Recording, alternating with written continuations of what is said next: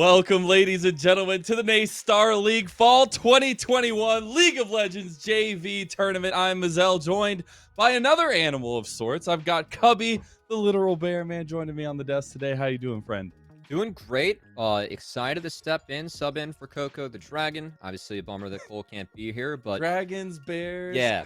I mean, when Mazel was like, "Hey, do you want to cast with me?" I mean, you cannot say no. It's say yes and ask questions later. So, just excited to be here, representing some collegiate gameplay. Always enjoy seeing the teams that a lot of these wonderful programs have to offer, and really impressed with the JV lineups that these teams are putting out. And I think that everyone viewing at home is going to be impressed by the end of the day as well.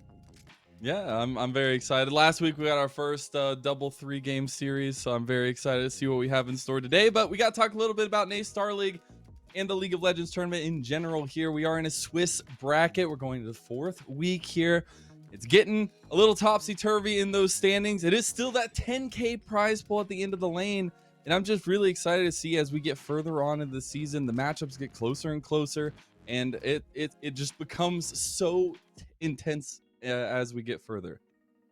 And I like, just having an event like this for a lot of these secondary rosters because Yeah. I mentioned the fact that like the talent we have, and we have players that are master tier, GM, very high diamond that are going to be playing today. And to think that this is, what the program is repping for their secondary roster and giving players like this the experience to play to coincide along with the Riot League that's actually going on in the fall Yeah. is a great opportunity for a lot of these players, and really excited to see what these guys can bring to the table. I mean, I'm new, right? You got to impress the first time watcher, the collegiate coach, Exactly, right? Yeah, exactly. and have to see what No big happens. deal. Yeah, and just throwing the collegiate coach. By the way, Covey is a collegiate coach for the School of Miami at Ohio. So Yep. very excited to have his knowledge on the desk. But we got to talk about what we got in store today as you were preluding to those matches. Our first match of the evening is going to be a Southwest Division bout between Kilgore College and the University of Kansas, followed up by Binghamton University taking on University of Toronto in the Northeast Division. And I'm excited for both matchups, but specifically the second one, just given the fact that looking at those rosters actually should be pretty evenly matched. And University of Toronto, this is a school that did top 8 CLaw in the last Yeah. split, right? A very talented school, one that's produced players the likes of JJ, coaches like Invert, both in the academy system and the LCS system as well throughout history. So really want to see what their JV team can bring to the table today. Should be a good time. But first off, Mazel, don't want to get too far ahead of ourselves. We do have Kilgore College going up We against do. Kansas. And this is a matchup. Both teams are 3-0. Both teams have had one no-show throughout their rosters. Both teams looking to stick to 4-0 and posture themselves for the best seeding possible getting out of the Swiss bracket. Indeed. And we got to be real about it. The skill discrepancy is there between both these teams. It is a little bit of a David versus Goliath, as we typically see with these Swiss style brackets, but it is all the collegiate competitiveness that we would want to have. It's the underdog stories. It's what can happen on the day. And that's why I love these kinds of matchups, because literally anything can happen. Comfort reigns king in collegiate, and Kilgore are definitely going to be coming out swinging. Yeah, and for Kilgore, our eyes immediately go over to Fusion. Fusion is the highest ranked player on the team, and will be, of course, jungling. And in that solo queue account, Mazel, I see a lot of Ivern being played, which that I gets me know, pretty right? excited. Also, I do want to shout out the individual in the bot lane, whose name is Mud. Actually, their IGN for me, it's my name is Mud, and I feel like I got to stick to that like full IGN for this one, right? Yeah, Because yeah, yeah. We'll do it justice. Mud We'll do versus it my justice. name is Don't Mud. worry. I like the long version there. Just gotta establish that right off the bat. We will make sure to stay true to his name, but as we see those matchups, and especially the they changed it. Thank you so much, All right. production. You're amazing. I We was gotta just stay on memeing. script. We gotta stay canon. Come on, man. I mean, I was just kind of like memeing, but hey, I appreciate the change. As got a wonderful production team behind us for this one, and we're gonna have to see if we get some wonderful gameplay as well from each of these teams. As I know, last week, Kansas actually coming off of a pretty nice 2-0 to move themselves to 3-0. Kansas, of course, taking down Texas State Maroon.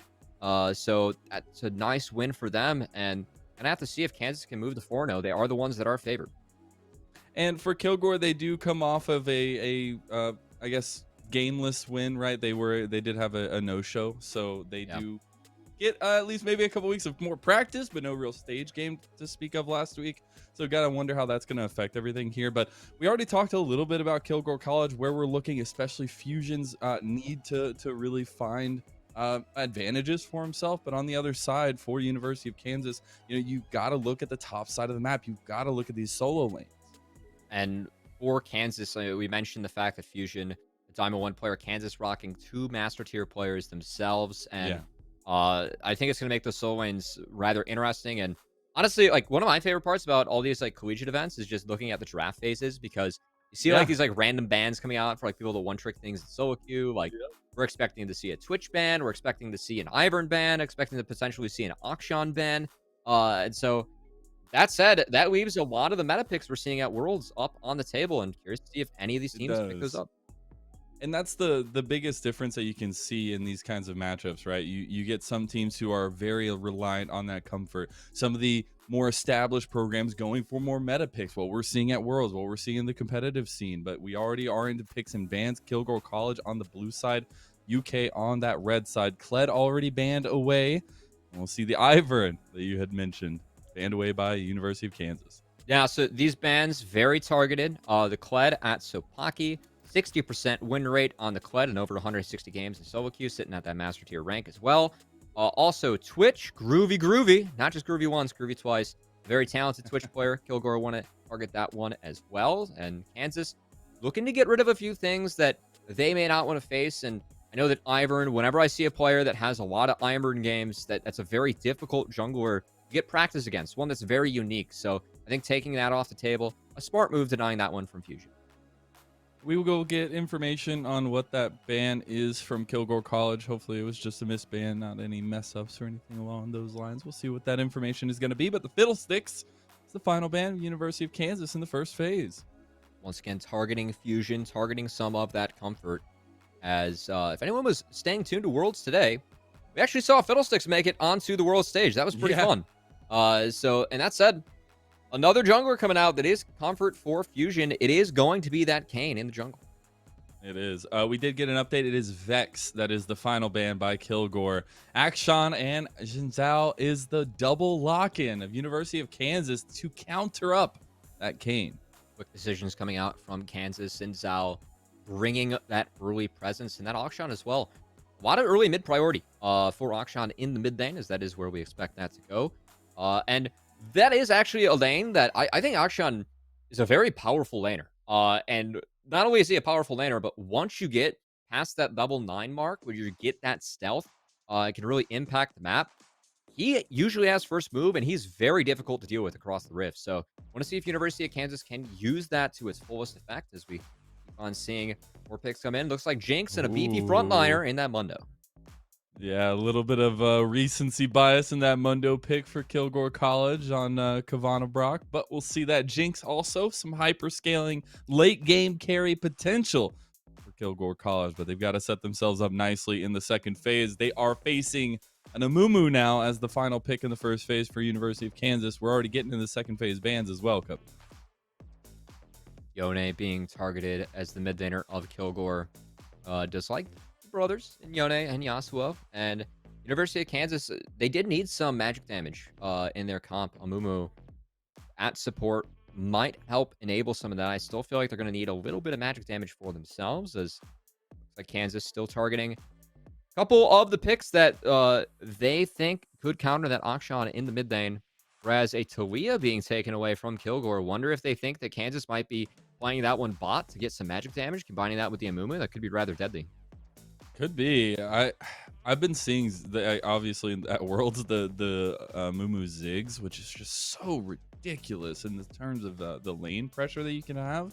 The MF is going to be banned away from University of Kansas. Not going to get the easy pick'ems, the low hanging fruit here for the Kansas side at least. That's one thing about Amumu that I think they're the Jaybirds, right? Is it called the Jaybird? I don't know. Jayhawks. Or Jayhawks, yeah, that's what it is. Rock Chalk Jayhawk. I was close. One of the great traditions in college sports. I know. Yeah. Speaking, we do get the Kog'Maw though. Oh my God. Okay, that's kind of spicy. So we mentioned the magic damage. Something I wanted to actually bring up about Amumu is the fact that a lot of people kind of forget that his passive it helps increase your team's magic damage. It's a debuff on the enemy team that helps you bring more magic damage to the fight. So combining that with a Kog'Maw, it's not going to offer Kog'Maw the protection that something like a Lulu or a Thresh would, but it is going to increase that magic damage. It could enable Kansas's bot lane to play very aggressive early. Whereas Kilgore has to answer, has to blind a mid lane, or I should say, pick one going up against the Akshan. It looks to be the Vigar coming out for Kilgore. A lot of CC setup in terms of once you get that cage down, the engage, or at least the setup from the rel into the traps from Jinx. That's going to be a lot to deal with for University of Kansas, but they do have the final pick here. They have the final say in the draft. So if you want to get crazy in your Kansas, you could put Auction top and take a counter into the Vigar.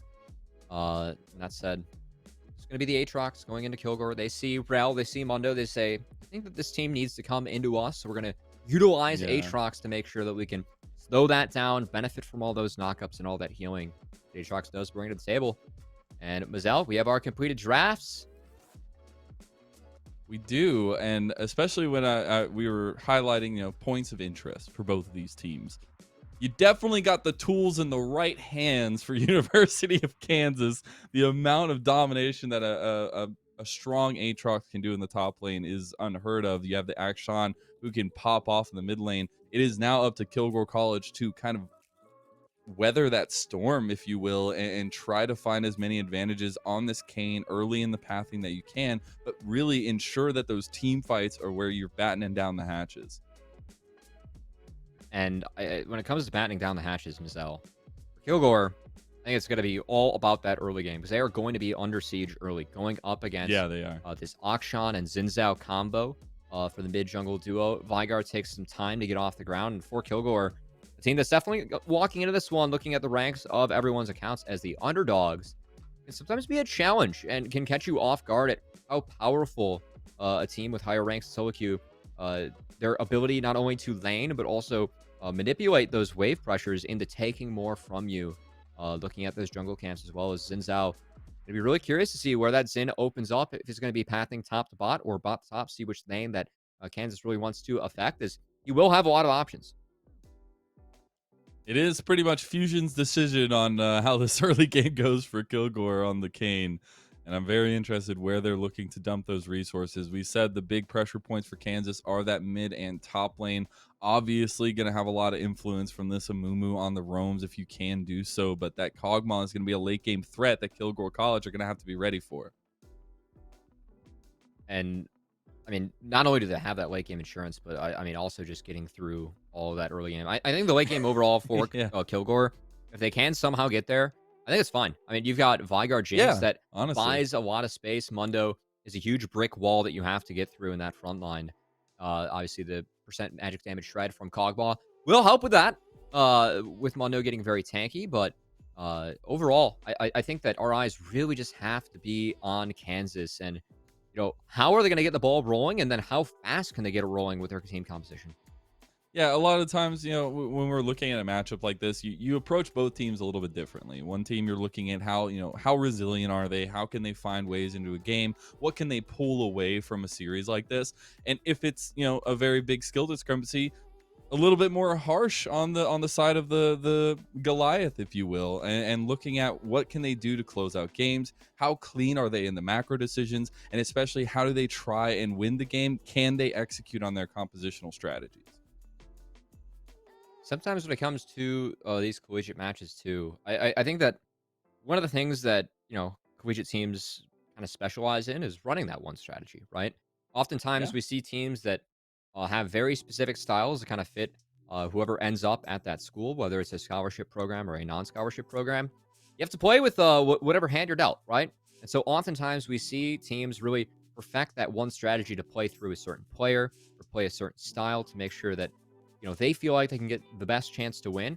They can easily replicate that over and over. So I know that especially, for some of the other teams that might be moving to 4-0 this week that may have to face Kansas next week, something to look out for. It definitely is. And I love getting the perspective from you as a collegiate coach, as somebody who, has been in the structuring of your program, and just kind of knowing that everybody in these collegiate scenes are all at different stages of their programs. They're all at different levels of integration into the collegiate sphere. And I always love that kind of introspection. I mean, you're telling that to me. You were the guy that was working at the collegiate land this past weekend, man. I was not there. But yeah, I mean, Yeah, I I, wish I you think the were. collegiate scene, like, I mean, oddly enough, like I was there from the start, right? In the Yeah, spring of 2016, exactly. like I co-founded as a student the ninth varsity program in the nation at Miami University of Ohio, and we were the first D1 school as well. And kind of seeing like how this grows, and also how the universities are able to support their programs moving forward. Like we've seen so many more scholarship teams arise. I know at the Harrisburg land, we saw two second-year programs playing in the finals with insane rosters Yeah. that had players that were featured in proving grounds and players that could be making that jump to academy, going from the fall to spring semester, which would provide a challenge for those collegiate teams in filling those big shoes. But also, Very if you're a true. collegiate program and you're able to do that, it's a pretty good sign that you're doing something right, you know? And like at the ISU land just this past weekend, University of Michigan, a club team that really has no Yeah. backing, made it to the land. We're in the semifinals. Yes, they dropped down to two of the most storied programs in all of collegiate in Harrisburg University and Maryville University themselves. But it's still such a testament that every single one of these competitions, every single one of these land tournaments, the online competitions, it's always a team that nobody expects to show up, and they do so. I don't know, man. Michigan with Julius was the person that was really driving that ship back in my day, my heyday. Can never really count him out as a very Ah, talented player never. and coach. And although it's only a club team, I mean, the support that they have for esports, I mean, just think of the big house, right, in Smash. Like, Yeah. it's Hmm. an absolute huge, monumental event in that community as well. And so it's a bummer that sometimes, that school worries more about football than gaming, missing out on an opportunity. Isn't that a Um, common trend though? Be like, one of these days, one of these yeah. days.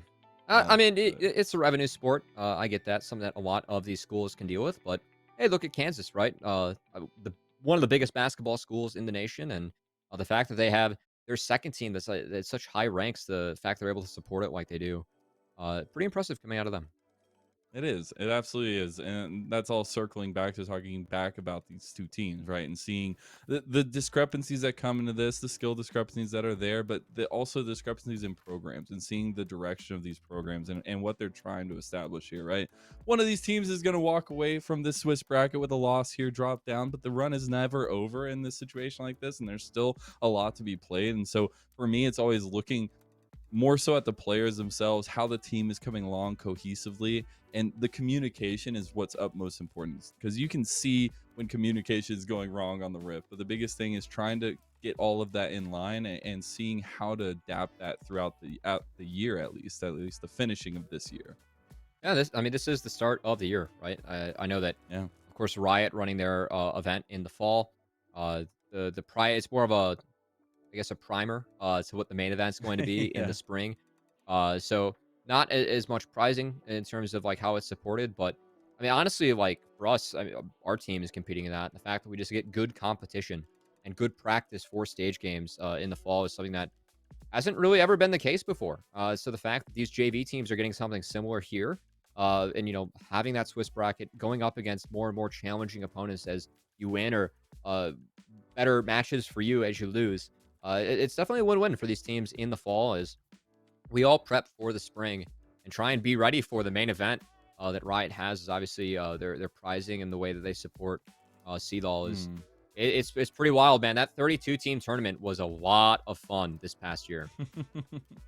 I just love it because this kind of always shows the depth of the collegiate scene, right? I really think that with the kind of chaos that we're starting to see in amateur, collegiate's becoming more of a clear pipeline, at least for a lot of players in terms of getting their futures, right? In certain outside of the game as well. And I I love to see that there's depth like this in this. You can still see JV programs trying to sprout buds, trying to find ways into their programs and why find ways of success. And to see that from the top level all the way down is always so nice to see.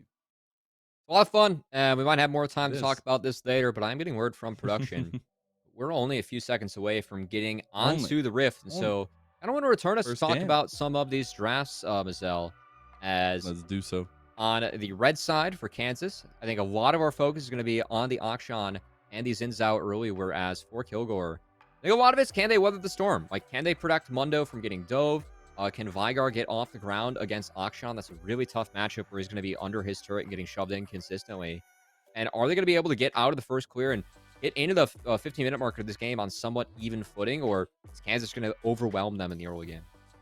Yeah, how aggressive is Fusion going to be this time around? How monumental and lead finding is he going to be as we are getting onto the Rift for the first game of the evening? It's going to be a long one, so everybody strap in because we are kicking off here with Kilgore College going up against the University of Kansas.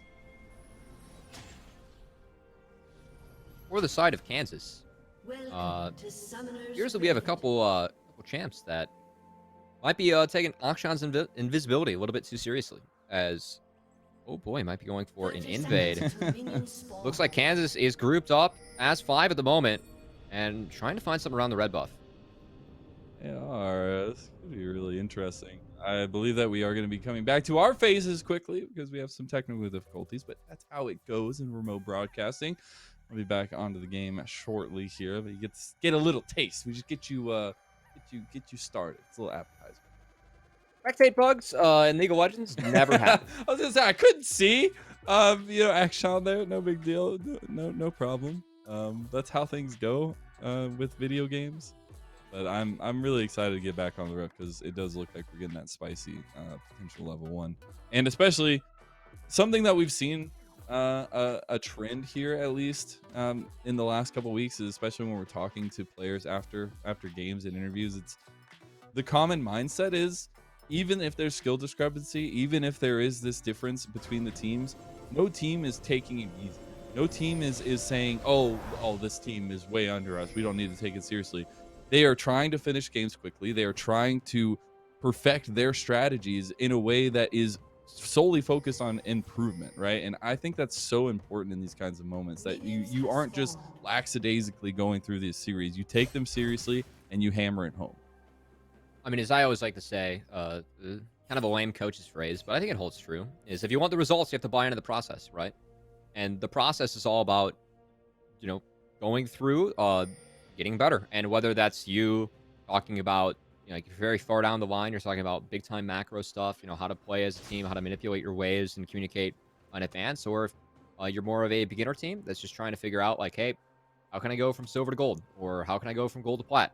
Then how can I incorporate some of those things I've picked up in solo queue onto the Rift?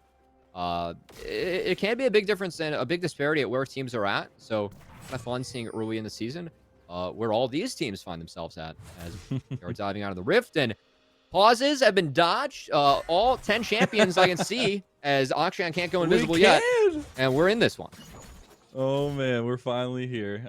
We will see both junglers starting on the bottom side of the map. A little bit more pressure gained by the bottom lane of the University of Kansas, though, with that leashless start. So that'll be a nice one for Spixpax. In-game names are wonderful, aren't they? I mean, I think it's rather fun. As I love it. I love it. Yeah, one of the nice parts about the exclusive season is a lot of these players actually get unlocked accounts from Riot, so they get to play all champs too. It's not bad. In case you have an account that may not own all champs, Riot fixes that one for you. As always, a good time. Diving back into this game though. Back into this focus, both junglers actually starting on the bot side of the map, pathing towards top Mazel, and that means that we might see some early action in the top lane. It looks to be a 3-wave stack coming out from Sopaki, and that could lead to a dive that looks like where Xin Zhao's going. That's exactly what I was about to point out, is that early aggressive path is what I wanted to see. And Fusion is starting up the double clear here. He's in some trouble. 3 Talon Strike. Is it going to connect? One more auto is not going to go through. Meanwhile, Kavanabrock is in trouble under his tower. Sopaki doing some serious damage on the Aatrox. The roam up from Jays, and they are just taking everything right now. This is the power of having priority in your lanes, and what we talked about with Kansas, that they do have some windows and some openings to do this. Oh my goodness. Mud, he's in some trouble. He does get Ignite popped on him. Not going to go down, though. And when we look at this, Jays is actually sacrificing quite a bit. That's a big wave that was stacked up by the Vigar, who will now get a free reset, but they really want to dive this Mundo. They really do. They are just all about the aggression right now. Kavanabrock goes down to Sopaku, takes a couple tower shots, but still gets out with first blood. Meanwhile, bot lane, if we're looking, there's an engage. Fusion has been found out, and the double, oh, the flash comes out. The bandage toss was not going to connect, but there is all that pressure from bot lane. Good flash from Fusion to dodge out on that one, as Mundo actually not electing the TP back. Potentially might think that the risk of getting dove yet again is too high. Will hold on to that summoner spell. Will return to lane, but Kansas, they make the first move. A big win for them. 1K gold lead and first blood on the Aatrox. Question for you. I'm really interested about these kinds of matchups. Maybe you can share some of your big brainness with me. But the Rel into Amumu, how does that matchup go? Because I feel like Moonglade can be extremely oppressive with the early advantage that Amumu provides, but Rel still has a little bit of strength as the leveling goes on. So, Amumu's big strength and the version of Amumu that we see at Worlds is the fact that early game, Amumu has that double bandage toss with a very cheap mana, does a lot of upfront damage, and has the potential to all in.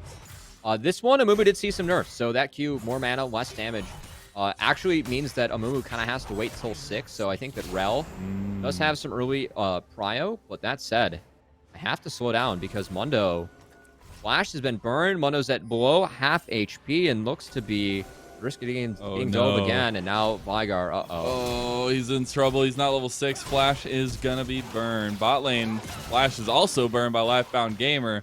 Moonglade getting in some trouble, but so is Mud. The trading is relentless across the board here as we see Kavanabrok's gonna utilize that TP to get back to lane. Oh, and this is interesting. Mundo actually didn't go to the tower, so could be He's harassed level here. 4, so Pocky does so much damage, and the CC is there. Kavanabrok getting some healing back, though. Does get out, but has less than 200 health under the tower, and Spock is here to help him out. Wind becomes lightning available, and there it goes. Ooh, that's another kill for Kansas. Barely sneaks out of range for that last tower shot, but it is calculated by Spack and Spock, as that makes that one look clean in the top lane. Mundo going down yet again. We talked about the importance of diving that pick early, preventing Mundo from getting off the ground, and Kansas doing a beautiful job of executing upon that, whereas Fusion Here we go, though. looking for the counterplay. Mud doesn't have a lot of health here, though, but they want to go for it pull anyways. Umbral Trespass used. They're getting in the tower range, and that's not what you want to see. Lifebound Gamers just dead to the tower shots, and now Groovy wants to follow up the damage. That is an unfortunate coincidence, and Kansas University will come up again. Too quick from Kilgore. If they're able to use Jinx Rel to have that range advantage, try and push them under the turret so the minions could actually hit and then go for the dive, maybe that one pans out, but instead they try and force it. They miss out on the execution, find themselves going down, and now they're down 3 kills. They're down, more importantly, 3K gold. Things are looking grim for Kilgore early.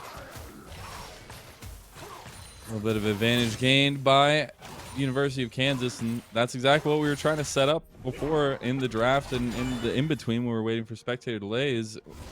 It's a little bit of different focuses for these teams. We wanted to see what the side of Kilgore could do early, what they could get accomplished against the University of Kansas. For University of Kansas, how clean is it? How can we see those macro plays being fleshed out? What do we see the strategy coming to a head like for the squad? And they have found some advantages early on, but definitely trying to keep up the pressure here. And for Kansas in this matchup, a lot of it's got to be, how quick can we win this? Can we send a message to the rest of the teams that find themselves in this tournament? As Spock gonna drop the double camp pull, as they do have the ability to take Dragon, and okay, Mundo lives. Yeah, Small hey, win. that's honestly though, Kavanabrok has been on one in this game. He has gotten away from so many engagements. Yes, he's died twice, but it could be so much worse.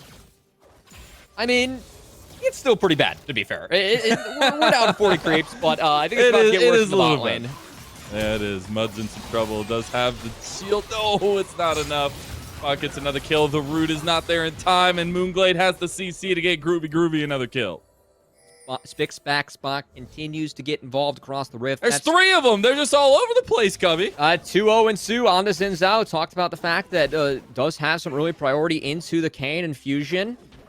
A big carry for this team. Kayn takes more time to get off the ground, and Kansas as a whole, they're taking advantage of that time as the full court press from the Jayhawks seems to be paying off big time. Absolutely is. And top lane is getting worse and worse. The bot lane CS discrepancy as well because of all the pressure down there. The only saving grace right now is this mid and jungle for Kilgore College, but how can they utilize that? We already said that the Vigar needs to get further into the game to be useful. We got to get those stacks farming up, but you're just trying to weather that storm for now. And that is I guess the one bright spot here for the side of Kilgore is that Vigar is up in CS. Still think what this... He's running the top lane. He's trying to get away. The 3 talent strike right before he gets into the Umbral Trespass. He's just bringing him to his death. Give Jays the kill. Nope. Spock get their third. Sopaki puts on the aggression onto Kavana Brock yet again. Really like what Kansas is doing on the top side of the map, right? They pick the Akshan. It gives a lot of early priority in most of his matchups. Combine that with the Aatrox counter pick, and you can see how difficult it is for Fusion and the side of Kilgore to just farm camps on the top side of the map, right? Given the skill of Kansas as a team, the picks that they have, it's so easy for them to get the shove and to rotate to support Spock, who's taking advantage of the priority that he has available to him in those solo lanes, especially on the top side of the map, and really driving home that advantage against Fusion as Kane finds himself very far behind on the Rift now. And talking about far behind, I was just zooming in a little bit more on bot lane, and this Kog'Maw has just got full control of the lane. It's going to be so difficult to deal with.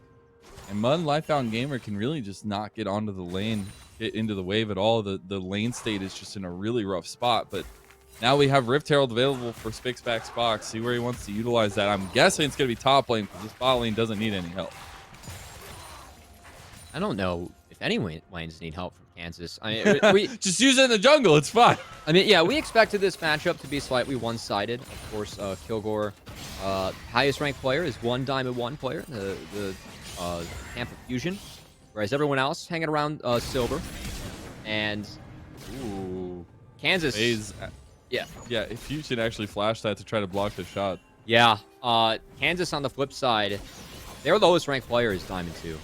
So it really gives you a sense of how powerful this JV roster is. Pretty crazy that's the strength of their secondary roster. They're really showing it off in this game, as that's going to be first brick going over to the side of Kansas in the mid-lane. That's a lot of gold given over early as well. They are already circling. That's 7,000 gold lead. A second charge going to go off the mid lane, and they've just got priority everywhere. TP comes in from latency. Spock about to take a 2v1. Is he going to die here? This is the shutdown. Maybe Fusion has to go in, but is he going to be able to do anything about it? Fusion is down. Spock is taking them all on. You can't even get him with the primordial burst, and now Sopaki and Jays are here as well. So Jays not going to be seen until he's already in the fight. Big damage done by that, but Chase is back into it and gets it again, picking up the damage. There they go. And there's the gold lead. It's 10-0 at sub 12 minutes. And at this point, Kansas, they're sprinting towards a perfect game. No kills dropped, no dragons, no objectives, no turrets for the side of Kilgore. And Kansas, domination from them, as we expected them to have the advantage going into this game. But man, what they've been able to do with this draft has been very impressive, Mizel. Absolutely. And it's what you would expect from a program like this, from a composition like this, from a team like this. And the only thing for Kilgore is what can they pull out of this? What kind of information, what kind of experience can they get out of something like this? Fusion definitely could be hurting on this Kane, who's trying to find something in his jungle, but can't do so because the pressure is on from Kansas. And it's been on since minute 1. I mean, given the fact that this is Xin Zhao, the free camp to dive top, and oh god. Yep. Okay. Dead. Groovy on a killing spree now. All things are groovy for this Kog'Maw. I'm actually kind of disappointed that, it's just a base skin from Kog'Maw. I feel like if you have the IGN groovy, like you should be, have something that's kind of popping down there. Like at least the Pugmaw. All right. Maybe a Lion Dance. Pugmaw. Lion Dance is so slept on as a skin. That's all. It is really good. I actually have that one. I got it for free. Thank you, Riot. Okay, so me and Mizel, when we're relegated to talk about the strength of Kog'Maw skins, that's when the game's a little bit one-sided, as Kansas approaching the 14-minute mark. Mizel, they've taken 14 of the 15 plates on the Rift. They knocked down this turret. Yeah. Holy smoke. It It is a lot of gold. Honestly, I would like to see if we can get the gold toggled. I just want to see the individual advantages because you have pretty much shutdowns across the board except for on the Moonglade. But now Jays is starting to get a ton of that gold.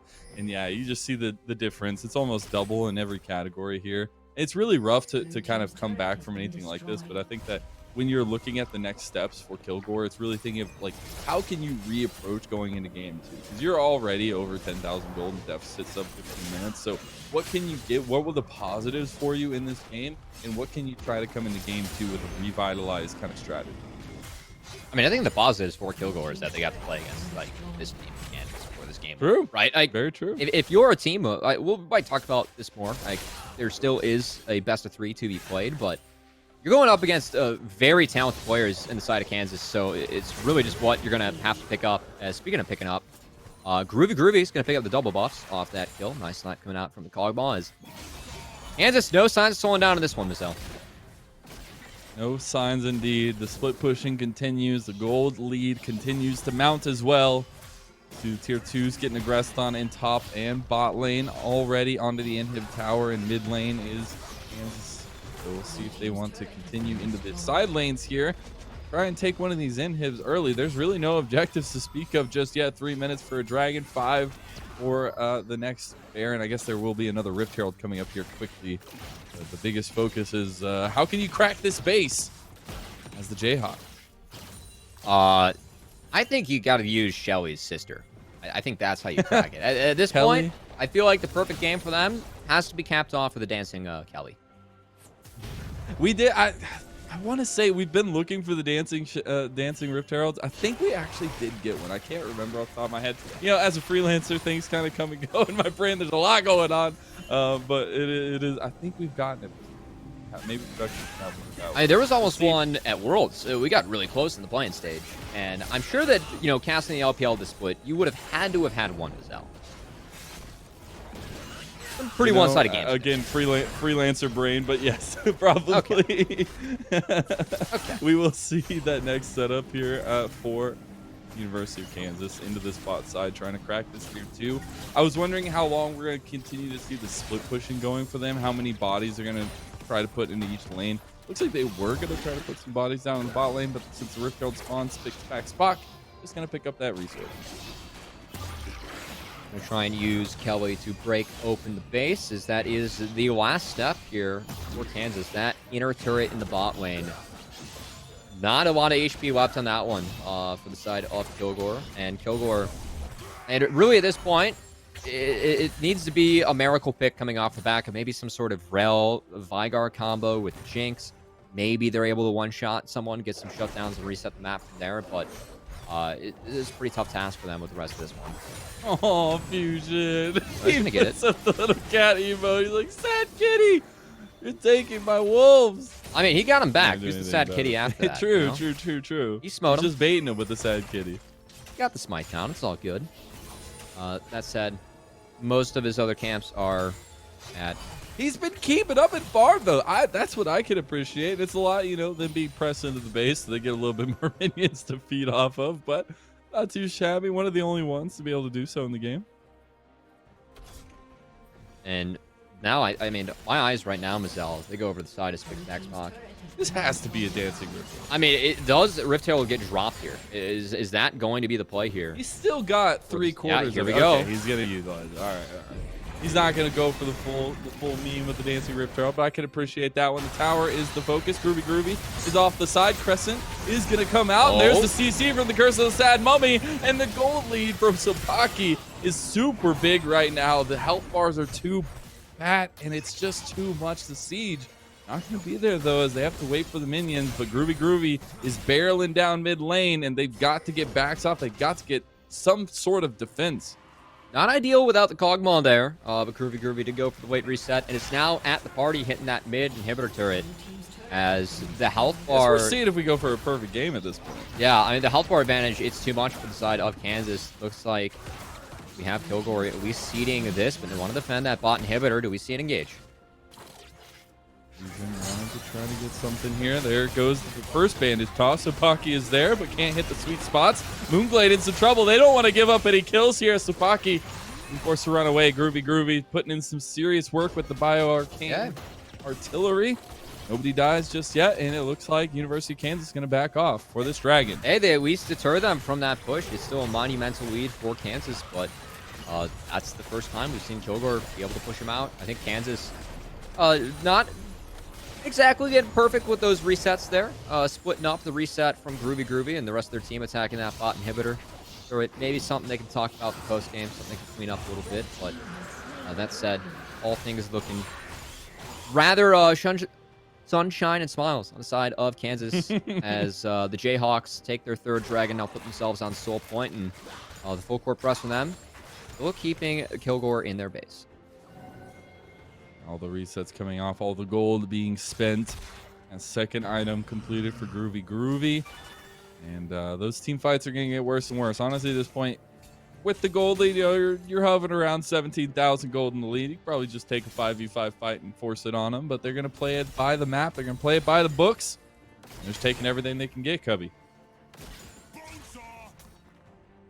And we have to take a deep breath here because I think Baron's about to enter the picture, Mazel. And from this setup, that's got to be on site. Yeah, that's on site. From this setup, with this kind of lead, that's on Kansas site. doesn't want the purple worm to be on this map for more than like 30 seconds. I think that's where we're at right now. It does look like they're going to be going that way. We do get a reset from Sopaki. Does have TP, though, so we can just get to the fight as quickly as he wants. War clearing going to be done by Kilgore as they move in the pit arena, but it might be just a trap here set up by Kansas University. They're not going to fall for it just yet. The engage not there. Moonglade not going to use that bandage toss just yet. Keep your eyes on Sopaki. Does have TP, and there are a couple of TP wards available to him. As Baron is yet to be started, but Sopaki can pull the trigger at any time. Oh my god. Yeah, here we go. Rock. There's the TP. So much damage onto the front line. There goes every bit of CC there, but the Crescent Guard is nicely spat and nicely executed. Everybody is falling. That's going to be an ace. There is not going to be a single kill going over. They're moving down the base, and this is looking like a perfect game for the University of Kansas. Winning in style, as I really want to compliment Kansas, their use of priority in the early game, going for these dives. That's what got them off to such a good start, and while I think one or two things might have been tripped off on in the finish that Kansas had, still a clean win from them. Can't complain, had a perfect game. Kansas first perfect game on stream, too. All right. As well, so nice introduction for you, Cubby. Oh my goodness, they're gonna pull off, aren't they? Oh, they're gonna pull off, aren't they? Oh my goodness. Okay. All right, we'll see how it turns out for them. They're gonna make sure get set up for the Baron here that they could just freely take and potentially get back to sieging. They've got to start this one on spawn, or they have to reset and start it after. As Kansas playing safe, maybe a little bit too safe. As Kog'Maw not even DPSing that.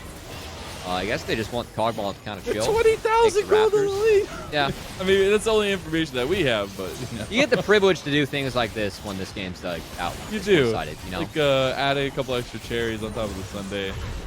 Got the sundae bar. Like, yeah, I deserve that. Like a cheat day. Like, you know what? I don't need to hit that Baron. I can go get something else. I can go get this crab. All right, Baron empowered re-crabs. Gonna be coming out. Look what you've done to me, Cubby.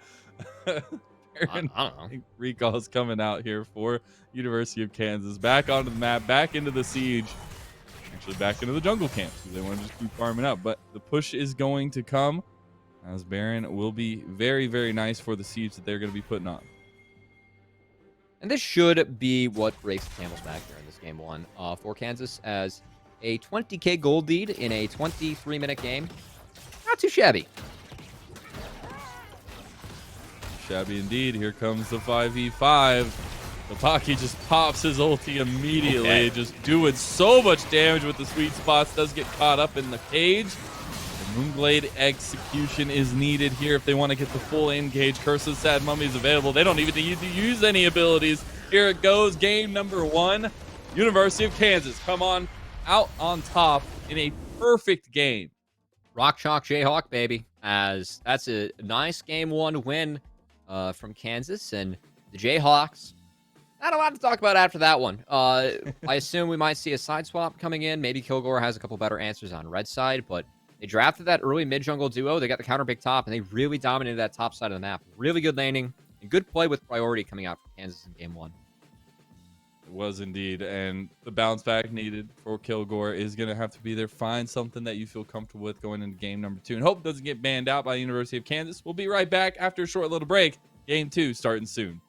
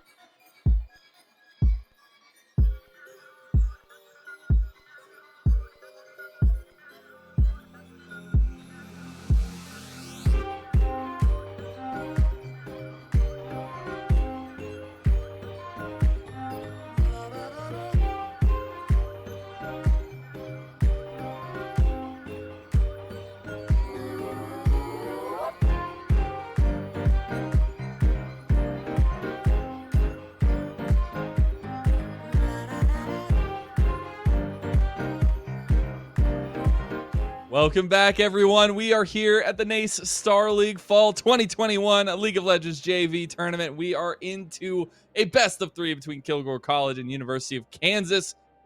Perfect game for University of Kansas coming out of game number 1. I am Mazel, joined by Cubby. And when we're looking at that game number 1, there's not much to pull out from Kilgore, but some maybe tying of the bow for University of Kansas. I mean, something that I like to talk a lot about as a coach is a 3-wave plan, as we like to call it. And that is just, how's your team going to play out the map for the first 3 waves that spawn? Usually at that time, your goal is to kind of script something out that gets your jungler a Scuttle Crab, maybe 2, make the first play.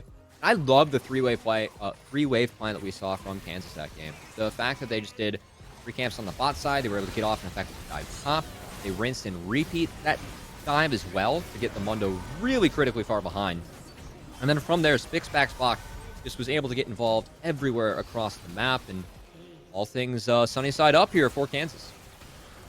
Definitely is. The Jayhawks are definitely on a roll in this one. Want to keep their undefeated streak alive. Want to stay in the upper bracket of the Swiss bracket of this tournament. And for Kilgore College, it's just trying to find, other things that really you can get comfort on for this next game. Just find maybe something to hold on to early game.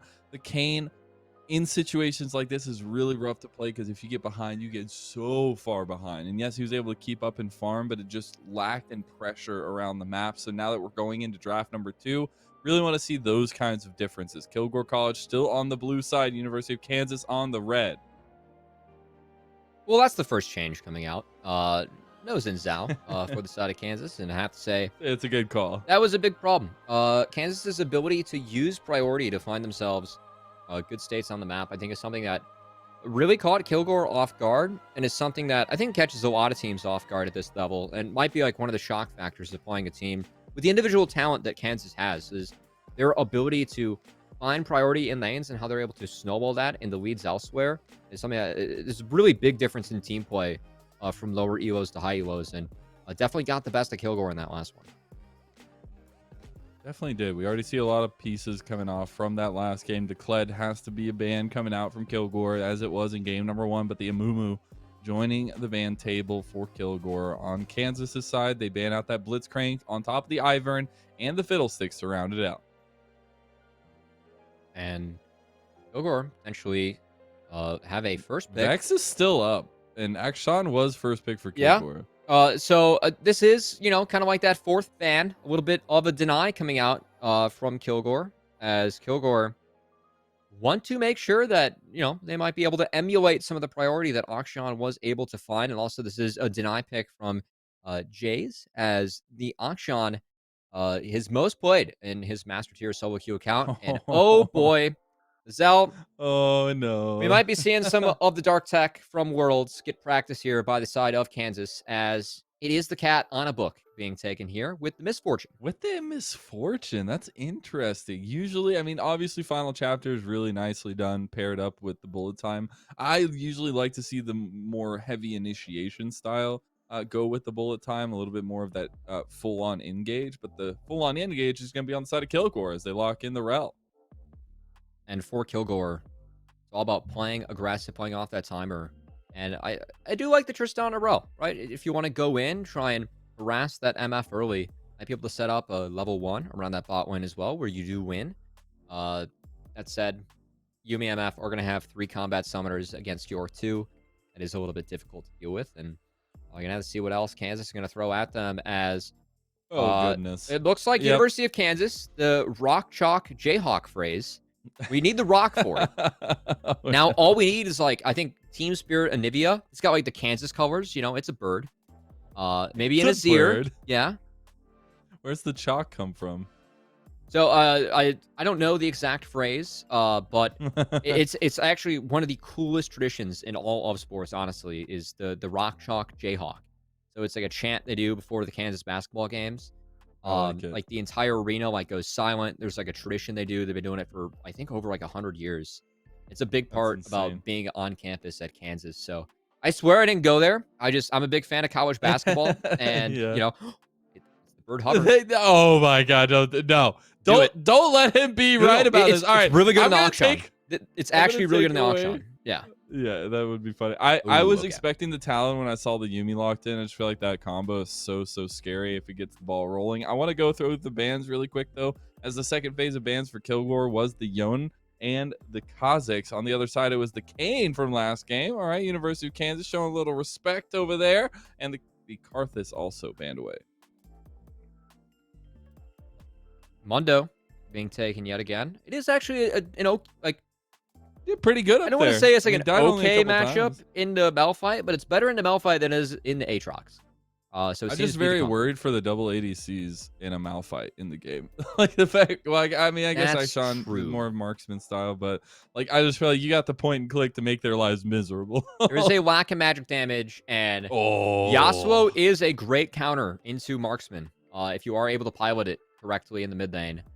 And hey, Malphite Yasuo, that's a combo that Kansas could use to get explosive on the map. Gonna have to see if they can execute it against Kilgore in game 2 of this best of 3.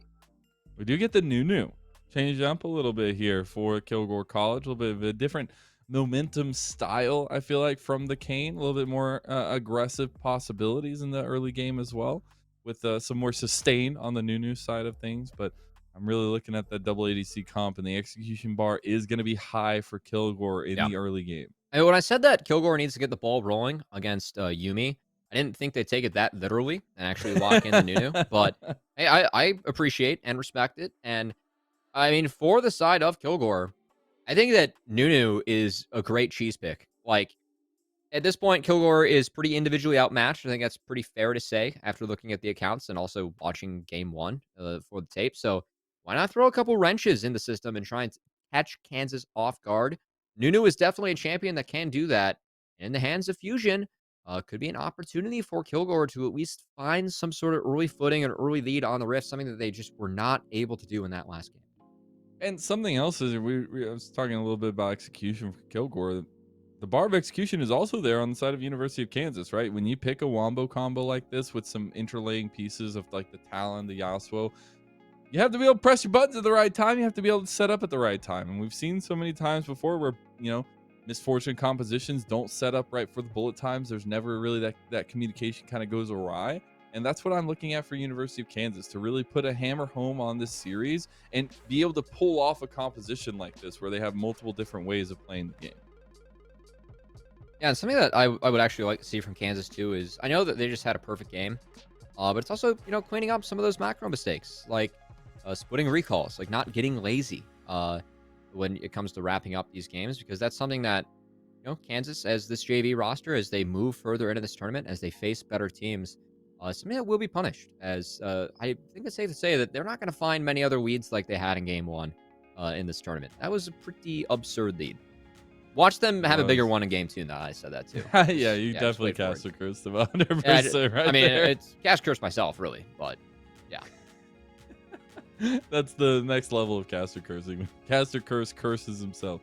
But it's I'm really having a hard time here for Kilgore, especially like when you look at their composition wise. Like, it's gonna be really difficult to find anything across the map. And we saw what happened last game with the Mundo. I do wonder how the matchup into the Malphite's going to be in that term, and especially now that we get the difference of the Vigar in the mid lane, a little bit more agency, as you were highlighting to for the Akshan. But it still requires a lot of resources, right, for a lot of the pieces of Kilgore's comp. And those are resources that they may not get, as we saw what Kansas was able to do in that last game. And this combo of Malphite, Talon, Yasuo with the cat on a book, I'm a little bit worried for the side. It has a Kilgore. name, all right, Cubby. I refuse to say it. No, Yumi is... honestly, like, B1 Yumi for me is like the darkest timeline. Like, that's The darkest timeline. like B1 Leona. About R1. We've seen some of that. That's also like something that, I'm not. I think Leona's like the best support at the moment, like on this patch, but that's also a pretty dark timeline considering like all the pretty easy counters there are to Leona out there that teams aren't playing. Cough, cough, trundle. But B1 Yumi is truly the darkest timeline. Like, if that champion's getting B1, Houston, we have a problem. So what level is R1 Yumi then? Is that still dark tech? It's still pretty up there. Is that still BM? It's really up there. Yeah, it's not good. That's not a champion that you should be able to just blind for free. We're gonna leave it at that. I do wonder how quickly we'll see the Yumi go out of lane. I really appreciate the combo of the Misfortune Yumi, but I want to see how quick this Talon can get off the ground, especially when we saw the jungle influence last game for University of Kansas. And that's going to be something that, I mean, for Kilgore and after that first game, just going to have to see as, well, it's something that really they struggled with in that last game, and something that Kansas did very well, and something that we're just going to have to keep an eye on for Kansas is I think that their sights, obviously, on the series to win this best of 3 to move to 4-0 in that Swiss bracket standings, but I mean, level of play that we've seen out of Kansas, it seems like their sights are set even higher than that, as they're a team that could threaten to go very deep, even in the bracket stage once we get to that point of the tournament.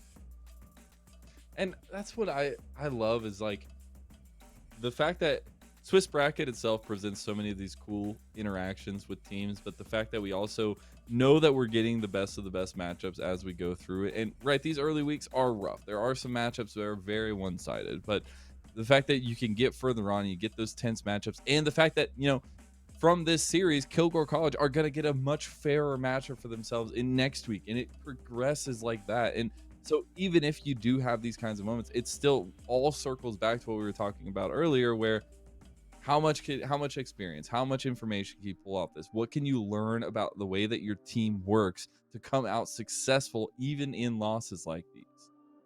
And for Kilgore, I mean, a lot of that's going to be what can you learn from the individuals you're going up against, right? If you're a player in silver going up against someone in diamond, probably a few things that you can pick up in playing against them and watching them lane, and also just that feeling of a player. I mean, if you've played League at a high level, you can feel when you're under pressure. Like, you can feel when you're going up against a good opponent. You can feel when you feel like you don't have room to move in a lane, when you're down behind, when you can't find yourself getting back up. That's something that you really need to face players better than you in order to feel, but that helps you get better. So the fact that Kilgore going through this experience early in the collegiate season, maybe they're able to pick up a few things. Maybe they're able to bump up those solo queue ranks. Maybe they're able to up their individual play to help out their team play as time moves on. And for the side of Kansas, I mean, I think the challenge for them is, can we make this game cleaner than the last one? Because that is something that's going to be pretty tough for them to do, considering the style they won in that last one. Yeah.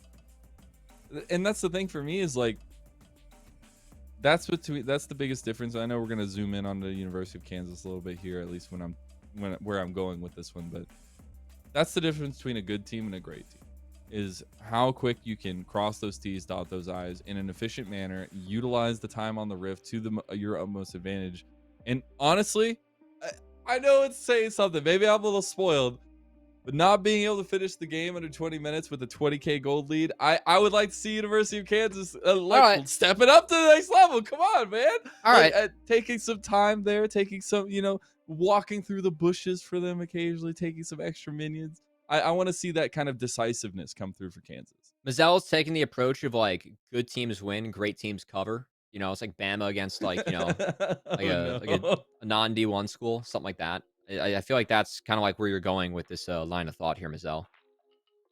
Could be. Maybe I'm letting my college football days get the best of me, but it is true though. Like that's the difference between these teams, and that's who we will see in the later stages of the NACE Starleague. Like that's what we got to see a little bit of the end of last season. It is the great teams that make it to that next level. If you want that championship spot, you have to be putting in the work. You have to be doing things to efficiency. Not to mention that, I mean, these are JV rosters, and for some of these very talented players, their performance, they might be vying for varsity spots, right? If they're able to show up in these tournaments. One pop-off can do a lot of things. Yeah, I mean, they're playing for more than just, their team in this. They're playing to prove that, hey, maybe they have the chance to compete at the highest level once that Riot tournament starts up in the spring, of course. That does bring the best of the best in collegiate together. But the long road until that, you got to buy into the process, and fortunately, for our viewers that have gone through us in this process, we're going to be starting on the Rift here rather soon, Mazzel. We are indeed. Finally, you don't have to see our faces any longer. You get to see the beautiful faces of Summoner's Rift as we do hit it for the second time of the evening. This Southwest Division battle between Kilgore College and University of Kansas continues. And for the side of Kilgore, it's going to be all about getting a better start for this game as, oh boy, Mazzel, it appears that we have a few people potentially playing some different things as Groovy, actually the one playing the Yumi in this one. Yeah, and we're all over the place at this point. It's going to be interesting. Groovy was on the Cogmaw last game, just for some background, but this time around we'll be on the Yumi as... I think the other interesting swap that we have here is actually Ignite, Nelphite in the mid lane, and a Yasuo top going up against the Mundo. Not something that I expected, but Kansas wanting to try and get out of what they think is a poor matchup for Mundo versus Nelphite, one that I would agree with the line of thought that Kansas has in that one. And it looks to be an AP Nelphite in the mid lane going up against Akshan. I'm gonna take all your big brain knowledge and throw it out. I'm so happy that Moonglade gets a chance to pop off. The dude was insane on a Mumu last game, and now you give him the damage that he can actually follow up with that with. I always appreciate giving the supports a chance to thrive in their own right. We'll see what he can do with the execution in this one, but yeah.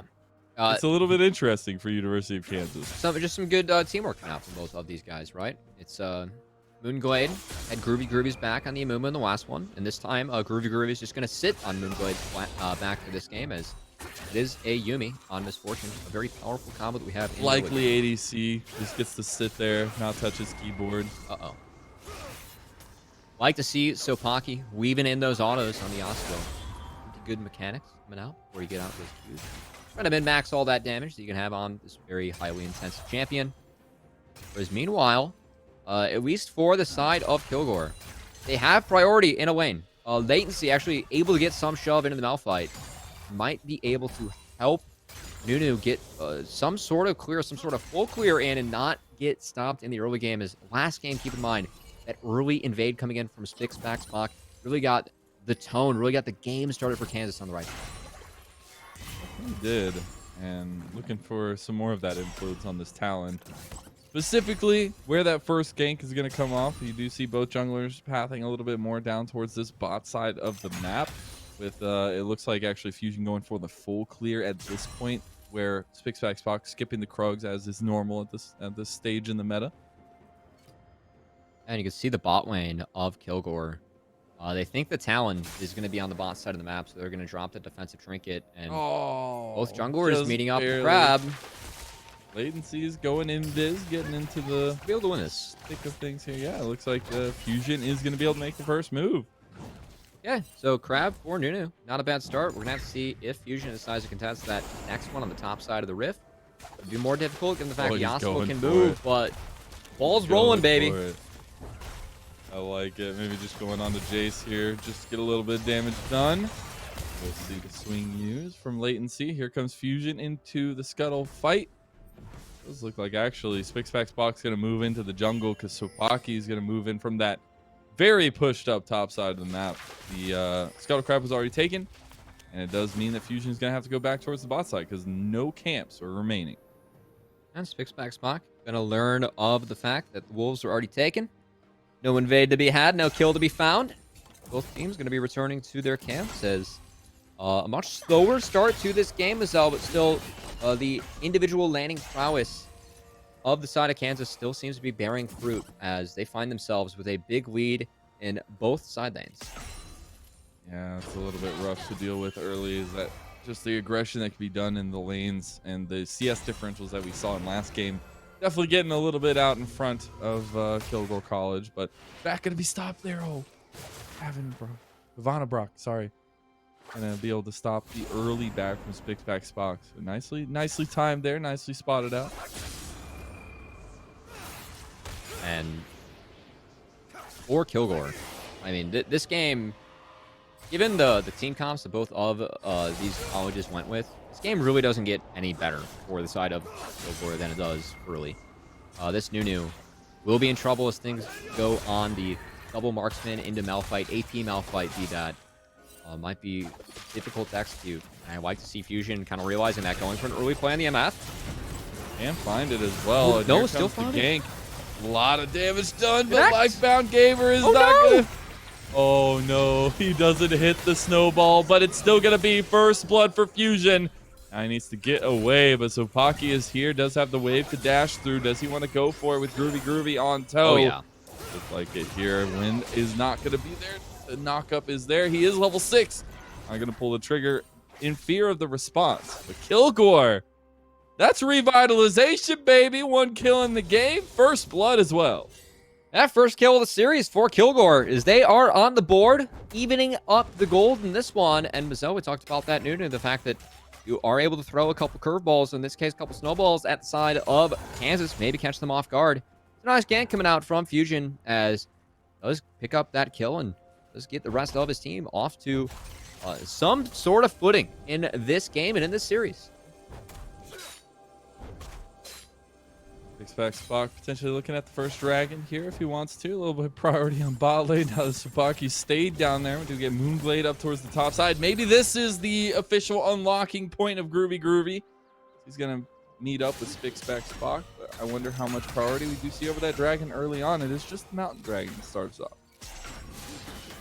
Seems to be quite a bit as Yumi is going to sync up with the Talon. Very deadly combo as they're going to set their sights first on Gromp. Eventually look at that dragon as time moves on as Moonglade actually just getting the shove into this lane. Looks like the Misfortune will reset, will return to the bot side, which could signal yet again that Kansas does want to focus on that first dragon. Mountain Dragon in this game as Yumi Talon. That's a combo we're going to have to keep our eyes on. Yeah. It's officially unlocked. These Spixpax Spock, not level 6 yet. Has been spending actually a lot of time just kind of running around. And finally find the Krugs. Maybe under tower here as they're waiting on Moonglade to get to the lane. This spotted. Spixpax Spock does not realize that quite yet. But level 6 has been dung here. Or ding for Talon. Ding dung. Something like that. Ding fries are done. Ding fries are done. Hey man, we got to get through Halloween first. I don't know. Sam's Club nearby is just already taking out all the Halloween decorations, Christmas decorations. Oh, that's too so early. who knows what season it is? Oh? But I know what season it is, and it's the season of revitalization for Kilgore. Can they get the kill on a Sopaki? Giovanna Brock is putting some serious damage in, and that's it. Okay. That's the second kill of the game. Over to Kilgore. Fusion is making plays, trying to get the rest of Kilgore off to some sort of start. And guess what? Has affected both side lanes, both lanes that were winning for Kansas early. So Kilgore leading on their jungler, their highest ranked player. Not on the carry, but has been activating the rest of his team early on this map. We'll get the Rift Herald as well on top of those couple kills. So that's really nicely done, as you were mentioning, for Kilgore. But that dragon did go over. That's opposite side play for Spixback Spock, while Moonglade and Groovy are going to be right back to it in the bot lane.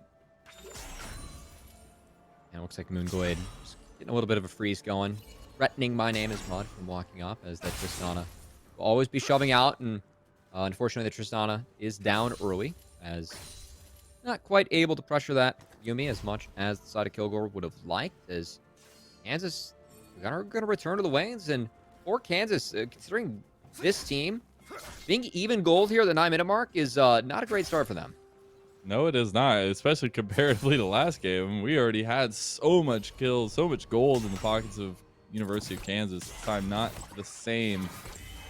See if we question that those role swaps a little bit as we get further on in this game number 2. I don't know, that Yuumi Q is hitting pretty hard there for the side of Groovy already, as you can see 2 Yuumi Qs puts Rel to half and a half to dismount, and Moonglade does have access to that ultimate. Groovy not yet. Meanwhile, dark seal on the Numi, by the way. I'm a big fan, I didn't actually see that one. That's hilarious. So the book, this could be a Luden Zeko as well, as I think Funnel Yuumi is actually very powerful. We might have the opportunity to talk about that more as this game goes on, as Spixback Spock in the first invade off, taking away some camps from Fusion. Might be looking for more, as is here in time for the ground squall. They're so mobile on the side of University of Kansas, but so is Fusion. We saw those 2 early additions to the kill block for Kilgore. See if he can continue to will the team over the finish line here. That early blood is going to be nice, but needs to keep the ball rolling. Pun intended. Yeah, and okay, here we go. They do get it as well. Spixback Spock looking for the kill, but latency, the bird is enough from Jays. I was about to say, for the side of Kansas, it's really getting it onto the map and starting to take some footing in this game. It has to start with the Malphite. That is your engage, your main engage for the side of the Jayhawks. And good to see them leaning on that, utilizing that to find their first kill of this one. As from there, Talon, if you're able to get priority in that mid lane and start moving Malphite around, I think that's where things get really scary for the side of Kilgore, because defending yourself against that rock that can engage, and even, if you put that Yuumi on the back of the rock or the Talon, that's where life really gets difficult for Kilgore, trying to deal with that across the rift. Fusion looking to set up a play on bot side, just kind of waiting out this push from Moonglade, as it will slowly but surely push their way. I found Gamer and Mud hanging out in the side lane. Oh, here we comes go. The biggest snowball ever, as the engage is going to be there. Flash is immediately traded by Moonglade. The snowball will still hit, but they're already under tower, and bullet time comes out. Livebound Gamer has nobody to save him. Oh, that's tragedy, and University of Kansas even us up. The first time we saw the Rel flash engage, Moonglade flash in a straight line, was still knocked up, was still stunned, and guess what? I think Moonglade might have learned something from that. Flashing to the side this time around, does manage to dodge out on the Rel engage, and does manage to turn that around, find the kill in favor of Kansas, as 2K goal lead for them. It took a little bit longer for them to start to put together this lead, but Kansas now have it. We're going to have to see how quickly they can snowball this game from here. And for me, it's the pressure that University of Kansas exudes in lane. Every single one of these lanes has been winning in both games almost. And it's always just about them pushing them off the wave, making them uncomfortable in the wave state. And here we go, another engage in the mid lane. There's your wombo combo. It only takes 2 to tango, and it's Sopaki and Jays. Nice roam, nice use of priority from Kansas is what we saw in the first game. And trying to get rolling in this one is Fusion. Rift Herald using the jungle here. Gonna spot out Fusion. Spixback Spock.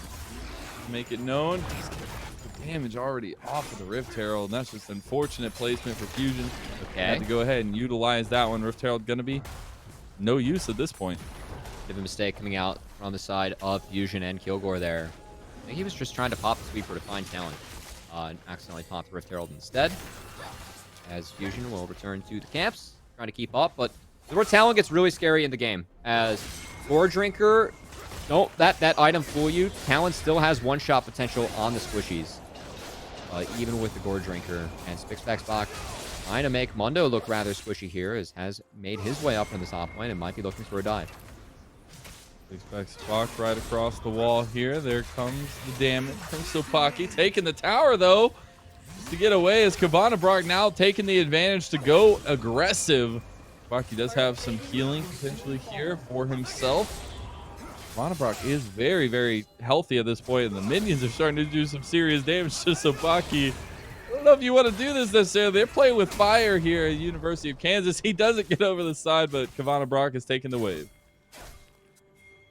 Well, that wasn't the best. As meanwhile, returning bot lane, can Yash out of this? Just barely out of range. Oh, they're just going to commit to it here. Moonblade going to get stunned up. There's the Magnet Storm as well, but it's not they're just tanking the tower, and they take so much damage, but it doesn't matter. Moonblade and Groovy go down. It's enough. They get the 2-for-1, but Kansas, they do not want to let them get out for free. They can try to take this under tower. Jace goes for the flash, goes for the damage, gets the kill. The second one onto Lightbound Gamer is not going to be enough. Everfrost gets used, but he still goes down. And this is chaos. Yeah, the Everfrost Malphite maybe taking a page out of the Book of Fudge. And Mazel, you mentioned chaos. Kilgore creating chaos on the map has actually managed to find themselves in a much better game state compared to the last one. Still down, but 5-6 on the scoreboard, looking much better as I'd like to see Kilgore at least trying to fight, at least trying to brawl with the likes of Kansas. But still, those rotations and that lane priority from Kansas, a little bit too much for Kilgore to deal with on that play. It is. Second dragon of the game as well. Going to be taken by University of Kansas as Spock able to use that back timer from Kilgore College to take that objective. 2 dragons in their belt. We'll be looking to stack those up as we move forward. But still, Rift Herald on the opposite side of the map is available. Both junglers on the bot side pathing towards that top side as well. I mean, keep on seeing Spock get the shove, dodge out into the fog of war, and just threaten potentially roaming mid again. One of the dives that we this is saw. Scary. Unstoppable Force is such a low cooldown. It's honestly ridiculous. The fact that he can do this again and also has Groovy on his back right now, like, this is so rough for latency. Yep. Oh, there it is. You're just waiting for the trigger pull. The Everfrost on top of it. Final chapter. And it's Spock who comes in and claims the kill. Yeah, that's one where you just kind of, you know, like chat with your teammates. You know, all me. I made that one happen. As Gale Force out of the way. Oh no! Gets hit. They got the engagement. Moonglade's gonna die. He's like, please put me back in the support role. I don't want this anymore. You're gonna want this though. Spock eventually still looking. Okay. Could be. All right. I for a second there, I was like, overzealous. Give a little bit of like a Wii syndrome. Oh no, he's gonna get caught here. Maybe he does try to go through. There's so much damage being done by my name is Mud. Pocky will go down. It's tied 7-7. Even though there's still a gold lead for University of Kansas, there's the Rift Herald being started and taken by just that. Yeah, things get a little bit silly on the Rift, but Kansas still the ones with the lead in control. But hey, credit over to Kilgore, right? They're not going down without a fight, and exactly playing into MF Yumi, I mean, that's a lane that you have to attack, and they're giving it their all as they are throwing everything that they have in the tank to try and shut down that bot lane of Kansas. And so far, I mean, it's going better than the last game, right? They're at least getting something done on the Rift. You see the teamwork come through there as Groovy was calling for Spock not to go back just yet. Gonna get the cat on a book, as you like to say, back into the lanes here shortly. But the big eye is on the next setup for University of Kansas as we see them heading back towards this bot side of the map. We have ultis available. The wombo combos are there. We have been seeing Moonglade get aggressed on. You gotta expect them to put a little bit more pressure down towards this bot side, especially with the Rift Herald. And also this Talon Yumi combo. Spock looking to get so that ridiculous. He's just so fast. It's a really good combo as you can pop ult and surprise people with 2 people instead of 1. Catching teams off guards, even on the world stage. We're gonna have to see if this Talon Yumi can catch anyone else off guard. So Pocky might be overextending. A little bit too far up here on the Yasuo. There'll be a third death for him as well as the combo comes in. The CC is too much to deal with, and so Pocky finds himself on another gray screen.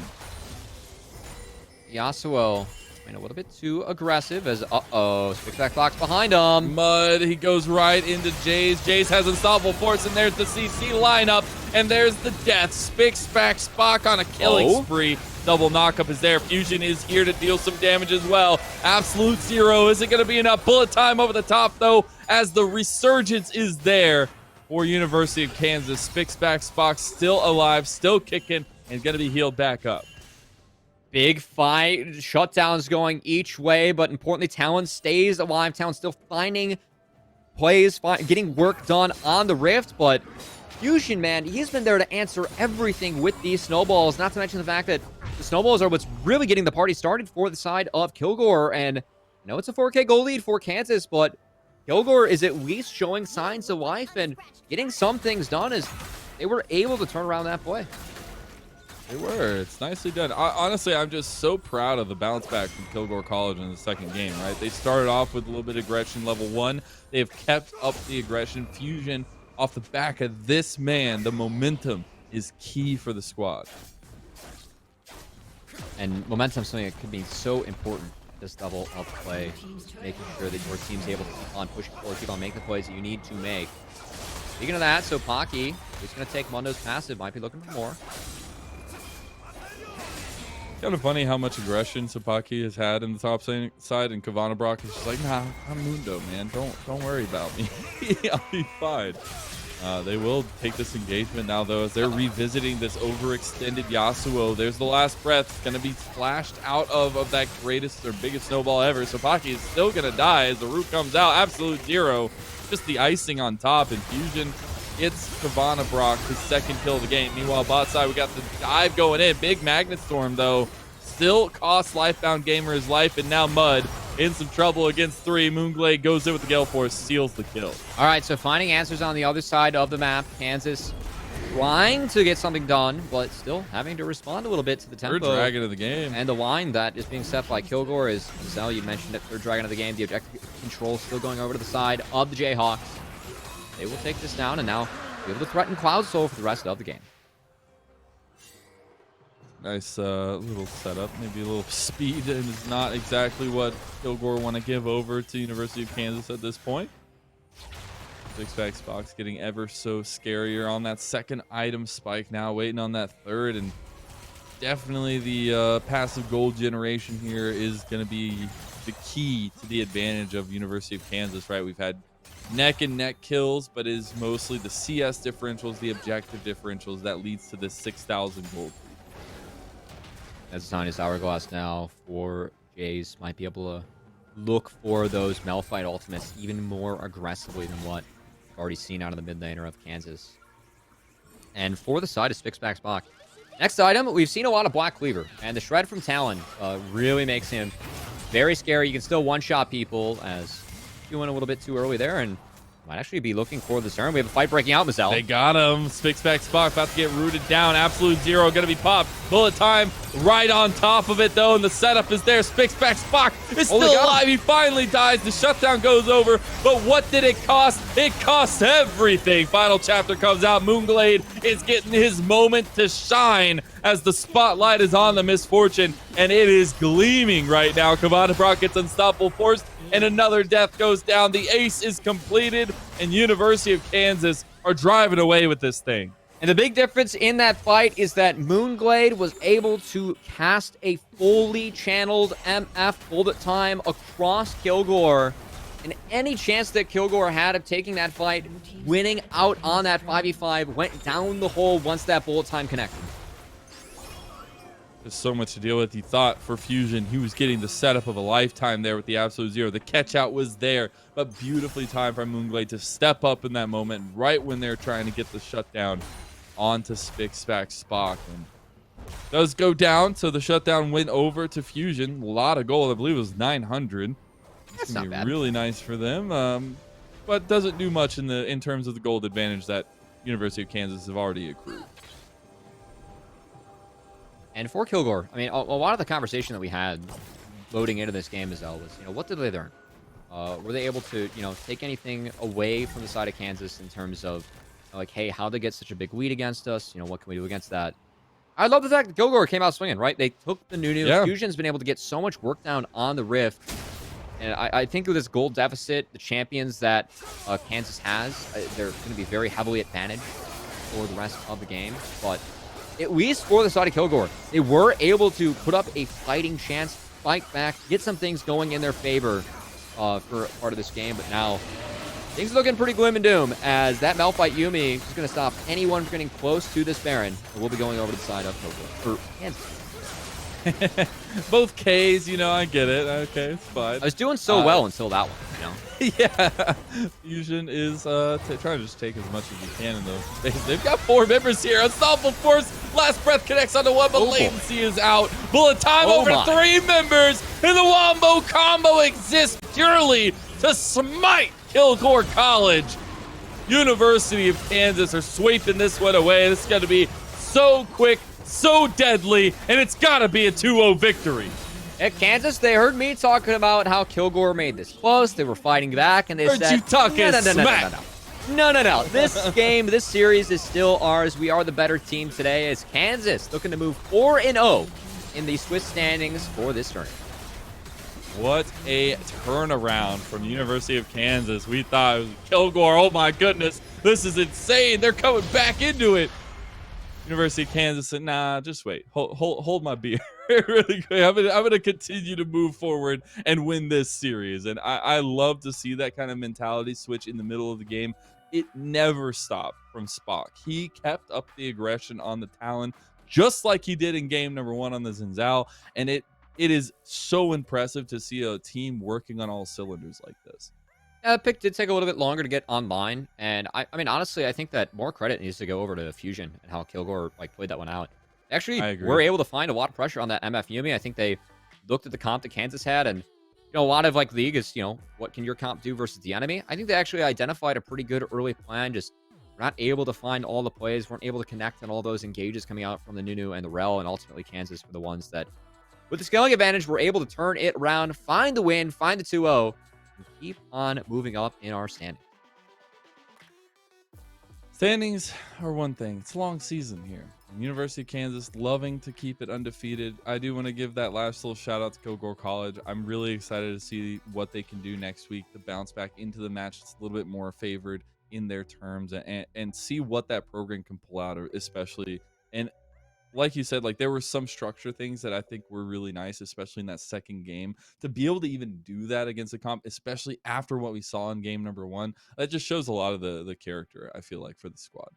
Yeah, I mean, that's pretty tough after getting a perfect game to bounce back like that. At least Kilgore put up a fighting chance, but I know that on my side, I'm just excited to talk to our representative from the University of Kansas in this one, kind of get their thoughts on what it's like taking the 2-0 here and moving to 4-0 in our standings as they keep on moving up. We'll face another 4-0 opponent next week.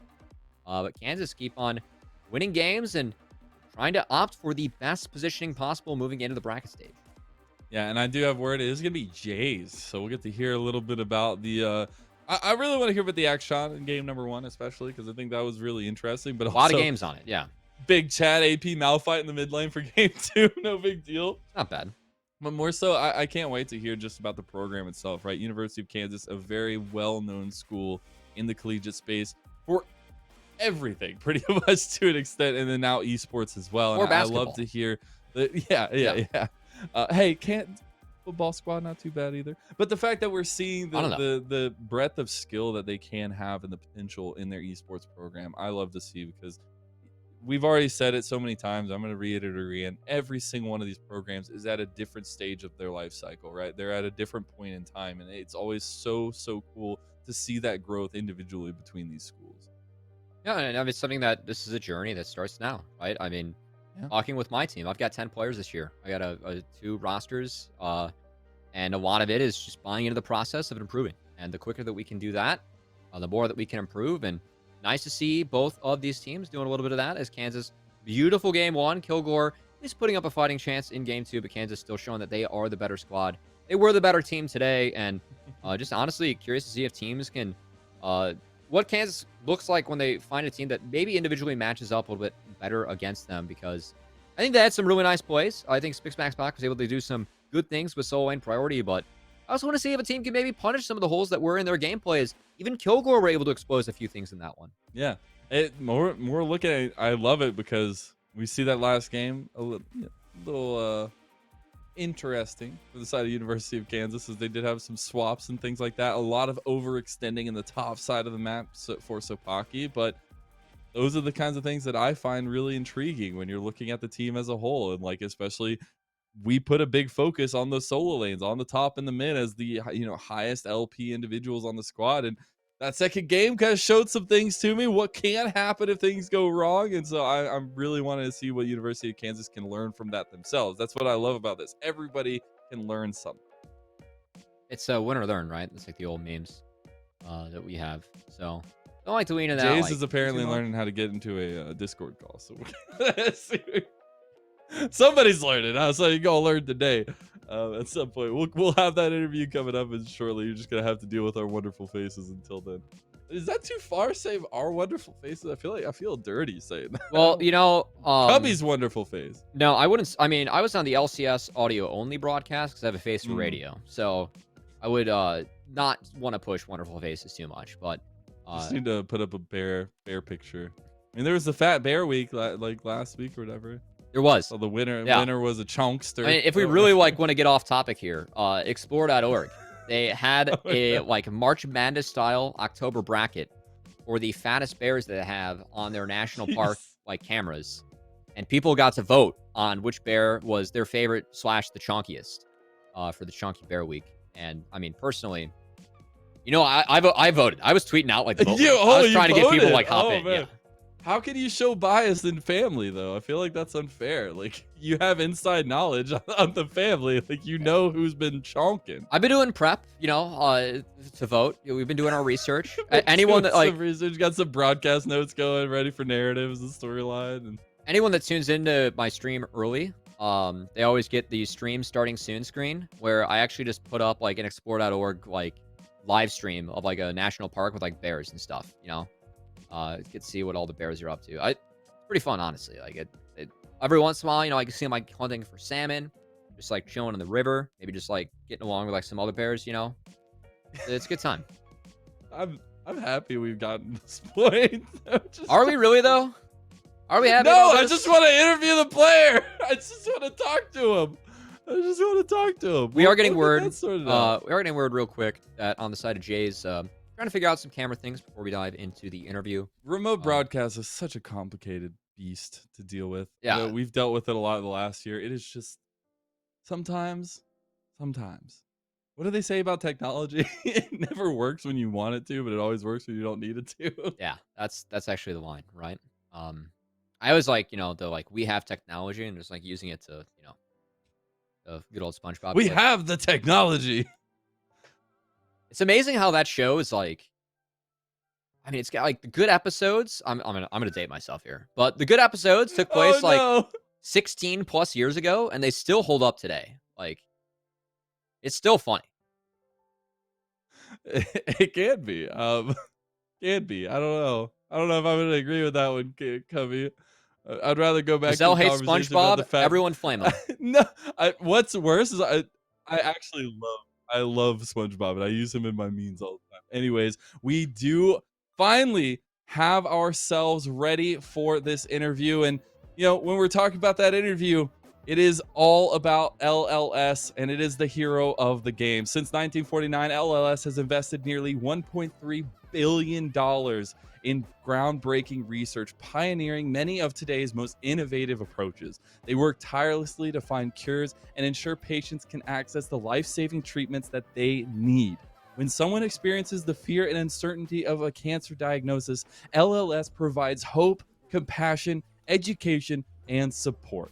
So just like LLS is making an impact in the cancer community, the LLS hero of the game represents the player who made the biggest impact in the match played, whether it was a clutch play, a sacrifice, or provided strong leadership when it mattered most. Today's LLS hero of the game is Moonglade from University of Kentucky. Moonglade, how you feeling? A little bit of roll swap shenanigans there in the second game, but still taking it seriously, I hope. Yeah, we were having a little bit too much fun at first, so we had to calm ourselves down a little bit and get it finished.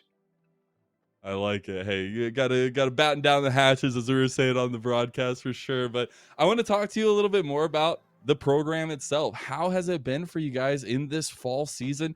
Already tearing your way through the Swiss bracket, and matches are going to start getting closer and closer as we get further on. How has it been feeling for the entire squad? We had a little bit of a rough start because some of our starters like got sick at the beginning, and so we had to play with like a sub roster. But now we have our full roster, and it's feeling good. We're powering up, so hopefully we can continue this. But we'll see what happens. So one of the things about this tournament that I always find fun is kind of talking to people and just learning more about the programs that you guys have. So what's the program look like at University of Kansas for your esports teams? Is it varsity? Is it supported at all by the university? Like, what's that look like for you guys? Yeah, there's varsity. There's only so we have Rocket League, League of Legends, Overwatch right now, and the League of Legends started 3 years ago, so we're a little bit new, and it is supported by the university. We have like a union, and we have a space there with a bunch of computers where we can go and play games and stuff. So it's fun. Um, it's been a little bit rough during COVID, getting everything figured out, just starting out, but it's going good still. Now, do you guys have like a coaching staff? Is it more coached by the players? How does that kind of work for you guys? Yeah, we have a coaching staff. He unfortunately was not here for these games, so these were Gotcha. our drafts, so they're a little bit more Self-propelled goofy. games in this one. Yeah, little bit, probably not what he wanted to see, but it works. Who was the decision to get you on the MF for the last game? Was that you, or you're just like Yeah, this is me all day long? yeah, I was drafting.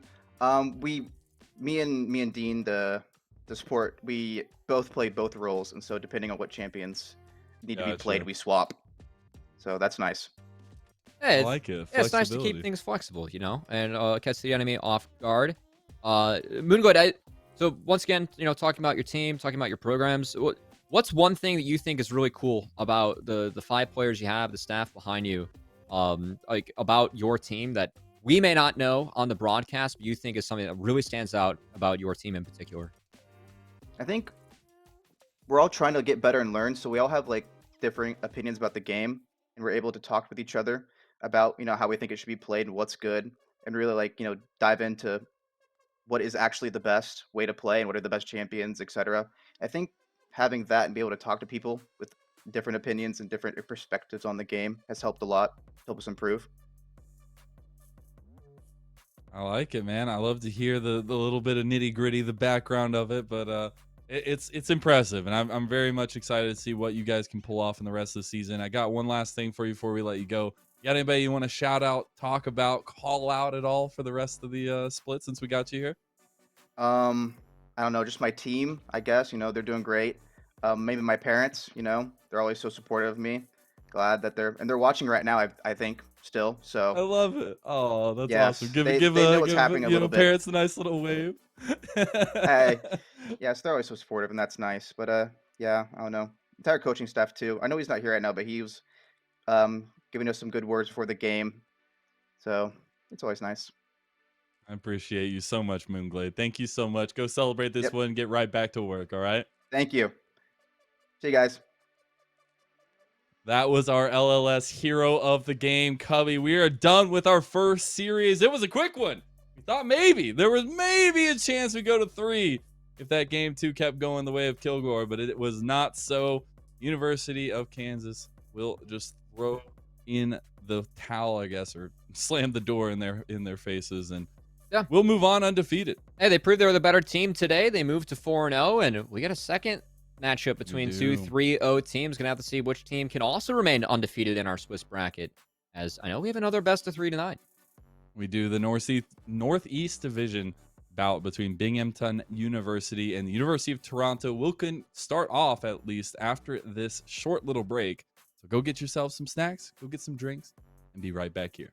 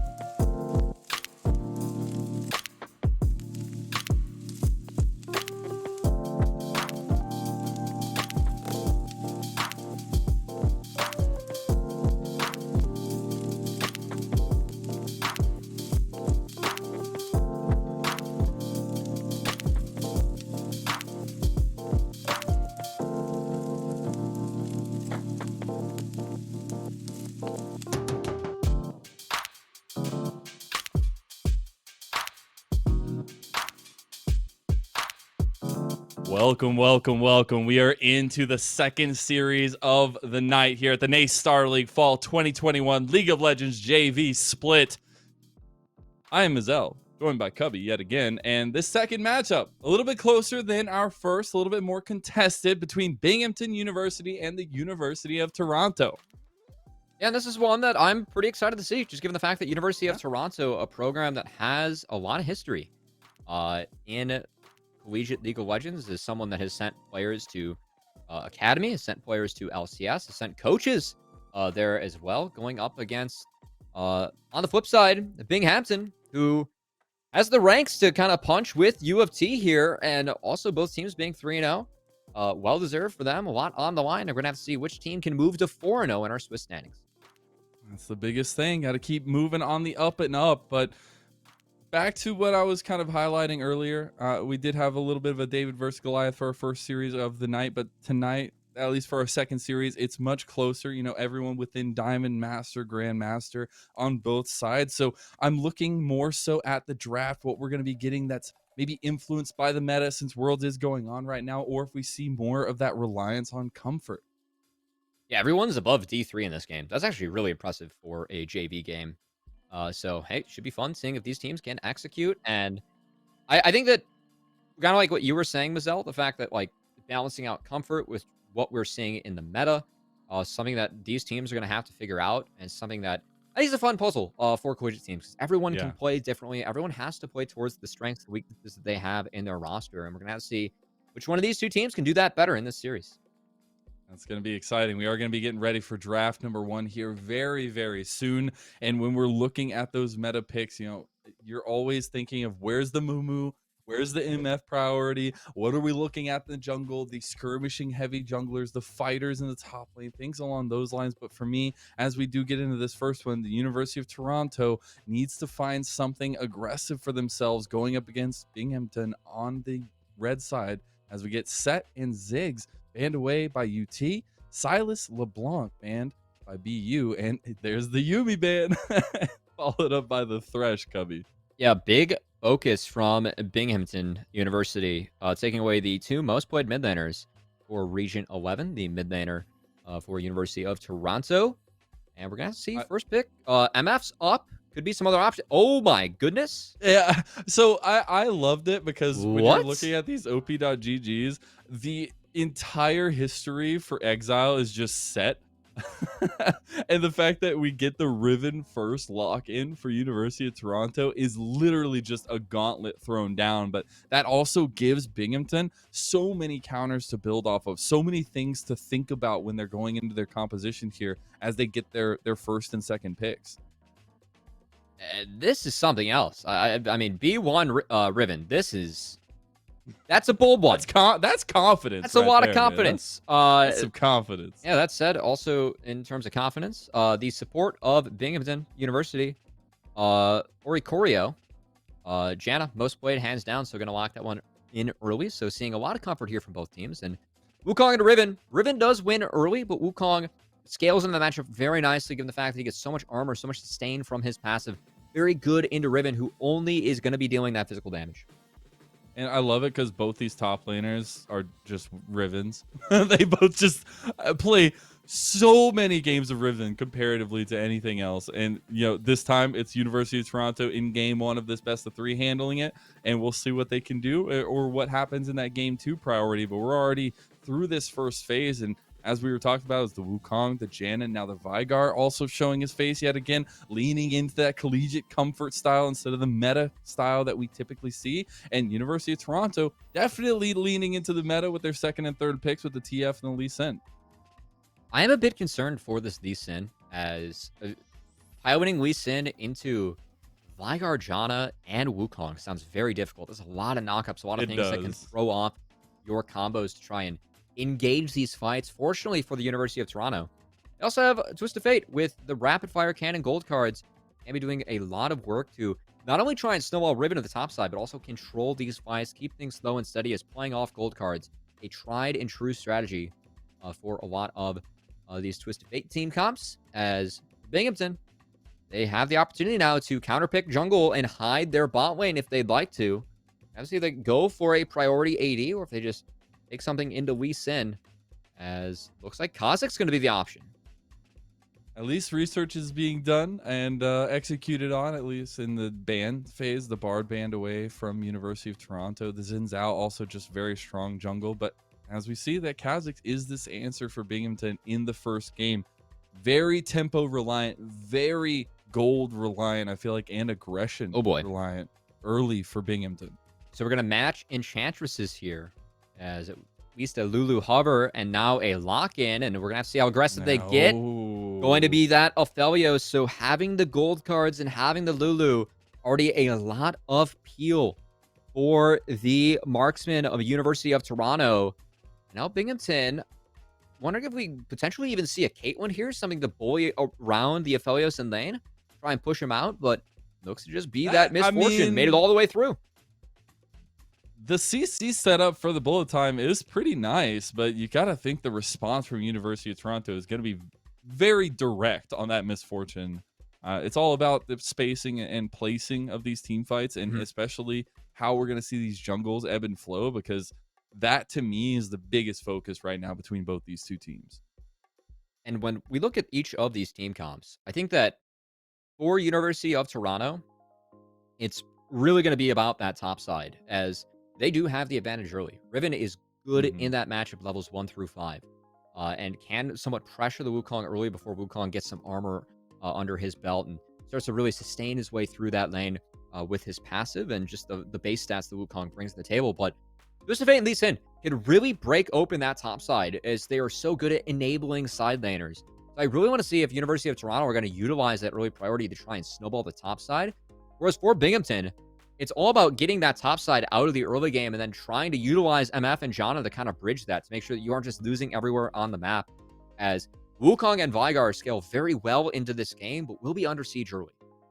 And there's been a lot of conversation recently about dragons and, early priority. First 2 dragons don't mean anything like that. But we also have seen a prevalence of, if you do get those 2 early stacks and you keep the pressure up in the early game, you get that 3rd dragon. It unlocks so many possibilities here. So I want to see how big that prevalence of the dragon priority is going to be, the Rift Herald plays that we're going to see from both these teams, because there's a lot of mobility around the map for both these two. And I mean, the mobility itself, I mean, you have to think about the ports, right? The Destiny's Gate. Yeah. But I think that for Binghamton and, like, talking about the Dragons versus the Rift Heralds, right now, for me in this meta, I will always take the first 2 Rift Heralds over the first 2 Dragons, if you're giving me that option. I think having that gold advantage and kind of opening up the map is very important for making sure that you can take the rest of the Dragons of the game and try and deny that.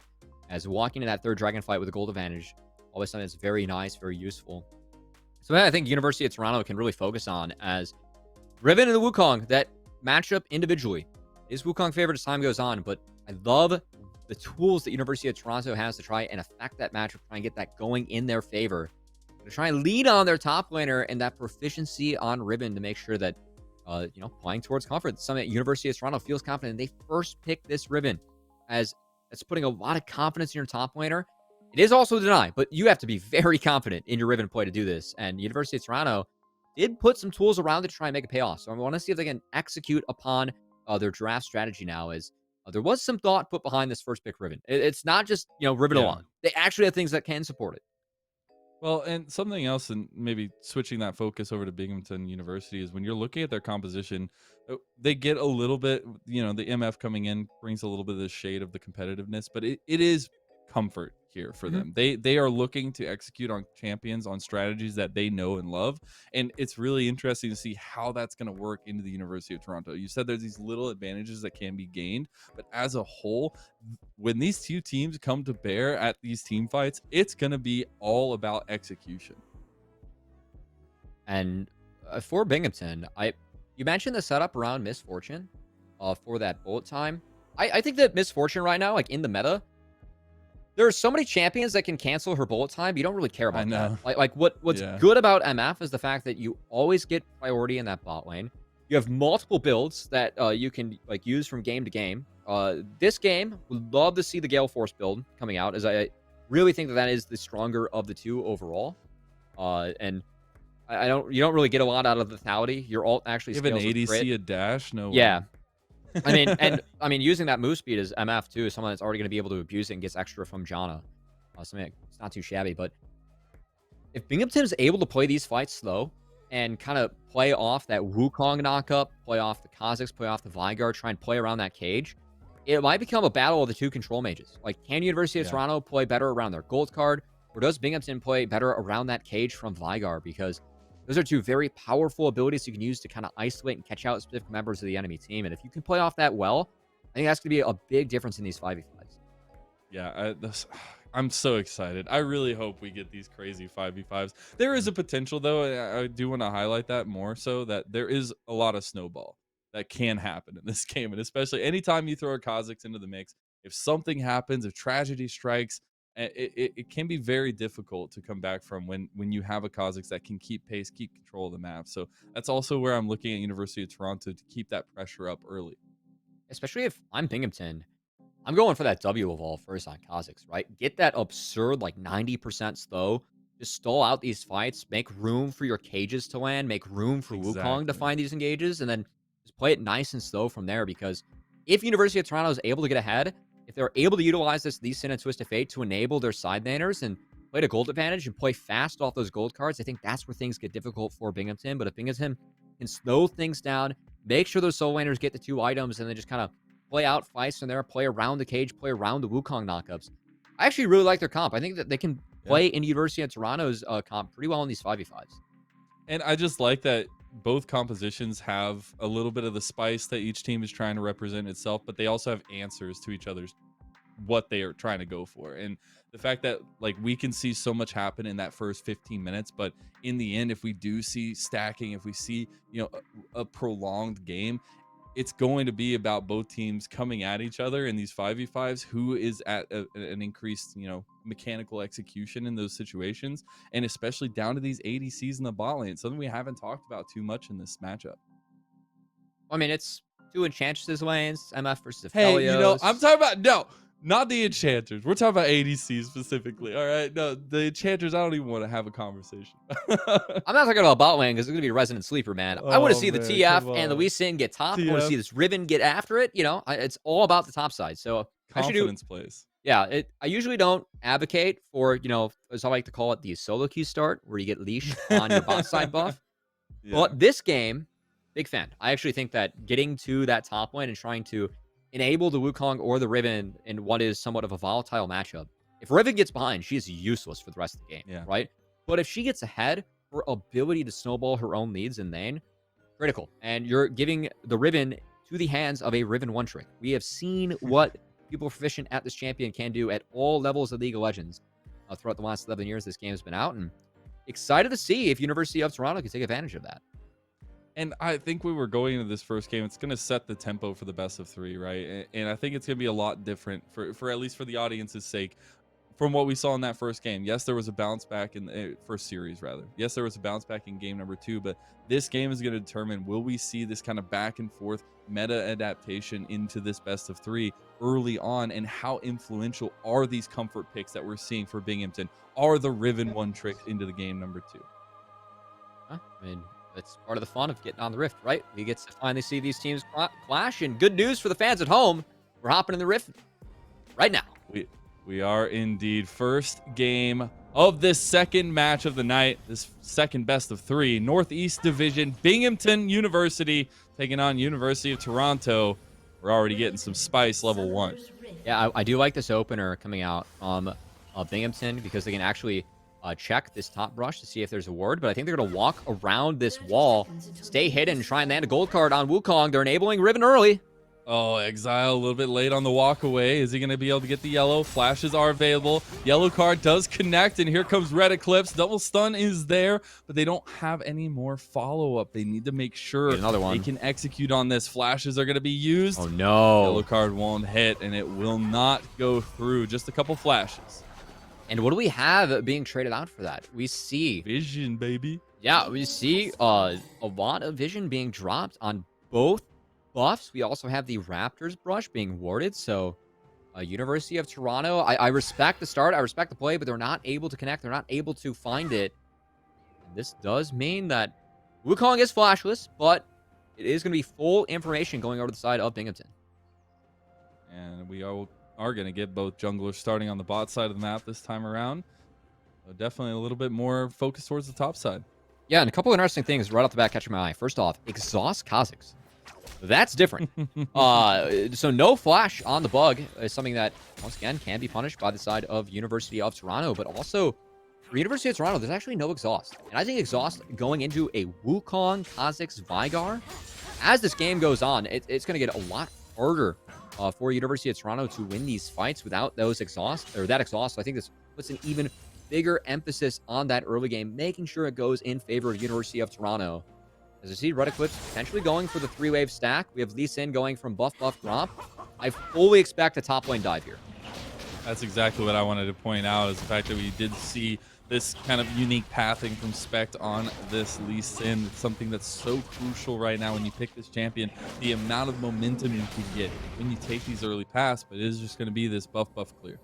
And Kha'Zix isn't trying to match that top lane potential dive. He's trying to affect this mid lane. He's taking his first 3 camps. Might be looking at Regent, but instead actually looking at the Raptors. So this is the value of Binghamton. Dropping those early wards in response, seeing that Lee Sin's pathing. Midnight gets to take away a camp already from Spec.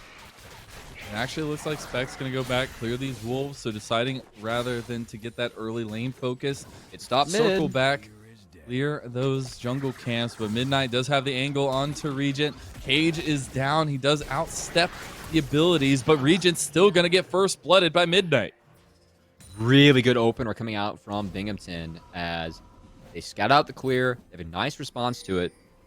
They already find first blood mid.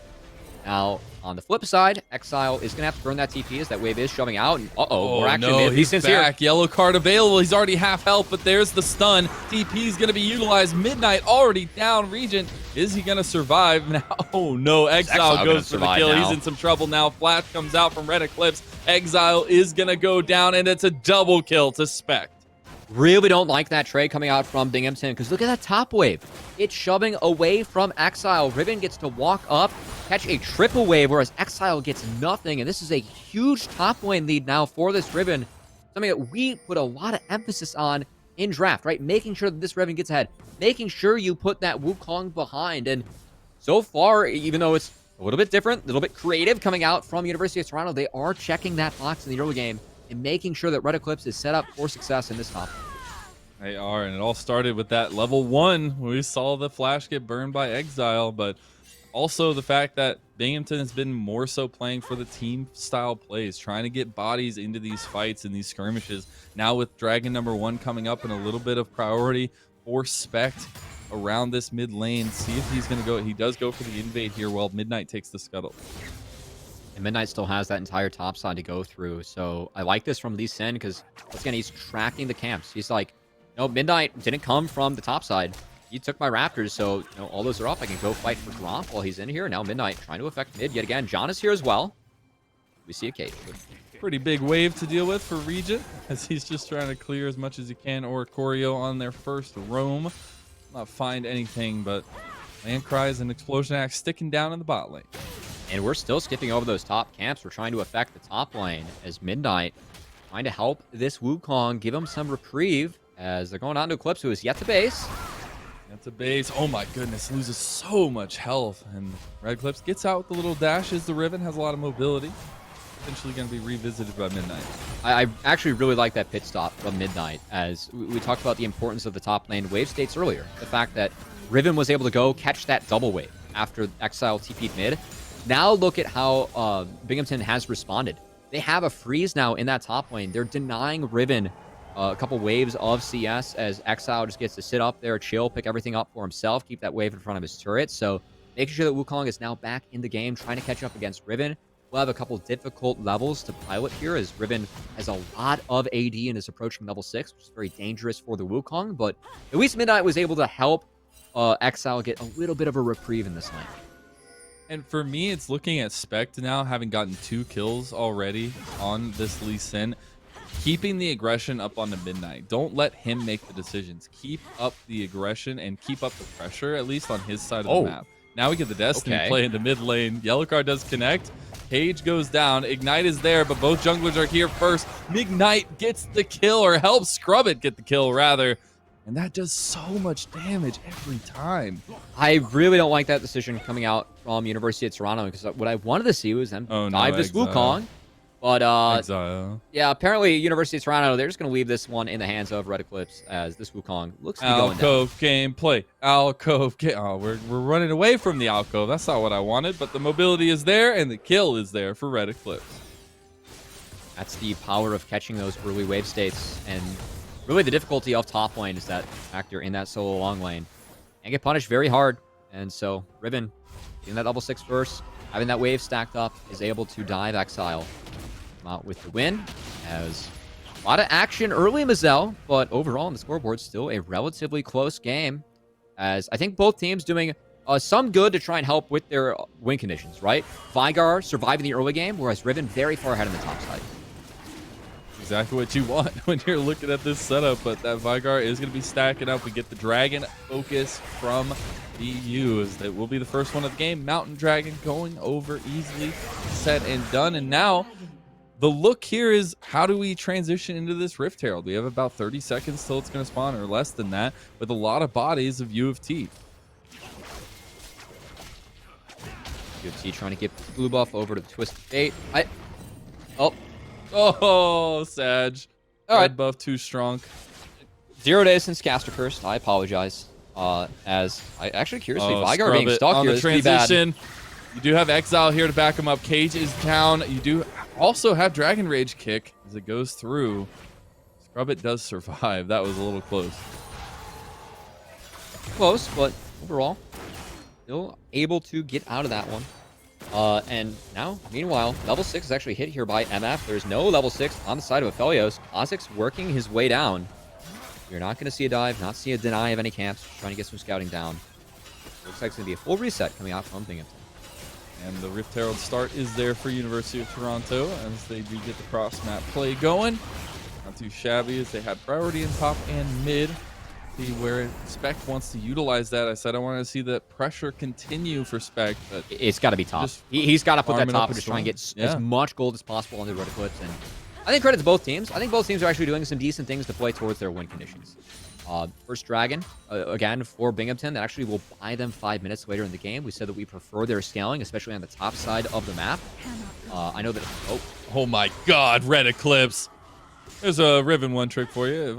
You know, ladies and gentlemen, if you're looking to the left outside your window, Red Eclipse is solo boloing Exile. Look out to your left. You're going to see a lot of animation cancels that look very clean. This Riven, as Midnight here to potentially answer, but I don't know if he wins this. 2 levels is solo, though, so you will get a lot more damage for Midnight. Now here comes the Destiny. They want to commit to this counterplay on the Midnight. Regent just there saying, I'm helping. Yeah, a little bit over-aggressive yet again from Regent, as could have stayed mid and actually threatened to play onto Scrubbit, who might be in trouble. They might still threaten to play here. Scrubbit in some trouble. Dragon Rage kick is there. He gets kicked out. Yellow card as well. Sonic Wave going to be followed up with the Sonic Resonance, and Scrubbit is going to go down to Regent. Good play from Spec, waiting out that cage, making sure that that Sonic Wave does not get canceled. As you pass that and get hit by the stun, damage does not go through, and you do not follow up to the Vigar. But Spec and Regent able to sync up, and actually the Herald is going to be used mid, so I kind of wanted to see them funnel the Riven, but I think they have faith for Red Eclipse to actually win out that lane and might want to keep the tower up. Instead, using that Rift Herald mid to try and take some plates against a very powerful mage. Not bad, as Exile trying to get that wave in, but uh-oh. Destiny might not be there, but TP still is. Red Eclipse going to go under tower. The stuns connect, and Exile just cannot do anything. Red Eclipse down a killing spree. And that's what I wanted to see from Regent. Activate this Riven. Punish that Wukong trying to get the wave in. No mercy for Exile in that top lane. As now it really feels like University of Toronto is starting to take a foothold and taking advantage on this map. Oh, Midnight. You don't win that right now. Yeah, he tries to go for it, though, but he's going to have to jump away. Scrubbit has made his way down here as well, so the end advantage here is in favor of BU. Just for a little bit longer, as now Red Eclipse is here, and that's the scary point. That's the scary, as we're getting to Halloween, you know, the spoopy monster on the game. And Red Eclipse did burn TP for this. So it looks like University of Toronto are actually looking to push for a play, maybe a potential dive. This scouted out. Midnight is waiting in the whims, but all 5 members of the University of Toronto posturing around this bot lane. Got them warded off here. Midnight in some trouble. Bullet time comes across. The stuns connect though, and the AoE from the Moonlight Vigil gets Landcry's a kill. There goes Spect into the back line. Dragon Rage kick utilized as well, and Red Eclipse will finish off the main members of BU. Exile, Scrubbit still alive. Spect is gonna look for it too. Exile's just trying to get away, trying to get to his help, trying to get to his teammates maybe, but there's so much mobility on this UofT roster, and that's a rampage for Spect. And Red Eclipse snowballing that lead into other lanes is not something I was actually expecting out of the Riven, but something that he is doing effectively. As Mitzvah's Fate sinking up, and now Spec. Takes the stun to the face, takes a lot of the damage to the Vigar face. Gets hit up by the tornado. Or Ikorio didn't want to take the kill. Is he not going to get him? There's the smite, the shutdown to Midnight. For a second there, I was thinking of a Gloom Doom scenario. I'm glad the Lee Sin went down. We don't want to have that greed for the Wolves go unpunished by the side of Binghamton. And actually important that they are able to take down Lee Sin, because that deny of the reset, the fact that Lee Sin now goes down, actually enables Midnight, who did evolve the claws first, to do this neutral objective very quickly. Something that Q Evolve Kha'Zix definitely specializes in, is murdering these neutrals. Especially Midnight absolutely shred this dragon. Pick up the second dragon for Binghamton. Not too bad for the stacking concept of BU as they get that Infernal Dragon. The Cloud Soul hits the Rift, so maybe a little bit of a want going on in the background, but we'll see how it all works out for either team. Scrubbit in trouble against Red Eclipse, but they've switched up the lanes a little bit here. Exile now headed toward this top side, will meet up with Spect on his way, taking a lot of damage from Spect, who is now 4-1 on the Lee Sin. And this top side for University of Toronto, we talked about how they have priority and the ability to playmake early. And because they've done that successfully, they now find themselves very fed between this Riven and Lee Sin, which should extend the window that they have power against champions like the Wukong and the Vigars. Uh-oh, Regen overstayed. Oh, he's in so much trouble. Exile gets the kill. Yeah, Regent showing on that wave when no one else on his team was showing. As you can see, the bot lane did back off to actually take the Krugs. That wave is neutral. They didn't see the enemy show on bot, and is that Regent's overextending the mid lane. It does get properly punished by the side of Binghamton. Good play coming out from them. See, lanes a little bit restored to where we were. Lin and Ikorio are in mid lane right now. Trying to get that pushed up. Red Eclipse is a menace to be dealt with anywhere you see them. So, I mean, always very careful of the one-shot potential of this, working 2-item almost Riven here. But going back towards the top side of the map is going to be BU, putting a lot of bodies up there. Actually, no. As I say that, maybe caster cursing myself. They're going to move back down towards mid lane. These lane assignments are very interesting, Cubby. I think overall, you still want to keep TF mid so we can impact both sides of the map. So that makes somewhat sense to me. But if Vigar is able to hold that in the 1v2, that is a big win for the side of Binghamton's. Big if, though. That's what I'm saying. Moonlight Vigil not enough to get Scrubbit. The Mastery signal comes up. Can't get it that time, though. Rift Herald started up for Midnight. Yeah, I know they don't get it, but I actually like the play, like the attempt.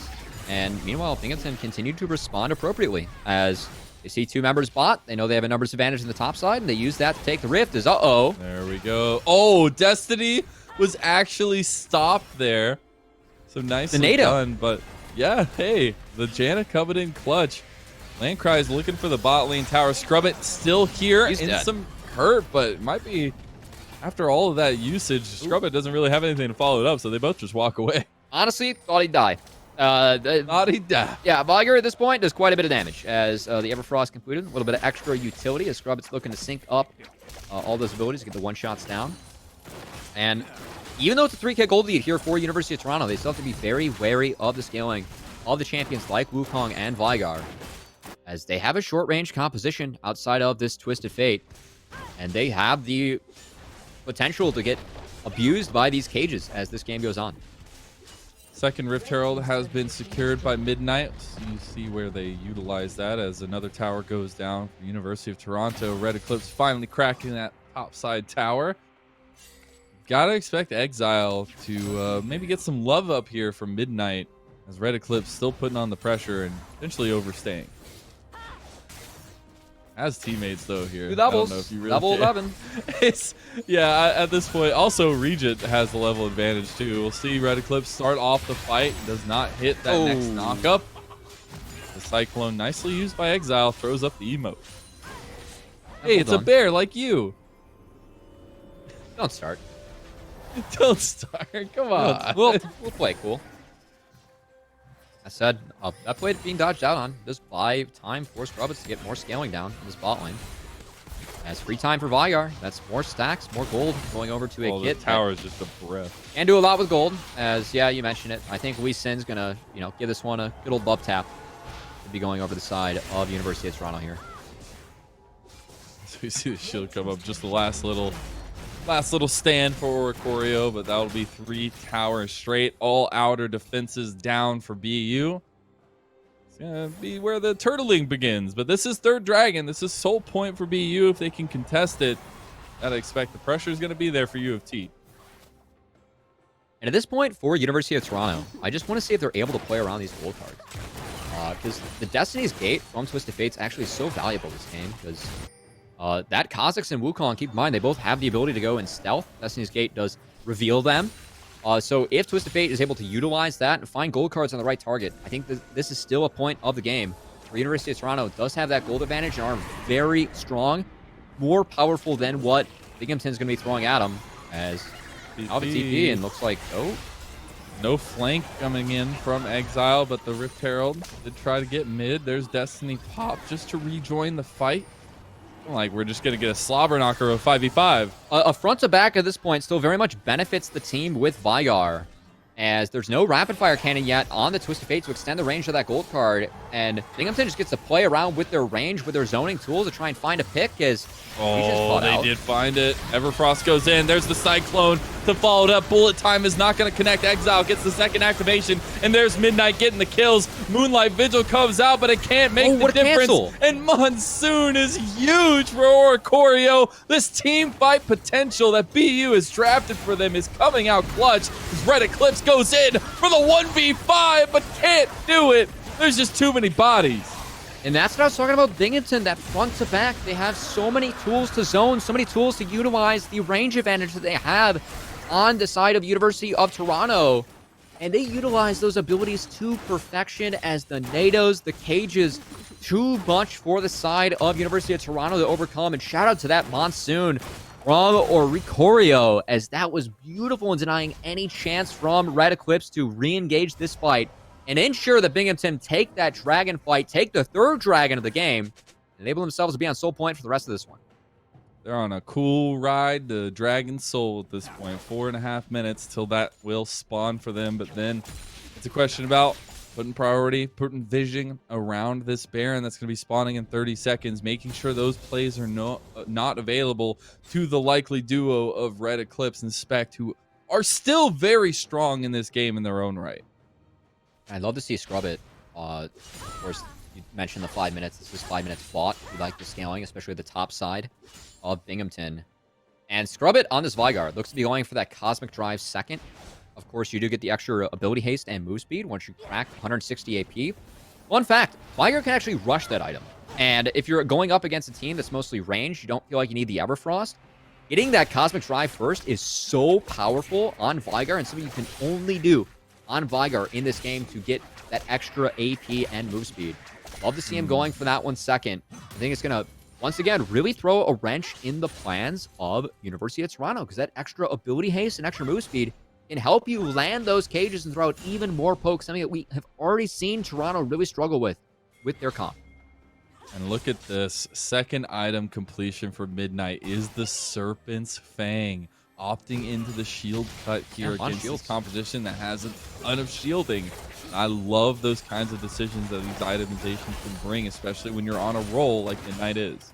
Also, to go for that W evolve second, so those 90% those that we talked about, once again, helping set up Scrubbit to land those cages and just isolating members one by one, trying to find those picks.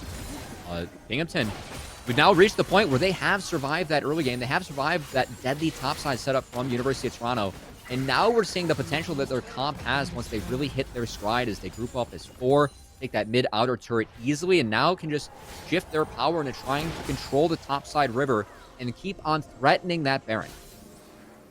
And at this point, when you threaten that Baron, you're going to force all the members of UofT to try and come up here. Red Eclipse is going to keep vision on it. But as for now, you've got to answer to the split push of Region, who actually has, even though, you know, been a little bit rough in the mid lane for him, as we're going to see finish here, trying to get something. Oh, going to get out with the Destiny, and that's huge. Not even close. And I know he's going to TP top. They're going for he's going to TP top to get the play. Exile at Midnight. Oh, Exile goes back in. Everfrost connects, and no. Regent gets the cross map play with Red Eclipse. What a big brain move. And they can push as fast as Scrub It. He burned TP to try and make that play in the bot lane. Oh, he's got red, white, he can't too. answer, and this is the perfect gun setup for Aphelios. They're ripping through this Baron, but can they buy enough time to get Scrub It there to maybe try and fight this? Baron's already at half. Still, it's doing a lot of damage to them, though. Their health bars are taking chunks. Oh, Scrub why are you It's going turning? in. Burn it. Nice Monsoon back. Dragon Rage kicking to 3. Moonlight Vigil goes wide. Specs survives. Red Eclipse as well, and Midnight is dead in front of his team.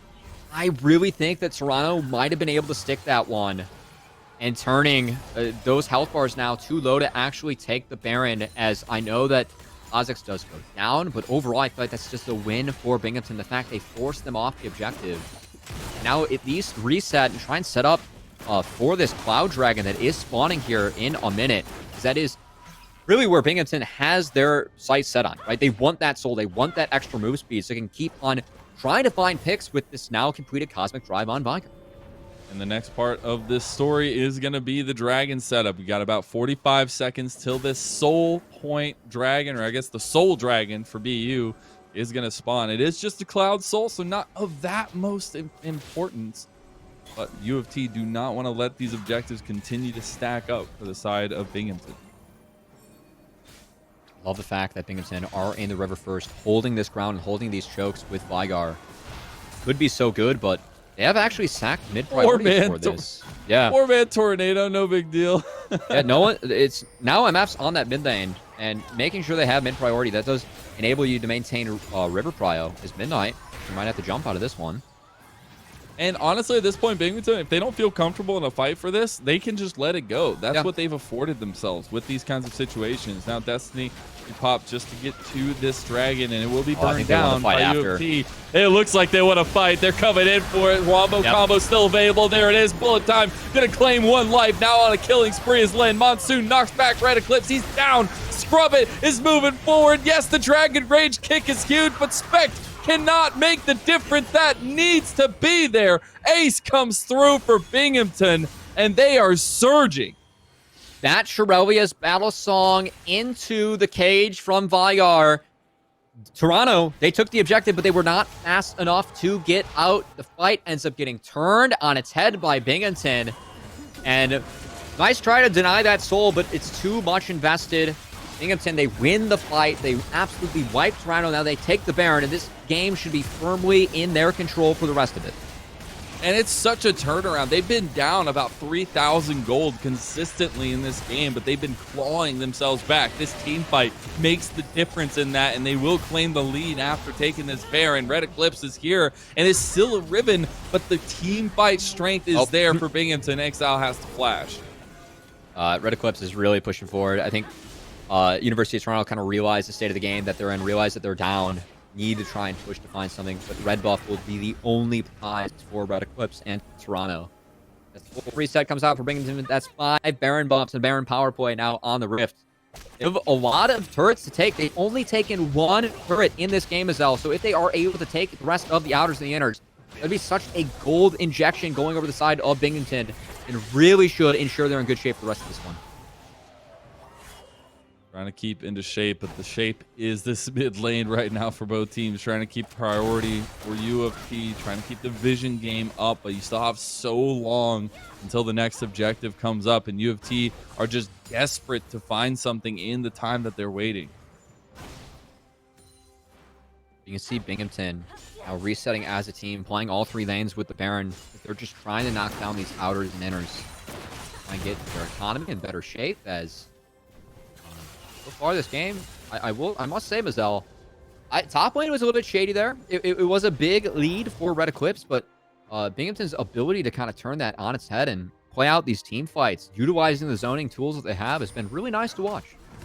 It really has been, and it's so interesting that we're still, 26 and a half minutes in. It is locked into a neck-and-neck battle. We've gotten these points of the game where, Binghamton has been up in objectives. They have control of kind of the pace of the game itself. But being able to seed one up, continue to stack up, is in the favor of them, and they're going to still utilize this Baron buff that they have for about a minute and 10 seconds rather, to get these outer towers, get these objectives taken down.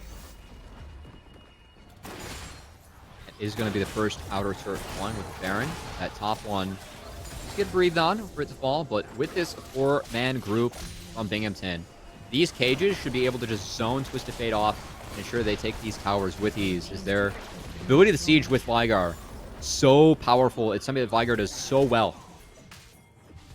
And he's already got so much AP from his stacking. I believe I saw it was like over 200 already, and that's just so much when you're pretty thick. Cresting into a third item here, a third item Zanya's to boot, and it's just getting scarier and scarier for the entire approach to these big team fights that UofT are going to have. Yes, the split pushing, they maybe win because of that mobility, because of the strength of Red Eclipse and Spec, but when it comes to those 5v5s, it's scary.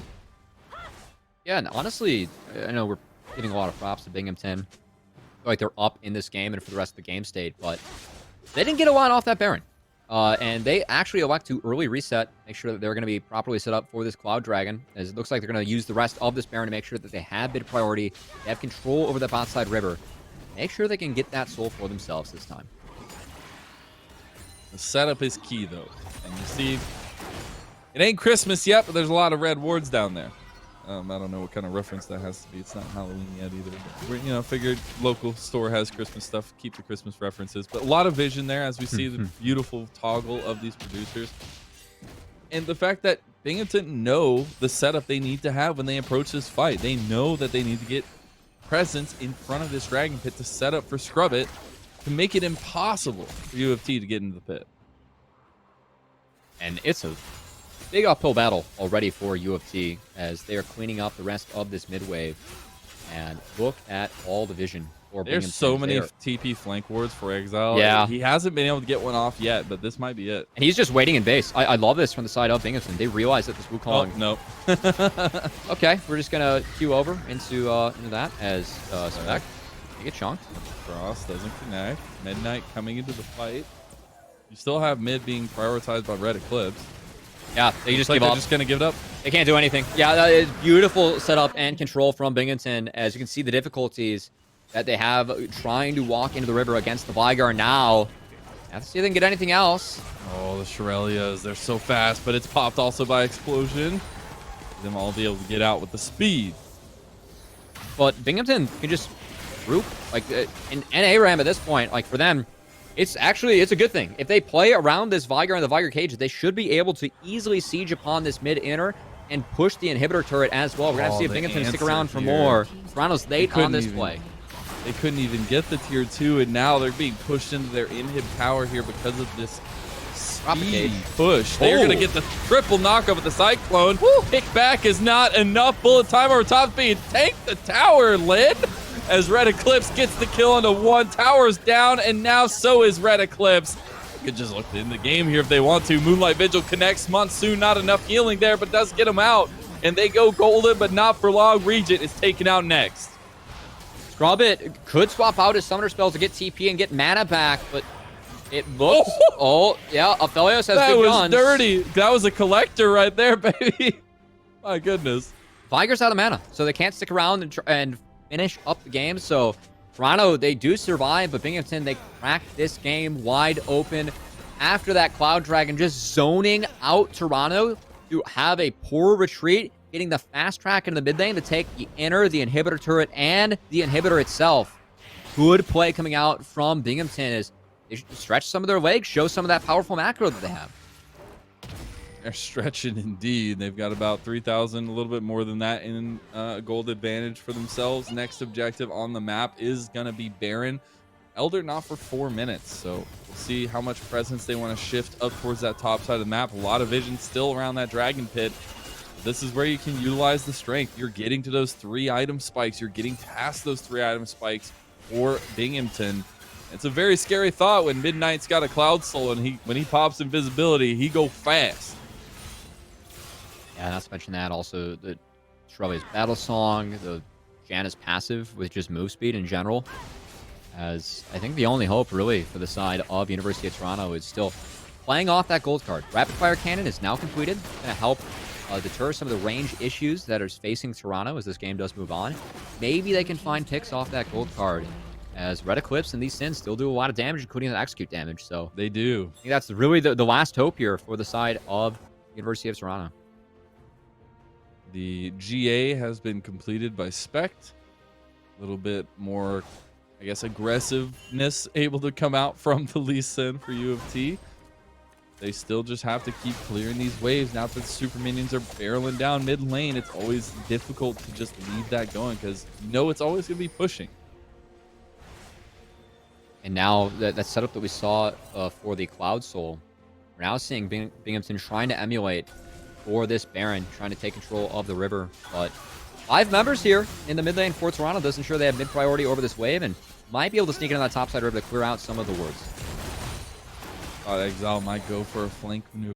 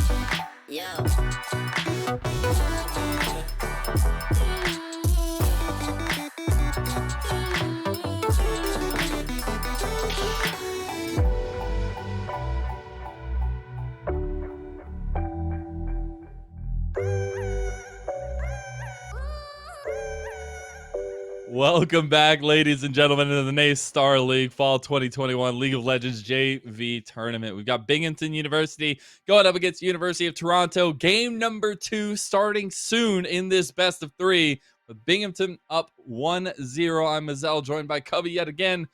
That was a very, very contested game number 1 in this best of 3. Yeah, a little bit of back and forth. I think both teams played towards their win cons all right, but in the end, I think the big difference was the fact that once Binghamton was able to set up in the river, set up around those objectives, there weren't any flanks, not the right angles coming out from the side of University of Toronto. And I think that a couple of the TF ports going awry early actually really hurt their ability to snowball as well. Completely agreed. It was a lot of the macro decisions that actually ended up getting Binghamton advantages, right? The early dragon stackings led to easy decisions later on. The front to back team style. Yeah, exactly. Yeah, like Exile on this Wukong. Yeah, Exile was behind, but pretty much one-shots Twisted Fate. They take down Aphelios next, and then from there, that Monsoon from Oricorio was just beautiful. This 1v5, oh my goodness. Yeah, the exhaust from the Janna, a little bit too much. Oricorio showing why that Janna might be one to be feared, as it is the most played champion in the solo queue history, and I think those Janna mechanics pretty on point. Just seeing the Wombo combos over and over again pulled off by Binghamton, that's that execution you needed with the composition. That's what we highlighted in the draft, and it came down to that they were able to succeed in the moment. And for the side of University of Toronto, I'm really curious to see what happens this next draft. I don't like B1 Riven. And I'm curious to see if they swap sides, and also, if they commit to something similar where we're going to snowball through top. We think that, getting an advantage there is the best way that we can, play to win. Yeah. And, that's one option. I'm also curious to see maybe they switch it up. Maybe they go for something different, as it looks like we are going to have a side swap with University of Toronto taking the right side. I do like that, though. I do. I want to see what Binghamton is going to be able to accomplish on the blue side. University of Toronto on the red. LeBlanc, Silas, Thresh, all banned away by Binghamton. You get the set banned away as his priority, the Ziggs as well as the Janna. Do we see a first pick Yuumi here? I'm pretty curious about that. Please don't. Please. Hey, Cubby. Could be an option. Hey, Cubby. I'm going to need you to stop. Okay. That's fine. Oh, no. It's going to be the first pick Riven. So I guess first pick Riven. You said you did want to see it, which you cursed yourself with, and now we get it. But it's on, the other side this time. The other Riven one trick in this game. Yeah, I think Toronto should just slam Wukong Yuumi, like right here. Just get the counter pick, get the cat, shut it down, and try and prevent Binghamton from snowballing this Riven forward in the top lane. See what their pickups are for their first phase, at least in their first pick. It looks like they're going to hover this Jace as the time runs down. It is locked in. Cubby, what are you checking back in with Coach Cubby? How do you feel? That Jace needs to be paired up with support. So I want to see priority mid laner and jungle being taken out by Toronto. Try and go top, try and impact that Riven. To be fair, Toronto, they did take prio in all 3 of those roles in the last game, and things were off to a good start for them. So maybe they think that replicating something similar might be the answer. As we are going to avoid the Yuumi for now. Will be a Leona pick for Toronto. And now Binghamton, they're the ones that are going to slam the cat. So they get all the pieces to the puzzle. They also get the other Yordle lock-in is the Vigard. I guess Yumi's not technically a Yordle. But the Vigard does come through for Binghamton again, which is going to lean back into comfort for them. Leona for the extra lockdown for University of Toronto. I really like the extra agency in that fashion, but their last pick in the first phase, right, is super important for their comp building that they have to achieve, and especially with the bans coming up in the second phase. Oh boy. Okay, so it's going to be Echo, the hard counter into Vigar, and keep in mind that can also be flexed to the jungle as well. So I actually like this from Toronto, keeping not everything defined in their draft, giving themselves some more options, but also trying to come up with better answers into Binghamton, who it's different champions, but still seems to be like the same flavor to me. Pick Vigar, rely on zone control, try and win out these big 5v5 objective fights off the back of that. I will say it from solo queue, at least you never know with the day, but yeah, Spect is the one that plays Echo. I'm looking back on the progress for Regent. It definitely doesn't have any in like the top Oh, 10 yeah. or Okay. so. So Okay. I'm Yeah. I'm very excited to see what the second phase means. And those pans are right on for Binghamton, right? The Rise coming away, lending some of that, side lane power that they can achieve. And the Samir actually joining the ban table there in the ADC pool of the MF being banned away, and then the Kane by University of Toronto. I'm curious if we see potentially an Ezreal takeaway here. Would be pretty good into the Veigar's zone control. And that does pair up very well with Yuumi. Or if we see something like a Yasuo. It could be the hard counter into Veigar. And if Toronto wants to throw it down, they would have enough magic damage to support another AD mid laner. Instead, it's going to be taking their AD. And it looks like a Vayne being picked up here for Toronto. I love the confidence from University of Toronto here to That's be able to bold. pick that one here. It's bold, Cotton. That's bold. Yeah, I honestly though, backs up against the wall, losing your first series of the year here in NACE Starleague, you definitely don't want to go out like that. Talked about the Ezreal Yuumi combo. Looks like that's going to be the answer for Binghamton. And now, just going to have to see what jungler they decide to rock. Could be something that pairs really well with Yuumi, like a Talon or a Kiana. Looks like Graves is actually the hover at the moment. That's a matchup that's good for Echo in the jungle, as Graves, that grit only gives him armor, doesn't give him any MR to deal with the magic damage that Echo will be busting out. But this is the option for Binghamton. This could give an angle for University of Toronto to find that jungle and mid lane priority I was talking about to try and support the Jace to beat this Riven in the top lane. God, this comp from Binghamton University is just so stacked, Cubby. And University of Toronto still have a response here. I want to hear your side of the story. All right, I'll give you a chance. As Fizz, more confidence. They're just exuding the chat energy over there in University of Toronto. All right, Gauntlet's being thrown down. This is the hard counter into Veigar as... Oh, boy. You thought the Echo was the hard counter. Well, here you go.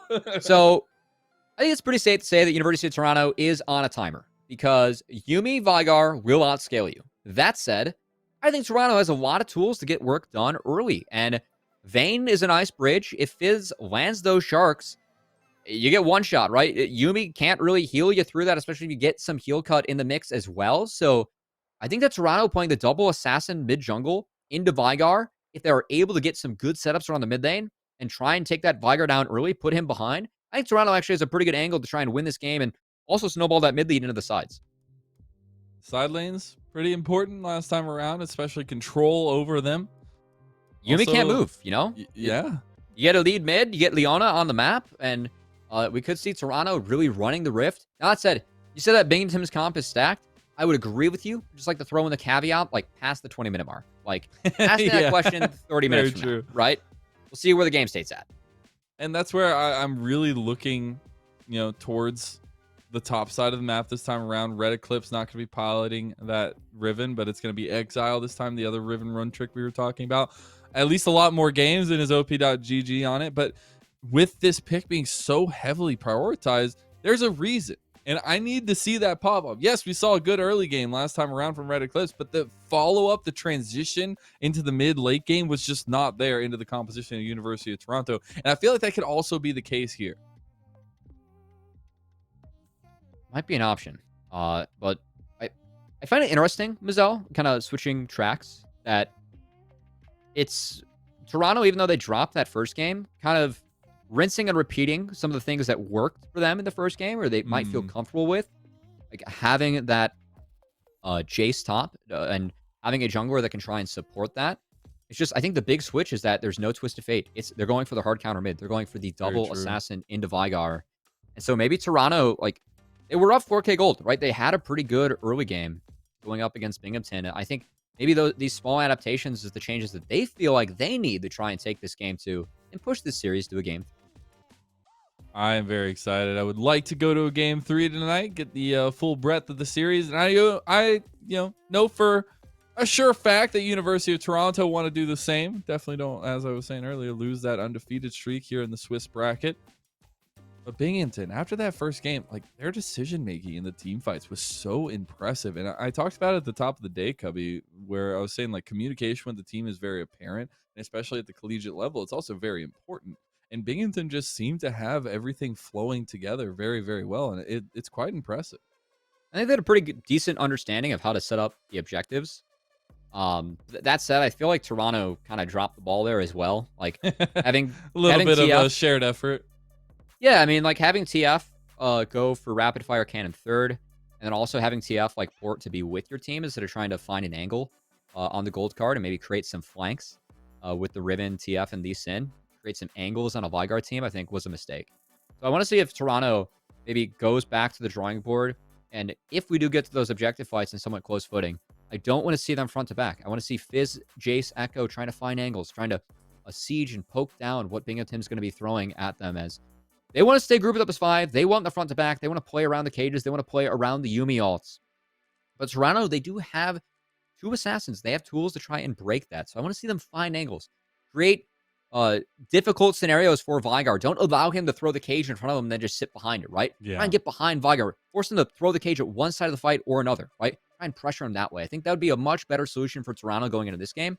I want to see if they go back to the drawing board and find that. We talked about them having a different draft strategy. There was also some issues with the execution. So let's see if Toronto can try and do better at that as this game goes to the later stages. Yeah, and especially now that we're seeing some of that to an extent come through, I'm really excited to see the Echo, at least in the hands here of Spect, as he did have a good early game performance on the Lee Sin, and that aggression is also key to the Echo getting the at least snowball rolling for himself. But it's like you were saying, like shoring up some of the decision making early on, some of those over aggressive plays potentially not going your way.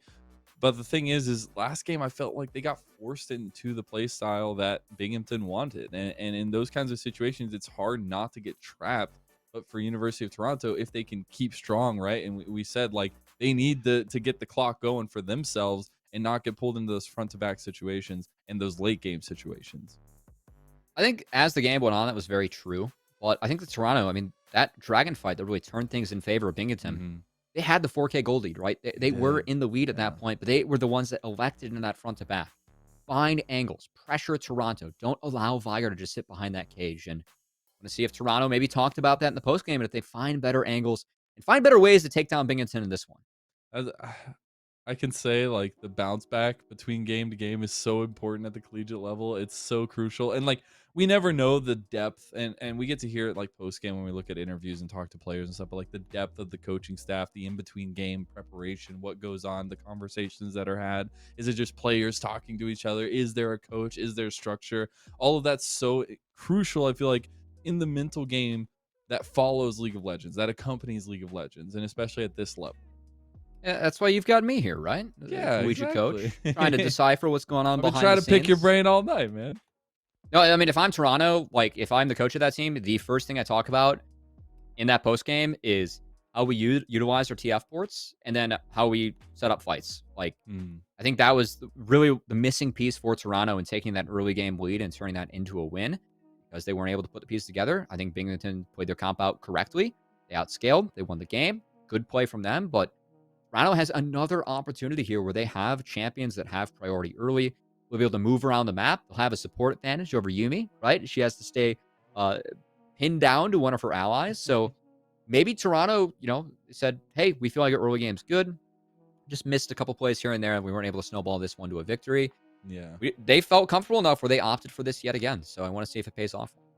That's what I find so interesting is like you can still opt into the same strategy, same styles, and see if it works. See, because now that Binghamton have gotten this first game, right, you have a little bit of breathing room. It's always nice to finish the games early, go home early. But when you do that, you don't necessarily get the most amount of exposure, most amount of experience that you can in a game. And so going into this second game, right, seeing what works, what doesn't, what you can add to the mix as well is so important.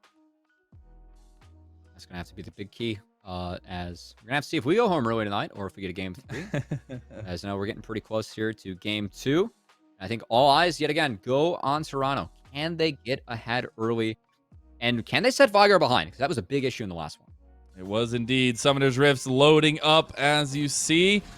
Binghamton University going up against University of Toronto. 1 game away from closing it out and sending us all home.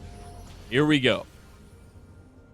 And we're going to find out early, I think, whether we are going to be going home or if we're going to be going to a game 3, given the volatility that Toronto has taken for themselves and also the immense scaling that Binghamton has stacked up on their side of the rift too. So level 1, right off the bat, I want to see if they can potentially scout out where Spect is clearing, and if they can try and protect Vigar mid, as not the easiest lane to pilot for this Vigar. A little bit. Ooh, oh, nice. Red Eclipse showing off the mechanics early there on the Jace, getting the ward all the way down. W start. Not bad for the side of University of Toronto. That will mean that Red Eclipse actually dings level 2 off that first wave. So that's a nice small win to start off here for Toronto. My biggest, I know, whatever, bot lane's a snooze fest. Who knows? Who cares? But this Leona Vayne bot lane has to do something, right? You do not pick these champions not to pop off. And I'm looking at Land Cries and Explosion Act this time around to really find something for their team here. Be a point of pressure. Midnight is going to be spotted out starting on this bot side, as Spect is starting on his own bot side of the map. Give that ward over to the Yuumi, as Midnight be aiming for the full clear. And here bot side starts yet again, trying to impact that top lane early, something that do favor for the side of University of Toronto. I think it's a correct diagnosis from them. Give that Jace support, enable him to play up, play forward to try and harass down this Riven.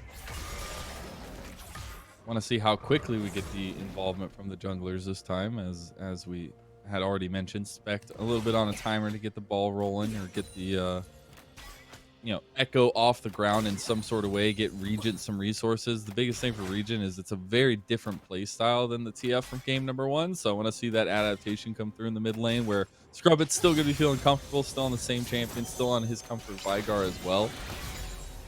See how that all plays out, as Regent actually getting pretty aggressive in the mid lane. They're going to be able to spot out Midnight as well.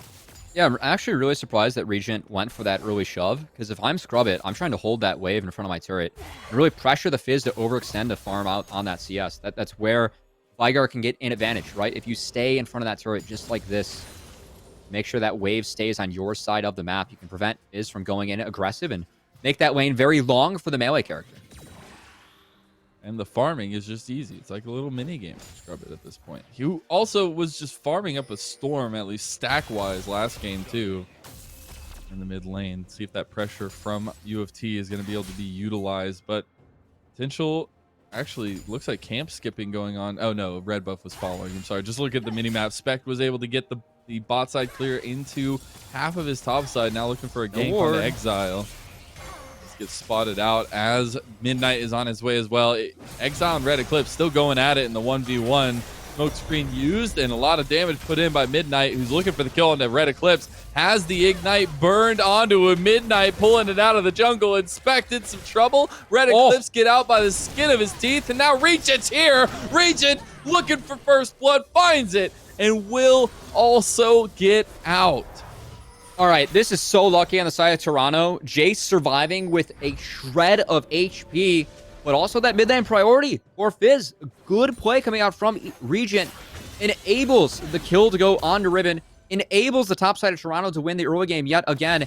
And should enable Echo to try and pick up this bot crab. Actually, I lied. Leona and Vayne took it for themselves, so it is going to be 1-for-1. But, oh, man, so fortunate that Eclipse did survive that Ignite. First blood going over to Graves and that extra injection of gold. Not to mention the takedown might have enabled Graves to step up even more and try and push that advantage. There's a very close skirmish that went in favor of Toronto. That's exactly what you need to kick off the second game to get yourself back into this series for University of Toronto. Respect. Keeping on the aggression with Red Eclipse. Midnight going to be spotted here by Red Eclipse. Followed up on 2. Parallel Convergence is used. The stun doesn't connect. Midnight 1 tap away, and Regent gets that tap. 2 kills for the Fizz. Already 2 stacks on the Dark Seal. Now Exile in threat of being dove, but Red Eclipse taking a couple tower shots there. I don't know if they can do this. I love how Exile is just chasing away the Fizz, trying to get Fizz to burn that E. Goes for the hop over the wall. Parallel Convergence is there again for Spect. Oh no, Exile putting himself between a rock and a hard place here, and Exile himself 1 tap away, and there is the shock flash for Red Eclipse. Yeah, I know it's a tricky scenario, but you got to stay under the turret there, trying to rely on that. All flashes were down from that last skirmish, so I think you might have been able to trade a kill back if you do stay under that tower, but escaping that enables Toronto to chase down the top laner of Binghamton and find another win for themselves, as Going into this comp, Ezreal, Yumi, Veigar, you need to get ahead early. You need to find advantages. Toronto, so far, doing a good job of that. They really are, and that's, you know, playing to the composition you draft for yourself. Kind of goes how it goes. It's nice. It feels good to be able to execute in that kind of situation, but you're still counting down the minutes here. You're still counting down the aggression of UofT and how can they keep the pressure up at least against BU now that Midnight has started the Dragon. And of all the members to get snowballed, of all the members to have benefit from these early game kills, it is Fizz. 2-0-1 for Regent on the mid lane assassin. That's a huge opener. Things could get dicey here. He flashes for it. The smite comes out early. He's gonna die. Explosion. Oh man. I think they just want us to go to a game 3 at this point, Cubby.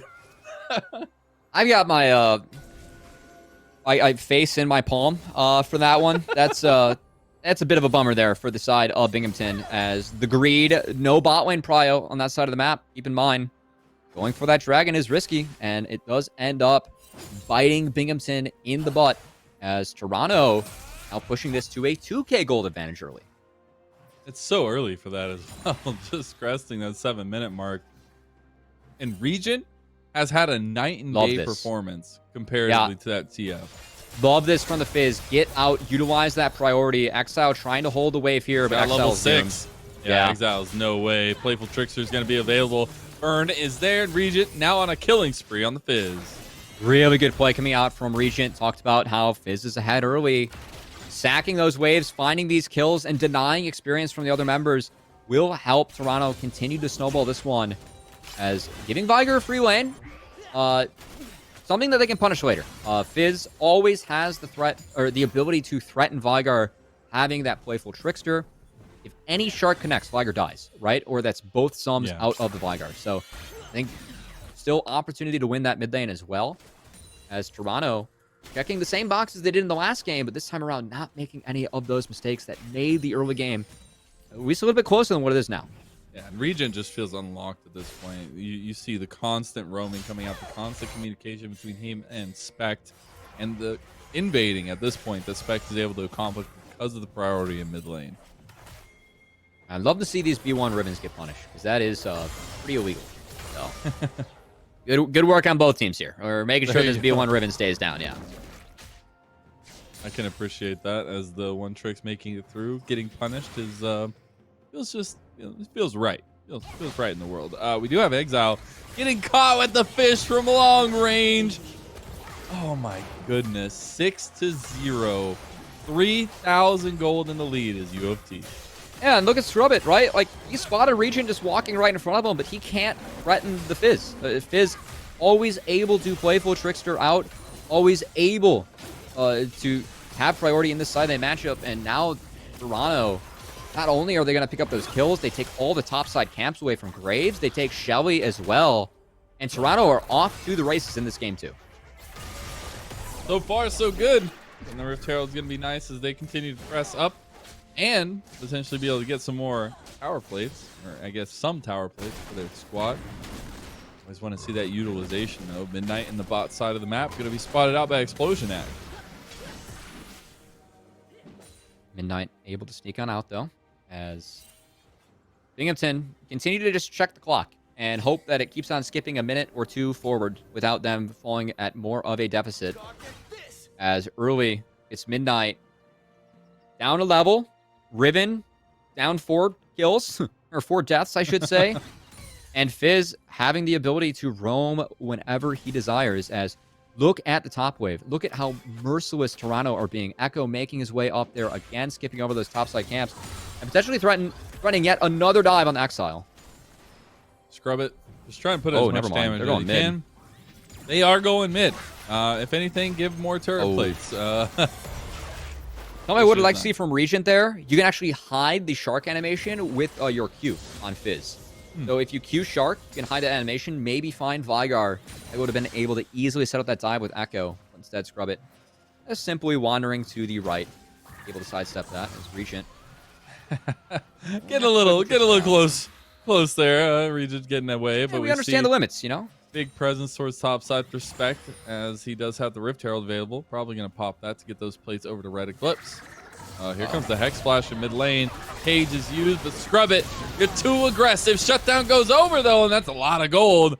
Explosion Act gets, or actually, no, it's Regent who gets the kill after death.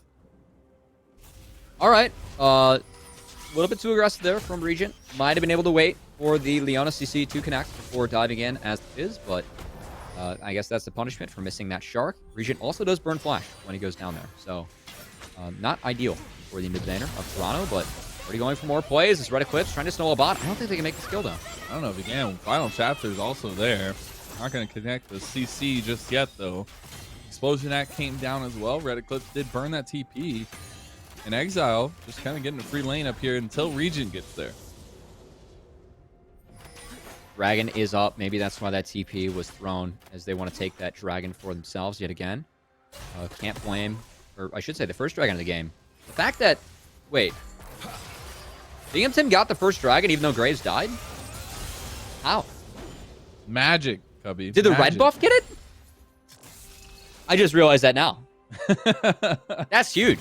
Actually, like that Graves dying, that was so illegal. I cannot believe that dragon went over to Binghamton. I apologize for missing that. That is, wow. I just assumed since Graves died, it was done, but apparently not. Zel's right. Magic dragon, too strong. Magic too strong. Thank you for seeing my side of things. It actually looks like we're gonna get the replay look of at that. our God, producers here. The producers are too good. This is so Smurf. Let's see. Let's see. The heal comes back. Full across. Oh my God. Is it actually red buff? Oh my God. No. No. That's tragic. That's actually beyond tragic. Beyond tragic. It had 7 health. Oh my goodness. All right. Well, we have to deal with that. Exile has to deal with this. Regent going in, but in some trouble here as well, as that combo's too good. Yeah. Exile with the solo bolo, man. Big mistake from Revenant. You got to save that playful trickster. You can win out on the trades with some base damage, but you have to be careful jumping into Ribbon, as the fact that Fizz goes melee, no armor, Ribbon being very far behind, lands the full combo, Fizz goes down, and that's another big kill going over to the side of Binghamton. Now, this isn't for nothing, as that continues to just ravage the jungle of Midnight on the bot side. Echo is so far ahead in this matchup. Honestly, if you look at it, though, top lane's ahead. You've got Echo ahead. You also have this bot lane ahead by just a tiny bit. Regent has actually gone down in CS because of the amount of map presence he has had. But 5 kills, not too shabby. No snacks on the Dark Seal anymore, though, because of the couple deaths. I think it's A-okay still for Regent, as you can't complain of the 5K gold lead from Toronto. By the way, being mid, but I have an update from our wonderful producer, Mike. They do believe it was a jungle item burn. That was it. He did not have red buff, and I'm sorry for not catching that as well. But that's tragic. Insane. It's still tragic either way you look at it. But I wanted to give Mike his due diligence there for doing that. So I appreciate that. I can't believe I'm using this on an actual cast, but if that happened to me in a game, I would just be down horrendous. Like, that is just cataclysmically bad. Come on, man. Maybe Explosion Act. It's so unlucky. He wanted to give it to them for the benefit of the doubt. I guess, we took you down anyway. Okay, I'm not going to try to justify that. But anyways, we got our new lane assignments. Lin in the mid lane with his Pat Oricorio. Lane Cries as well. This is something that does benefit the side of Toronto, because look at that bot lane with the Vigar versus the Fizz. Having Vigar in a long lane against Fizz, the assassin who did get ahead in the early game, will make things difficult, and Vigar will have to see that, which allows Fizz to just go hop into the fog of war, always threaten, essentially being at a mid-play, the true target for the side of Toronto. As on the bright side, for Binghamton, they have managed to slow this game down. They have, and that's what you need to have happen here when you have drafted this composition, but it's all up to UofT to speed that up whenever they want to. And now that they've gotten a little bit more pressure towards this top side, maybe they might be actually looking onto Exile here, or they could look at the Rift Herald as well.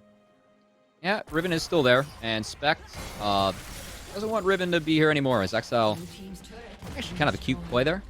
It really was, though. Yeah. Dodged out on all the Q damage. Exile now able to farm, but still, Binghamton, they have to seed. Second Rift Herald going over to the side of University of Toronto. This one should be used mid lane to break open that last outer turret. That tower pressure is always super nice when you're setting up for next objectives. Also, we have an Ocean Soul on the Rift, which is going to increase that priority for both these teams. The siege is going to be very, very important, especially if you're looking to prolong your life in this game for UofT. If you want to combat some of that scaling, that Ocean Soul is super huge. And Spec just hit level 11, whereas Midnight still stuck at level 8. Oh my now God, setting their sights. that's yeah. insane. All those jungle camps paying off, and now Lin might be in trouble. I don't think he realizes how deadly this is. Oh, Zenith Blade there. Final chapters. Oh, the turret shots are too much. There comes the damage on the Lin, though. They might get some, but they lose so many. Or Corio falls afterwards. Scrubbit just running away from the Krugs at this point. Tower falls in mid lane. Exile is going to go down here slowly but surely. And it is so rough for BU to find anything in this. Drop down Shelly. Find another mid-inner turret. Keep on snowballing this game forward as Toronto doing such a good job at taking advantage of a greedy draft from Binghamton, right? Going pretty much Riven first pick into full scaling with a Yuumi. I mean, Yuumi, we've seen the strength of it, but also it needs time. It is not good early, so the fact they're punishing this very good is... oh my God. Almost just kills him. Collateral damage. Oh, hold on to the edge of my seat there, Cubby. I do like Scrubbit stepping up, just seeing Regent use that Playful Trickster early, but fortunately, the most recent Fizz buffs, I think, saving Regent there.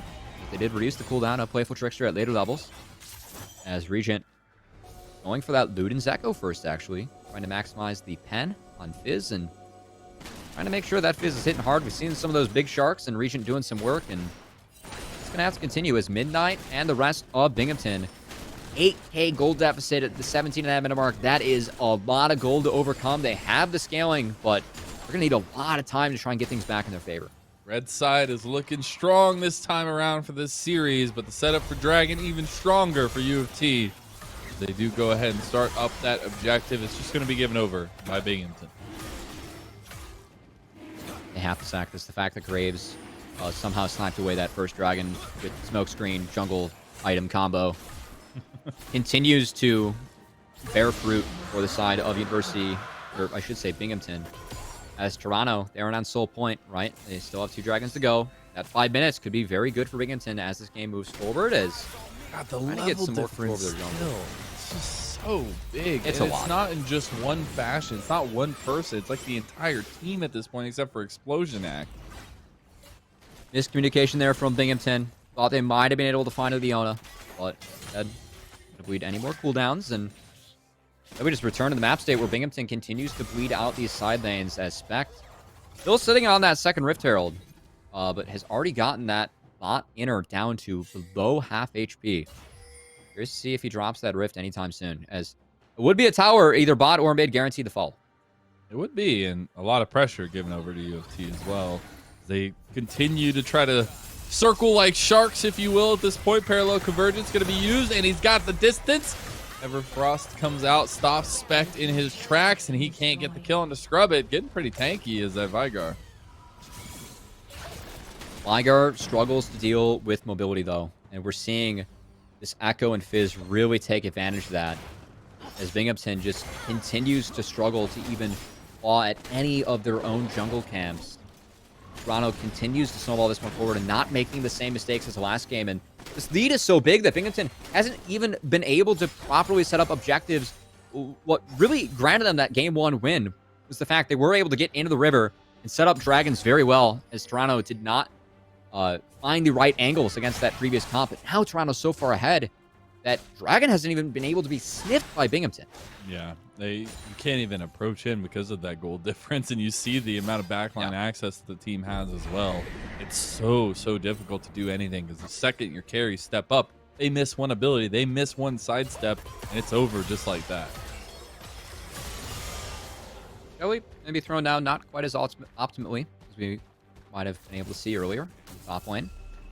They're still cruising to try and take down this top inner, and because of the lead they have, no Mike gonna go for it. He has the damage there. Can he get back? Oh boy. There it is. Chrono Break comes away. Exile in some trouble here as well. There's too much damage to deal with. He can't get him. Goes Golden. And the final chapter to follow it up. Lid with the turnaround here. That's huge. But the Shock Blast had already gotten Exile. And the rest of the team are here. They get the shutdowns going. Or Choreo on to Scrub It. But Scrub It is going to be focused down. Xenoblade Plate connects. And they've got the cage here. This is nicely placed and also nicely done. Scrub It still trying to make it happen. Condemn not enough for Lancer guys. I think it's too much, though, for Binghamton to overcome. I mean, they are down an inhibitor turret now.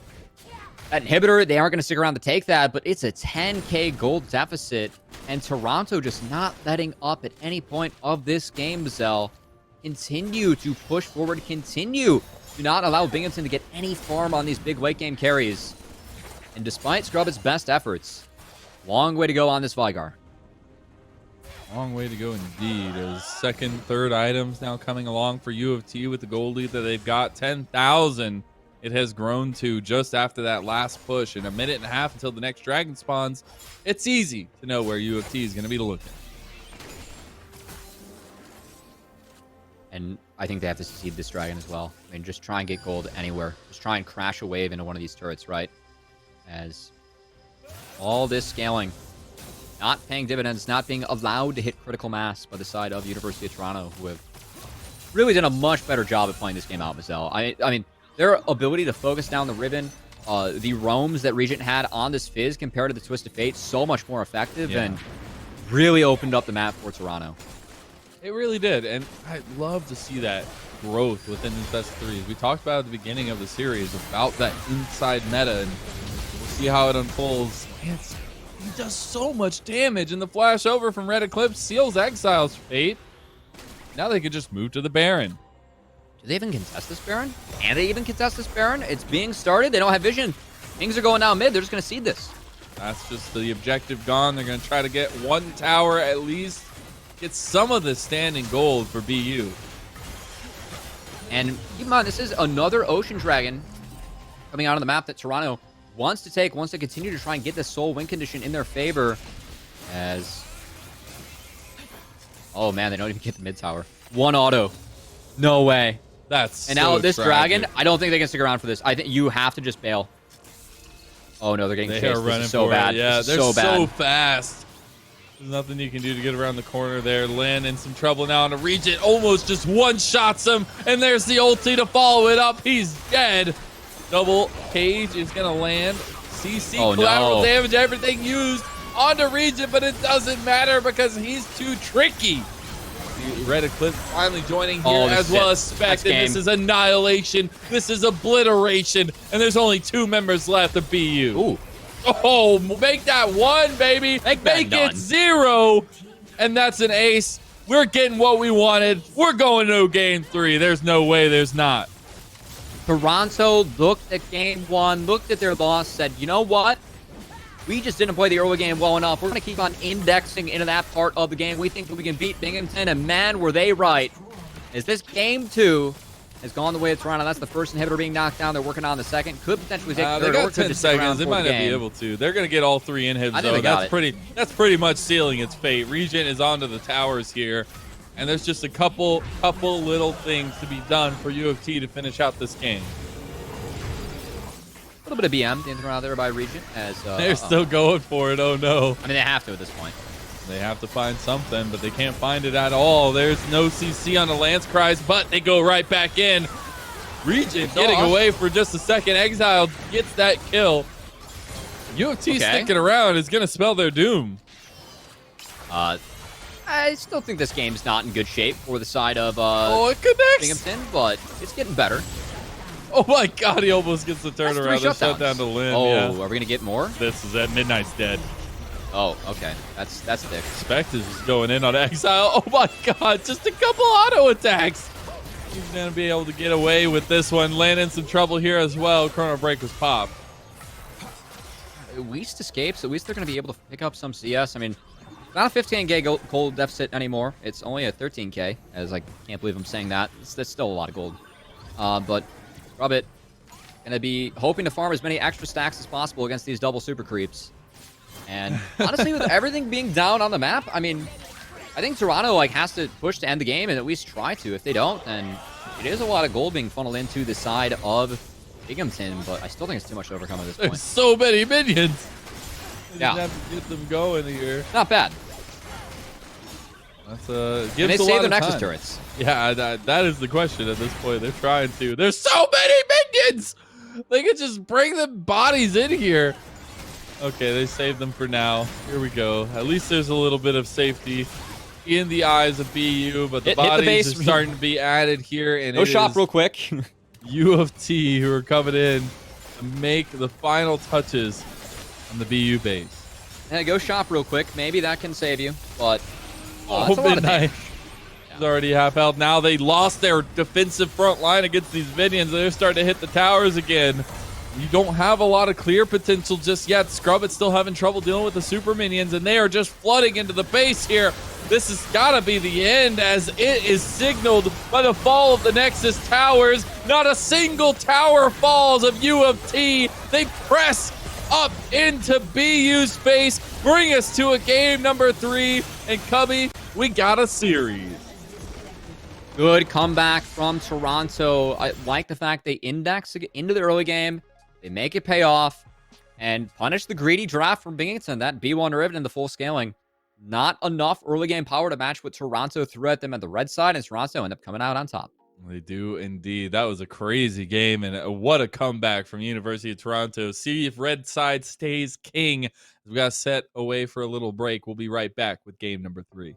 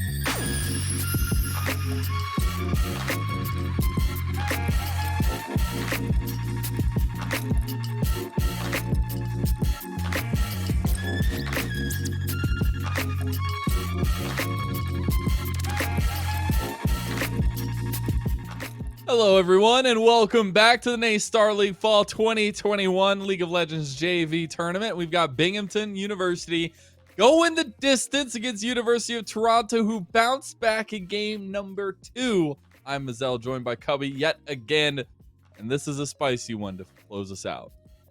Yeah, it's been fun seeing both teams kind of commit to a style. University of Toronto being more early game focused, trying to activate those side lanes, whereas Binghamton going for the scaling in each game. Game 1, Binghamton ended up scaling, winning a fight at a 4K gold deficit around that 4th dragon of the game. This time around, not allowed to even approach those dragons after the first one, as it was all University of Toronto. This whole early game comp, and the focus on snowballing those solo lanes really paid off. It's all about the solo lane in this one. The Fizz pick was monumental in getting UofT this win, and going into game number 3, what does that Riven pick look like? What do we see different coming out from Binghamton? Because there's got to be a change to secure this win and continue to go undefeated. Yeah, and I mean, I think there are a couple options. I think that the nice part about what Binghamton had in the first game was they had a bit of a bridge, right? Like having that misfortune that provides some power in the bot lane does provide a little bit of a respite from a full court press that Toronto was able to do in that second game. So I think that if Binghamton wants to still go for late game scaling, that's fine. Just don't do it in every single lane. And I think that Graves into the Echo is still a pick that I personally want to opt for. I know that I've had junglers that I coached in the past that are like, if we see Graves, I'm slamming Echo. It's a really good jungle matchup for Echo. Yeah. I was kind of surprised with that counter pick, and I think there are some things that paired with Yumi can match up better against Echo and have a little bit more of an impact throughout the game. So Yeah. overall, couple mistakes from Binghamton, but credit to Toronto for sticking with their guns after game 1 and coming out and executing a much better game plan in game 2. Yeah, that execution of the game plan is exactly what I want to talk about a little bit more. And looking at Binghamton going into the second game, getting ready for their third game, getting ready for the third draft. I would like to see a little bit more early game agency, right? There were some options for that in their composition, but it was much more, scale, get to the fights, work out how they do like approaching the team fights into this kind of competition that University of Toronto had. But this time around, I would like to see something that gives them that agency that you like to have early on. Okay, so right off the bat, Binghamton staying on the same side, and that's the big adaptation coming in, that they're going to ban out the Fizz. And that's a good call, Cubby. I think the Fizz was fantastic for the side of Toronto, and I think Regent piloted that very well. That said, I'm kind of surprised that Binghamton are still going for blue, and I really don't want to see a first pick Riven. I would understand why we might see it, as both top laners are Riven one tricks. It's the Vigar. Wow, Binghamton just slamming the Vigar, giving the Riven, and potentially going for that Wukong matchup yet again that gave them so much success in game 1. Leaving the trap open for University of Toronto there, but they're sticking with the comfort in the mid lane.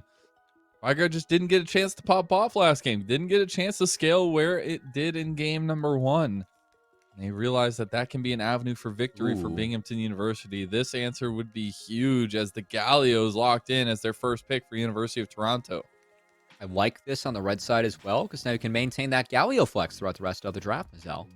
And Galio, we do expect this to be mid, especially because I think that Binghamton is probably going to pick Janna next as their support player He's a very good Janna player, but already Toronto returning to some of the things that worked really well for them in that second game, which was Echo and controlling Viger in the mid lane. As I lied about the Janna, we talked about having an early game bridge, some early game power. Binghamton, they're going to find that with Lucian Nami combo in the bot lane. And that combo has just been getting so much praise recently. It's so strong in the burst potential that you have in the Nami bubble, plus the damage done by the Lucian on top of the buffs that you can get. And I'm really interested that Binghamton are going to this for their third game, where everything is on the line here, at least in terms of the undefeated season. Trundle is the third pickup for University of Toronto. Whoa. Does this put Trundle jungle and Echo mid and Gallia's support potentially? I would think the Echo at this point, I feel like it just has to go respect, because he first of all, in game number 2 he was just ridiculous on it. Oh, we got an update. Trundle is actually a Leona, so that makes more sense. Okay, all right. That I was like, I'm sitting here like scratching my chin, like, it's like, I'm trying to like giga brain this, but Leona makes a lot more sense. Something that we saw Toronto do well with in the last game, and something that I feel very passionately about. Leona is insanely powerful at the moment. At one point earlier today, at Worlds, Leona amongst the play-in stage and the group stage was something like 22-6 with her win-loss. Wow. And I think that's a little bit inflated. I don't want to exactly just rely on win-loss to explain why a champion's so good in the meta, but what Leona brings you. We're seeing a B1 because it just guarantees you river priority, and she's so tanky with the Eclipse. You are able to fight any melee support because you have a 4-second stun on your Q, and then your ability to move, impact the river, and have that long-range engage just makes Leona unmatched right now in the meta. And something that University of Toronto could use very strongly to try and snowball this bot lane. That said, looks like they might look to take something else first, as it's going to be an Olaf jungle. This does put So there, we got an update in the production chat that Olaf was the ban instead of Camille. So that would make this Olaf pick not possible. Maybe it's just it would have to mean that this is the Camille that's locked in. Okay, so all right. So it's just the Camille and the Olaf swapped. All right. Well, the joys of pro draft here. Shout out to our production team once again, who has been wonderful today, giving us some early updates as well. As Binghamton, more things that helped them win that first game. It is the Kha'Zix in the jungle, and actually Shen top into Camille. So this isn't as big of a carry counter matchup as Jackson and Camille, but Shen actually does pretty well in the Camille because you can use that auto attack disabling field to dodge out on the true damage from Camille's second Q. And also, if you are able to utilize that sword, pull that through Camille, you can win some of those early trades as well. So Binghamton, a little bit of a different answer on the top lane to Camille, but one that I like, whereas Toronto rounds out their comp with an Ezreal. You got your wish. The final ban for University of Toronto was that Riven, so at least you got that. I do really like the Shen with the Kha'Zix, though. You can always join up. You can always provide that complete turnaround. With really good synergy. Universities, yeah, exactly, with the composition like that. But on the other side, it's a very interesting approach that University of Toronto are taking going into Game 3. And I think it's still a return to what has been working for Toronto, which is that early game. And Toronto has a big potential to make this game just reckless early with Galio mid. I really want to see a Predator taken for this Galio, as straight up, any cannon wave, you can just peace out. You can pop the Predator. You can go affect the side lane. You can TP back to the lane. You can Predator back to the cannon wave to try and get that farm. But any cannon wave that comes mid for Galio, you have the opportunity to leave. You have the opportunity to go affect the map. And that's something that was really the big difference in that second game, was that on the Fizz, Regent did a better job of impacting the map than he did on the TF. And now on the Galio, we're going to have to see if Regent can emulate that yet again and help ensure that Toronto continues to find these dominant early game leads. Because that has been the big difference maker for University of Toronto. How active can you see Regent out of the mid lane? Not in the mid lane, but out of the mid lane, and that influence that he can have. But again, as always, you got to turn to the jungle. You got to turn to the Kha'Zix that worked for Binghamton in game number 1, going against the Echo that worked in game number 2 for University of Toronto. It's really been kind of a balancing act from both of these teams. And I know that when it comes to collegiate, something that we talk about a lot, Mazel, is that how a lot of collegiate teams, they try and play towards one style and really perfect it, right? Because they just have, people that usually collegiate, we have lower solo queue ranks. Some people may not be able to play all the champs. Some people may not be as good at playing strong side plus weak side. And so kind of whatever kind of personnel you have on your team, you just try and adapt to find mastery over that single strategy that you feel like can get you the most wins throughout the season. So it's been fun seeing that in this game, right? Because Binghamton definitely going for more of the scaling, taking things like that Vygar, like that Kha'Zix, picks that don't do so hot 1 through 6, picks that need multiple items to really get off the ground and get running. Whereas Toronto fully committed the early game every single game. And so far, we see a split. 1 game to Binghamton, 1 game to Toronto, 1 game to the late game, 1 game to the early game. And now we have the rubber match to decide which or how this series goes and which university moves to 4-0 in our Swiss bracket. Yeah, I want to see how aggressive we get this third game to be, because I feel like there was a lot of aggression from Binghamton in that first game. University of Toronto, obviously, in the second game had a lot of the same. But now that we get, kind of differing matchups across this, the Galio into the Vygar, the Lucian into the range of the Ezreal, but with the setup of the Nami, I just feel like across the board, there's a lot of volatility in each lane, in the jungle, in each matchup. And that volatility is something that Toronto used to success in the last game. Something that they're going to have to use yet again. I do like the Kha'Zix and the Echo a little bit better. You can punish Echo when he's isolated. You can actually escape that field, that stun field, with the Kha'Zix as well. And I want to see if Binghamton have enough bridges, have enough early game power to make sure they get to the late game on decent footing and can lean on the Vygar zone control to find themselves another win and push themselves to 4-0. Got 2 teams going at it here, leaving everything onto Summoner's Rift. Hopefully one of these teams, I guess not hopefully, one of these teams is going to continue on with their undefeated season. No ties. The other team, not so much. We will see on the other side of this break as Game 3 will be getting underway shortly.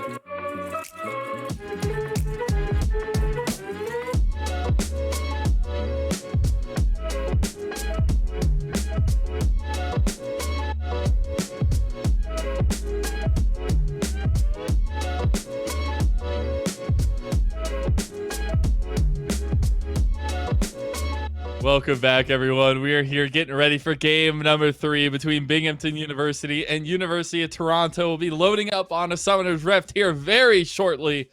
And both teams going to fight it out, leaving everything here to try and continue their undefeated streak, Cubby. It's been a fun series. I always like when styles clash, and I think that each team sticking with their guns, having some micro adaptions as these games move on, that's made for something that's pretty entertaining. So we're just going to have to see who can take home the dub, as already diving into this one, 5 members going bot, maybe looking to land an early bubble, early Shenton, who knows? Stick in the brush. Exile! Okay, he won't be spotted out. Will walk straight in. Explosion Act flashes are available. Is he going to get the taunt off? Goes for it. Does land it. Taunt is going to land. Damage not there. Bosh follow. Midnight gets the first blood. Huge for Kha'Zix as well, because that is an early long sword that's going to help with the rest of your clears for this game. And really changes up the clear speed of Kha'Zix. So I love the level 1 strat. Some good scouting coming in from the coaching staff of BU, right? Maybe they saw that drop, or ward be dropped the first 2 games, say, hey, let's 5-man this. Let's get ahead early. Yeah. That was the case. Ends up paying off. And the fact that Explosion Act just didn't want to at least flash the taunt to preliminary start that, right? And ended up flashing afterwards, still going down. I think what kind of a different world it would be where Kha'Zix doesn't get this early start, where you don't get that first blood on the bot lane. And Explosion Act can continue to exert pressure in the bot lane, I guess unbeknownst to anybody else. But there's assists across the board now. You have a little bit of a buff up for BU. Yeah, this clear speed from Kha'Zix is about to be pretty nasty coming out from Midnight. He's looking to turn off the lights on any hope that UofT have take this best of series, as looks to be a full clear from Echo. Kha'Zix mirroring so far. And curiously enough, both junglers, I think, actually pathing towards bot is something that I like out of BU. Something I feel like they need to do with Shen top and a Lucian Nami bot. But curiously enough, Echo trying to answer this. I was wondering if they were just going to try to put their eggs into the Red Eclipse basket for UofT, but not going to do so. Going to leave Exile in the 1v1 for Red Eclipse.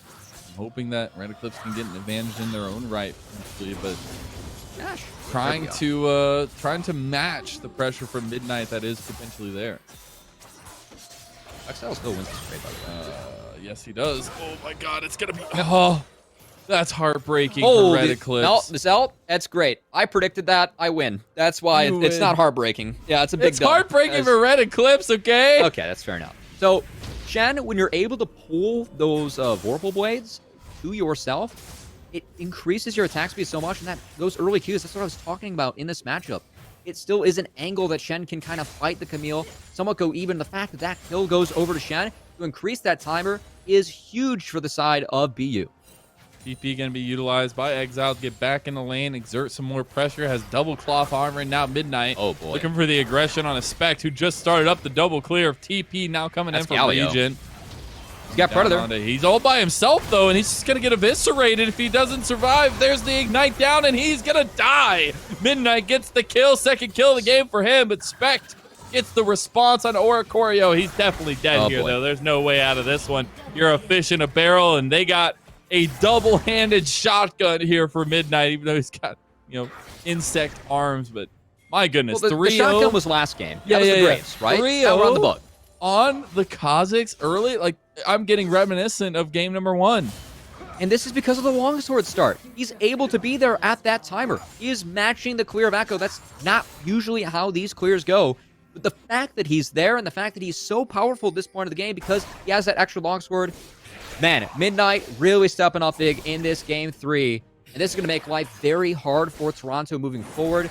They don't have as much of an early game commitment as they have had in previous games. They have some scaling options like Neil, like the Ezreal, but still, going into that Vigar is going to be as difficult as ever as this game goes on. They want to dive here. They've got a lot of bodies up there. Oricorio made the roam all the way to the top side of the map. Well, bot lane's getting pushed in here for Lin. Still nice roam already secured by Bingham. And I love the respect that Win's paying. Right, just stepping off that wave, now stepping back in to make sure that that cannon creep does go to the pockets of Lucian. Really solid play coming out of the bot laner, Binghamton. And now we're going to have to see if Binghamton can continue to snowball this one forward. Mazelis, it's a great start for them. Now they just have finishing touches on this best of 3. And we said we wanted to see a little bit of aggression early on from UofT. It's looking few and far between here and hard to come by as we get further, as these leads continue to grow for Binghamton. The question is, how do you find your way back in? They are looking bot lane with Spect getting aggressed on. Might be you down there. Don't find anything of it. Dragon now up on the table for either of these teams as you see Midnight pathing back towards the bot side of the map. Oh, this is spotted by Scrubbit. Might have to lose the control ward for this, but it does help enable the fact that Lucian and Nami are shoving in this wave at the moment as Echo's convergence. Here. Oh, the stun's not going to connect. Still gets a good amount of trade damage down, and Winds of War tops it off. Does ensure the base for... Oh, never mind. Canceled by the side of Lucian and Nami. But still, at this point of the game, things start to get really scary here for the side of Toronto, and honestly, both bot lanes. Because on one side, we've got Galio ult coming in, and on another, we've got Shen ult. So my eyes, and I think everyone's eyes that are tuning into this cast, in this game 3, got to keep our eyes bot and see which one of those ults gets popped early, who ends up winning out, and what we expect to be a big fight in the bot lane. Let's see. Spect is actually coming down to the Dragon here, trying to stop Midnight from getting that clear.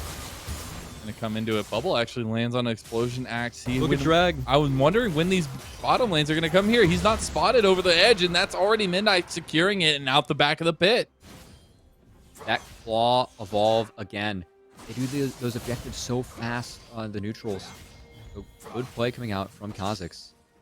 Has taken advantage of how quickly you can take those neutrals with the Q evolve. Big claws, big meaty claws. So some meaty claws. I don't know where to go with that one, but we will see a third scuttle attempted by Midnight. SpongeBob references earlier. I figured I'd throw one. SpongeBob, meaty claws. You know how they go. Okay. Everything falls into line here. Spec. I would have been concerned if that. Wait. Oh no way. Did he get that? He's an auto win. Oh, Midnight got it, and he's gonna turn it around. There's the Stand United on top of it. Oh. Well, there's your answer, Cubby. You asked who's going to get the better of those trades, and it's definitely the Shen, and it's definitely Binghamton University. Also, I didn't even realize that Midnight didn't have the claw evolves yet, because he's doing so much damage with that Q. I just thought he had it, as he just absolutely shredded Echo, and I love the call coming out of Binghamton, and Exile committing that TP early, saying, right when Echo uses that dash, we can punish right now. Yep. Perfect timing on the Stand United. Really good play coming out of Exile. And well-deserved now that Binghamton is up 6-1. The first of the 3 games that we've seen the early game going heavily in their favor. And it's just crazy. Like I said, Game 2 was night and day for UofT. Game 3 is night and day for BU from Game 2. Because they are completely controlling this early game. This Kazakhs is what seems to just unlock this team. Speaking of unlocking. Exile. They might have found the key to the door. That is Exile. Oh my God, no way. That was nasty. That was nasty. Display connects. No solar flare available. He's okay. Yeah, he's gonna make it out. That is so unfortunate. They're not level 6 yet. That was really nasty from Exile. Talked about how the auto attack field, the fact that those are disabled, dodged out onto the Leona stun, dodged out on the Empower Q from Camille, and then dodged out in the entire gank by using that dash and flash as Shen. He's A-okay. Bigots and everything's going up their way in this early game, and man, it's going to be so difficult now for UofT to come back because they really have to wait a long time to get the sailing to come in with Camille, with Ezreal. Good option is that Camille Galio, insane combo that we've yet to talk about. They can always execute a Fed member on the side of BU, but it's going to take a lot of time before they have the damage to do that. It is. Rift Herald will be secured by UofT, though, so at least getting their hands in the neutral objective cookie jar. But Exile now in focus here for Spect and Regent. Not going to actually pull the trigger on it. Or will they? They might want to go for the towers here. Red Eclipse almost gets taunted, almost gets killed. He has to flash away into the alcove. I think gonna make it over the wall here. Red Eclipse still alive. One more auto attack could do it. It's not gonna come through. He just baited him in, and Regent gets the kill. Red Eclipse says, I'm out of here, as ends up taking down the Shen. Little greedy, not from the Shen there, as they didn't have anyone showing in the mid lane, and Rift Herald was just taken. So, oh, he's dead. Oh. I didn't even have time to prep that. Nope. Midnight just, yeah. Okay. I just blurted words at my screen because I saw it coming. That's a big, I mean, that's usually what you do. I'm usually like supposed to set you up for that and do a good job of it there. But you know who did do a good job of it there was Midnight. As insane mechanical play, right? Just the flash dash claws. Crazy. No, actually, do you want to see? I wasn't too impressive. He's just really fed. He's just really fed. Yeah. He's super fed. I do want to see. Part. I want to see what he actually did evolve first. Once we do get some eyes Q. on him. Did he go with Q again? Okay. Yeah. It's the big meaty claws, man. We set it up. Big meaty claws. It's perfect. Man, I'm just. Where are all the E evolving Kha'Zixes? I love seeing those wings, man. They're amazing. Nope. Come on. Don't need it. Not when you can go invis 3 times with the Shen, or you can have these claws that just bonk red objectives. He's Actually, got like the what the Dust Knight's doing here. as Yeah. well.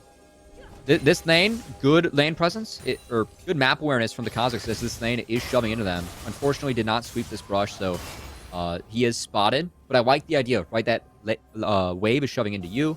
Go to the lane, try and capitalize off the fact they're going to be overextended. Unfortunately, is spotted. They do sweep it out. He knows now. Bug's going to be relegated back to the woods. Will be, but has the whole red side of the jungle to clear as well. And look to circle back, but with Dragon spawning about 25 seconds, see if BU want to put more priority on that as they've already gotten the first Dragon of the game, and with Spect on the top side of the map, obviously not spotted out by BU, but it means that there is possibility for Midnight to go ahead and secure that objective. I just want to XL dash in. Yeah, he wins these.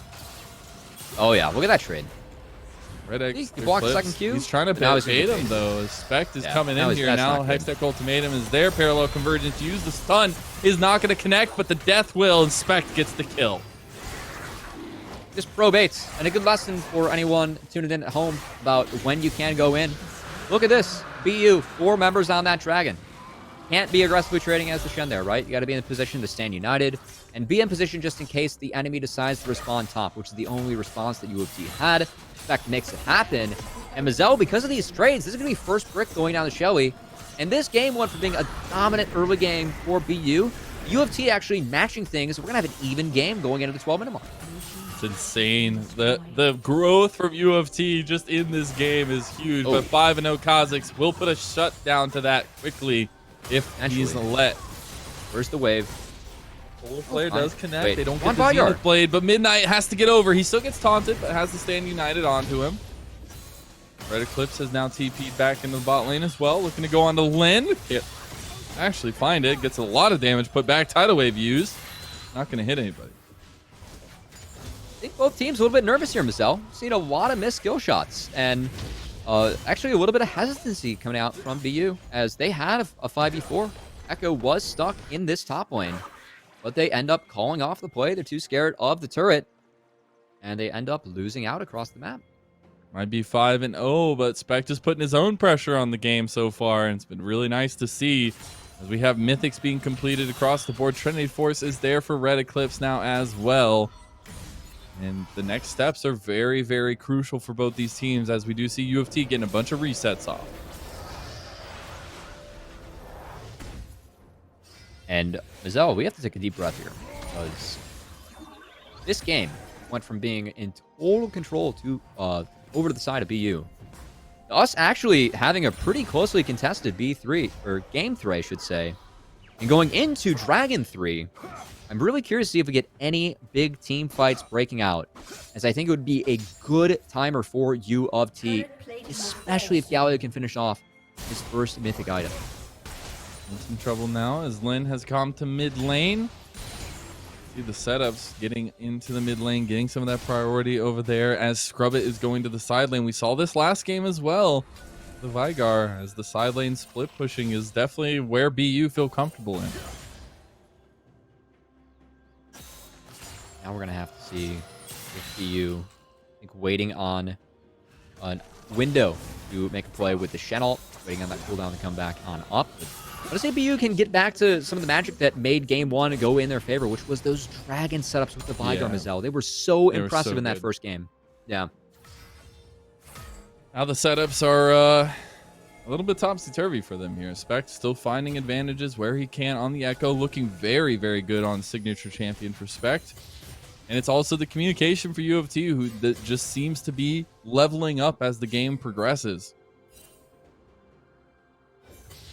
Now, Scrubbit, still a member that we have to really keep our eyes on, because I think this would be the big focus here for the side of Toronto.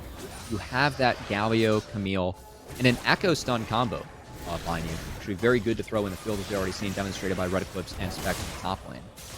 You have to believe that that big combo, all those powerful ultimates are going to be thrown right in the face of Scrubbit's Viego to see if he can try and deal with that, try and peel that back. I think that's going to be really what these fights come down to as we move into the team fighting stage. And Midnight takes this second Rift Herald, which might be dropped when Dragon spawns to ensure that mid priority for BU. Not a bad take from them. Viego, Vigar, same thing, right? It's like the same champion. Did I say Viego? You did say Viego. Oh no, it's a long night. All right, it's a long night. The Hopium. The Hopium. Oh no, Exile though. There's no Hopium any longer Midnight's for the here. Shen. He flashes Midnight on the backside, but can't find it. Red Eclipse does get one, but this is really rough. And Midnight with the tidal wave effort, it doesn't even need to be used. Double kill for Midnight, who's 7-0. Holy smokes, Midnight came to play in this game 3, Mazel, as I love how he played around the tidal wave. Lane, Spect, he found Lin. That's huge with the Chrono Break. The culling not enough, and Spect gets the kill. Showing that mastery on Echo yet again. Spect was so important in UofT's Game 2 victory, stepping up yet again in Game 3 to answer the heroics coming out of the BU jungler. Spect says, I got some of that in me too. Does indeed. The beautiful movement from Spect so far. He is literally keeping them in this game. It is absolutely huge for them. And now as we see the setup for the next Dragon, a lot of members from BU headed down this way. So the good news for UofT is that the play top lane from BU, it did run a little bit long. So you can see they're second to get to the Dragon here, and early TP already being committed from Regent.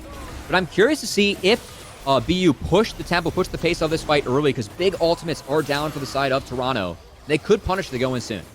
Midnight coming into the fight here. Dragon about 2,000 health. It will just be smited down by Spect. Solar Flare on the backside. Here comes a taunt. Not going to be able to hit from Regent. The Predator was bringing him in quick, but that flash is not going to bring him close enough. I can't believe Toronto got out with the Dragon. Look at the teamfight ultimates that Toronto has available to them. Yes, they just used the Solar Flare, but they had no other ults for that fight. And BU just let them walk out. Now, they do get the mid turret and Consolation Prize. But I think Toronto denying the Dragon stacking from BU, very important they were able to get that Dragon. It absolutely is. The timing is huge for UofT here. You said earlier about some of the scaling aspects that they do have, buying some of that time. Red Eclipse in the side lane is going to be big for their win condition, trying to find those extra pushes. And I think at this point, you know, UofT feel comfortable. They're still in a slight gold advantage. They're still working their way into a formidable fight. But it's always Midnight that you have to be careful of. And it's not only Midnight on the 7-0 Kha'Zix, 7-0 Shen-empowered Kha'Zix that's going to be jumping into your team invisible, right? So this is going to be a difficult issue for Toronto to deal with. And I'm curious to see actually where they dedicate that Camille Galio Echo combo. Do you throw it onto Midnight with the Shen Kha'Zix shield combo and try and one-shot him? Or do you have to try and wait it out and still get that execute off on the Vigar? Is he too important to really be left up standing for BU? Do you need to take that out of the equation immediately? You have to. It's turning into math at this point. Just take them out of the equation. It's an algorithm, you know? It's an algorithm, no problem. League That's all is just League math. of Legends is. I mean, honestly though, it kind of is though. Let's not get It's too not. deep right now. Let's not get too deep. Hey, man, every game is different from your second click. Think about that. Literally. I don't want to think about that. That's too much. It's too existential. I want to focus on the game right now. My brain can't do that. Speaking of focus on the game, though, BU, Midnight, getting a reset, getting back on the map, has a stopwatch available for the playmaking ability. And that means the aggressive actions are available to Midnight. Stopwatch can also guarantee that a Shen lands, right? Having that Stand United able to go golden even before that connects could save your life and save a fight going from a 5v5 to a 3v5. So I like that pickup coming out from Midnight, whereas... Toronto looking for a pickup in the top lane. We have Spec trailing the Galio, but it doesn't look like BU's going to fall for that bait. Too easy to sniff out, and it is just buying some time until this next dragon spawns. And I think Dragon's going to be the big objective. Neither team looking to really prioritize the Baron, nor do I think they can take it too quickly at the moment. BU, faster Baron timer. I'm starting to hesitate because Clip's getting a little bit fancy here in the bot lane. Maybe looking for it.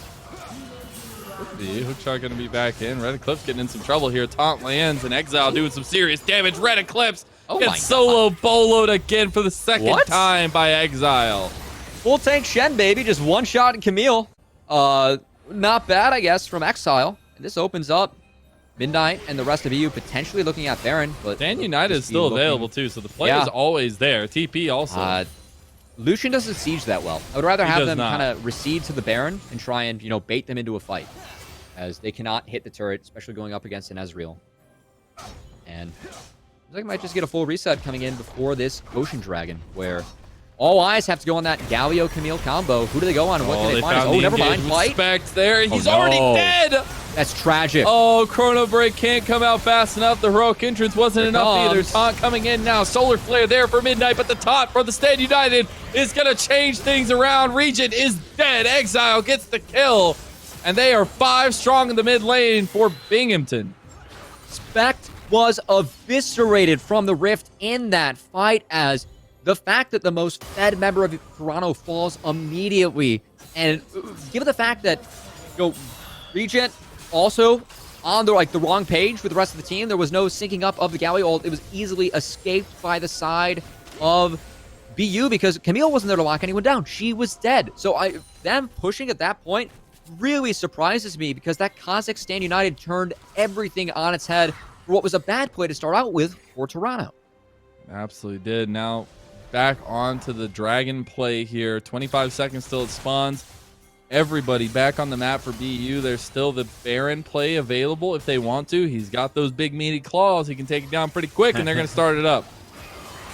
All right, Michelle. I'm starting to get hyped, man. It's like a couple weeks, no casting amateur. I'm putting this into collegiate. It's been a fun series. See what happens here as Baron's at half. It's going to go down very, very quickly. No jungler around. Oh, wow. And that is it. Baron goes down over unless wins. Nope, that's it. Okay. Midnight, just in scared. case.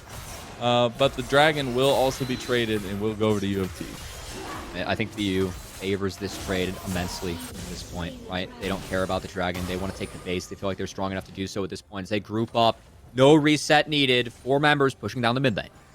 We can take this tier 2 tower. Landkreis is here to put down some damage, but not very hefty in the wave clear department.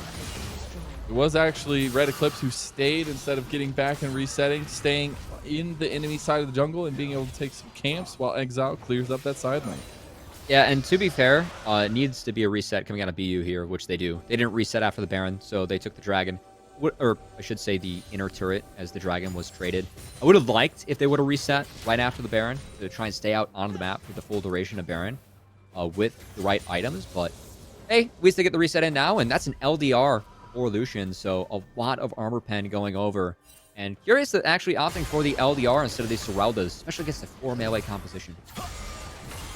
Looking for the extra damage against the tankier targets. Maybe hoping Red Eclipse can't catch his number this time around. He just wants to auto, man. He doesn't want those abilities. He wants the right clicks. Yeah. Looking heads. We do have second items being completed across the board at this point, and especially looking over at Landkreis's inventory does have the mirror mana completed. It'll be a nice little buff up, but still waiting for that third item spike for the Ezreal where it really turns online. Tankiness coming up here for both teams, but it's really about the setup, vision control, and who is going to strike in this lull period. Right now, actually curious that they have the Lucian in the side lane. I guess something that maybe this Vigar comp wants to do. Just keep the wave clearing mid laner mid instead of getting to a side lane where a Vigar could be jumped on and potentially threatened by Camille. Instead, they're going to put Lucian there, who, of course, always would have a channel to support him. So I actually kind of like that adaptation coming out from BU, and that's fun to see the collegiate team, playing around with some advanced macro. Exactly what we were talking earlier. We were talking earlier about the separation of good and great teams, and a lot of that falls onto the macro decisions, falls onto these plays that can be available, and the decisions in the game, especially as Midnight looking for some aggression is going to get the parallel convergence out from Spect. And it seems like a snooze fest until this upcoming Ocean Dragon, if we're going to be real here, Mazel. It looks like both teams kind of opting into not fighting each other. And somewhat surprised me on the side of UofT. I think a lost fight here would be big trouble, but I do think they can find a pick with Camille Gallia. You would think that would be the play here, but their Baron minions are pushing in by BU, and really hard to deal with as you got to choose where you want to make a stand here. Regent is getting a back off, has TP, has heroic entrance available if a fight is to ensue. Bot lane tier 2 is the focus of BU. Yeah, just shoving in mid, rotating bot to guarantee inner good play coming out from BU, but you have Baron falling off. Now going for it on the Lin. Oh, the Hextech ultimatum is there. Heroic entrance. This is the trigger pull, but they're missing 2 of their members. The taunt's there, but you're missing your key parts to the puzzle. Landkreis and Explosion Act have nothing to say in that fight, as Landkreis is now having to phase shift away, or arcane shift rather. And there's 5 members strong in mid lane. Yeah, they don't have a Baron buff, but they got a flash taunt. And Exile just flexing on them all across the rift. Midnight continuing to be unkilled in this game. That's gotta be the final push, Cubby. The death timers are too long. And what starts in theory as a decent engage, they found Lucian. They got the full combo off. But Leona and Ezreal not even close to the fight. They were defending the siege bot. They pulled the trigger too soon. BU punishes, and BU ends up taking this game 3 and this series. They smash every time they get the Kazakhs. 8-0 and 6 on Midnight. The dude is a monster. You've got to ban this away. And an unfortunate end to the undefeated streak for University of Toronto, Binghamton University, which is looking oh so scary. And it started with that first blood. The fact that he had that longsword immediately, the fact that that helped him clear his jungle faster and helped him be there to contest the blue buff to take that initial skirmish in favor of BU. And once that got off to a good start, once that game got off to being 7-1, yeah, UofT made a couple nice plays to come back, but it was already too far in favor of BU, and they ran with that early lead they got from there. They did, and we get to hear from one of the winning members of Binghamton University. We got Len coming to join us for the post-game interview. I can't wait what he has to say here. Hey. Len, welcome to the interview, and congratulations on keeping the undefeated streak alive. That was a series there, but y'all slammed home that last game. How you feel? Sorry, how you feeling, man? I thought you were gonna talk. My bad. I mean, it feels great. Obviously, like I came into this like thinking like we were the underdog, so it feels great to win. Hey, I love it. One of the things that looked really impressive, or at least I was impressed with from your gameplay, was the fact that you really set up objectives and played around this Vigar. You picked all 3 games as well. What kind of drives your team to put a lot of priority in this champion? And like, is this something that's very well practiced? It certainly looked good, especially around those objectives. Yeah, so Justin, or Scrubbit, he's... we think Vigar is like his best champion by far, and whenever he gets it, he always performs. So we tried to get him on it every time, and they never banned it. So we just play around. I can appreciate it. Yeah. Hey, you leave it all open, that you're gonna get flexed on, right? No big deal. I want to talk a little bit more about the holistic style coming into this one, especially for Binghamton University and the program itself. Tell us a little bit about the background of the program and how you guys approach your weekly schedules. Okay, well, I think the program is pretty new. I actually only joined this year, so I don't know everything about it myself, but I think it's only a few years old, and we have a weekly practice schedule. We practice like every week on Fridays for maybe around 3 hours with our sub team, and we also have a lot of scrims just like on our in our own time. Like we like to do scrims with other teams as well. That's Yeah, awesome. it's really cool to hear, and especially like how all the different universities here, have different ways of supporting the program. So good to hear that you guys have some support. I do actually want to return to the games real quick. This one went to 3. This was a rather close series. Have you had your eyes on the group at all? Is there any other team or any other school that you think that you can take down as you guys move to 4-0 in the Swiss format? Oh, I've definitely been looking at the groups, and I did find like 2 or 3 other teams that I do think are really strong. Um, and I kind of compare them to this team. Maybe some of them are a little stronger, but I know we have a lot of competition. I love to hear the competition is alive. You guys are looking mighty fine in that regard. I will give you a moment before we let you go here. Give any shout outs. Do you have anybody you want to talk about here before we let you go? Shout out to my mom and dad. I made it on TV. Yeah, Yes, that's about it. let's go. Hey, Nice. give him a big old smile. Give him a big old Yeah, wave. like I got 50 viewers here, 40 viewers. Hey, we're slowly getting some recognition Yeah. here for you, man. No, Lynn, I believe in you congratulations on guys, the dude. win. Yeah. Thank you so much for stepping in here and chatting with us. Yeah, no. And love the Yeah, shout outs, man. Take it easy.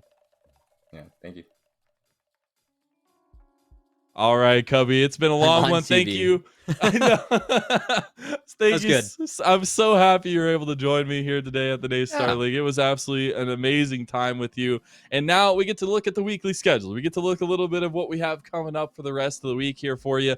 We had Overwatch. We had Rocket League on Monday. We just finished up with League of Legends on Tuesday. You know what tomorrow is, Cubby? It's Wednesday. It's Call of Oh, it's Duty. COD. It's Call of Duty coming up All right, on let's Wednesday. go. And CSGO rounding out our week on Friday. Good to see that the pew pew shooters get some space as well, along with League of Legends. But Is League of Legends a no, pew pew shooter? no, not quite as much, But no, I mean, it was great being here. Mazel, thanks for asking me to step on in.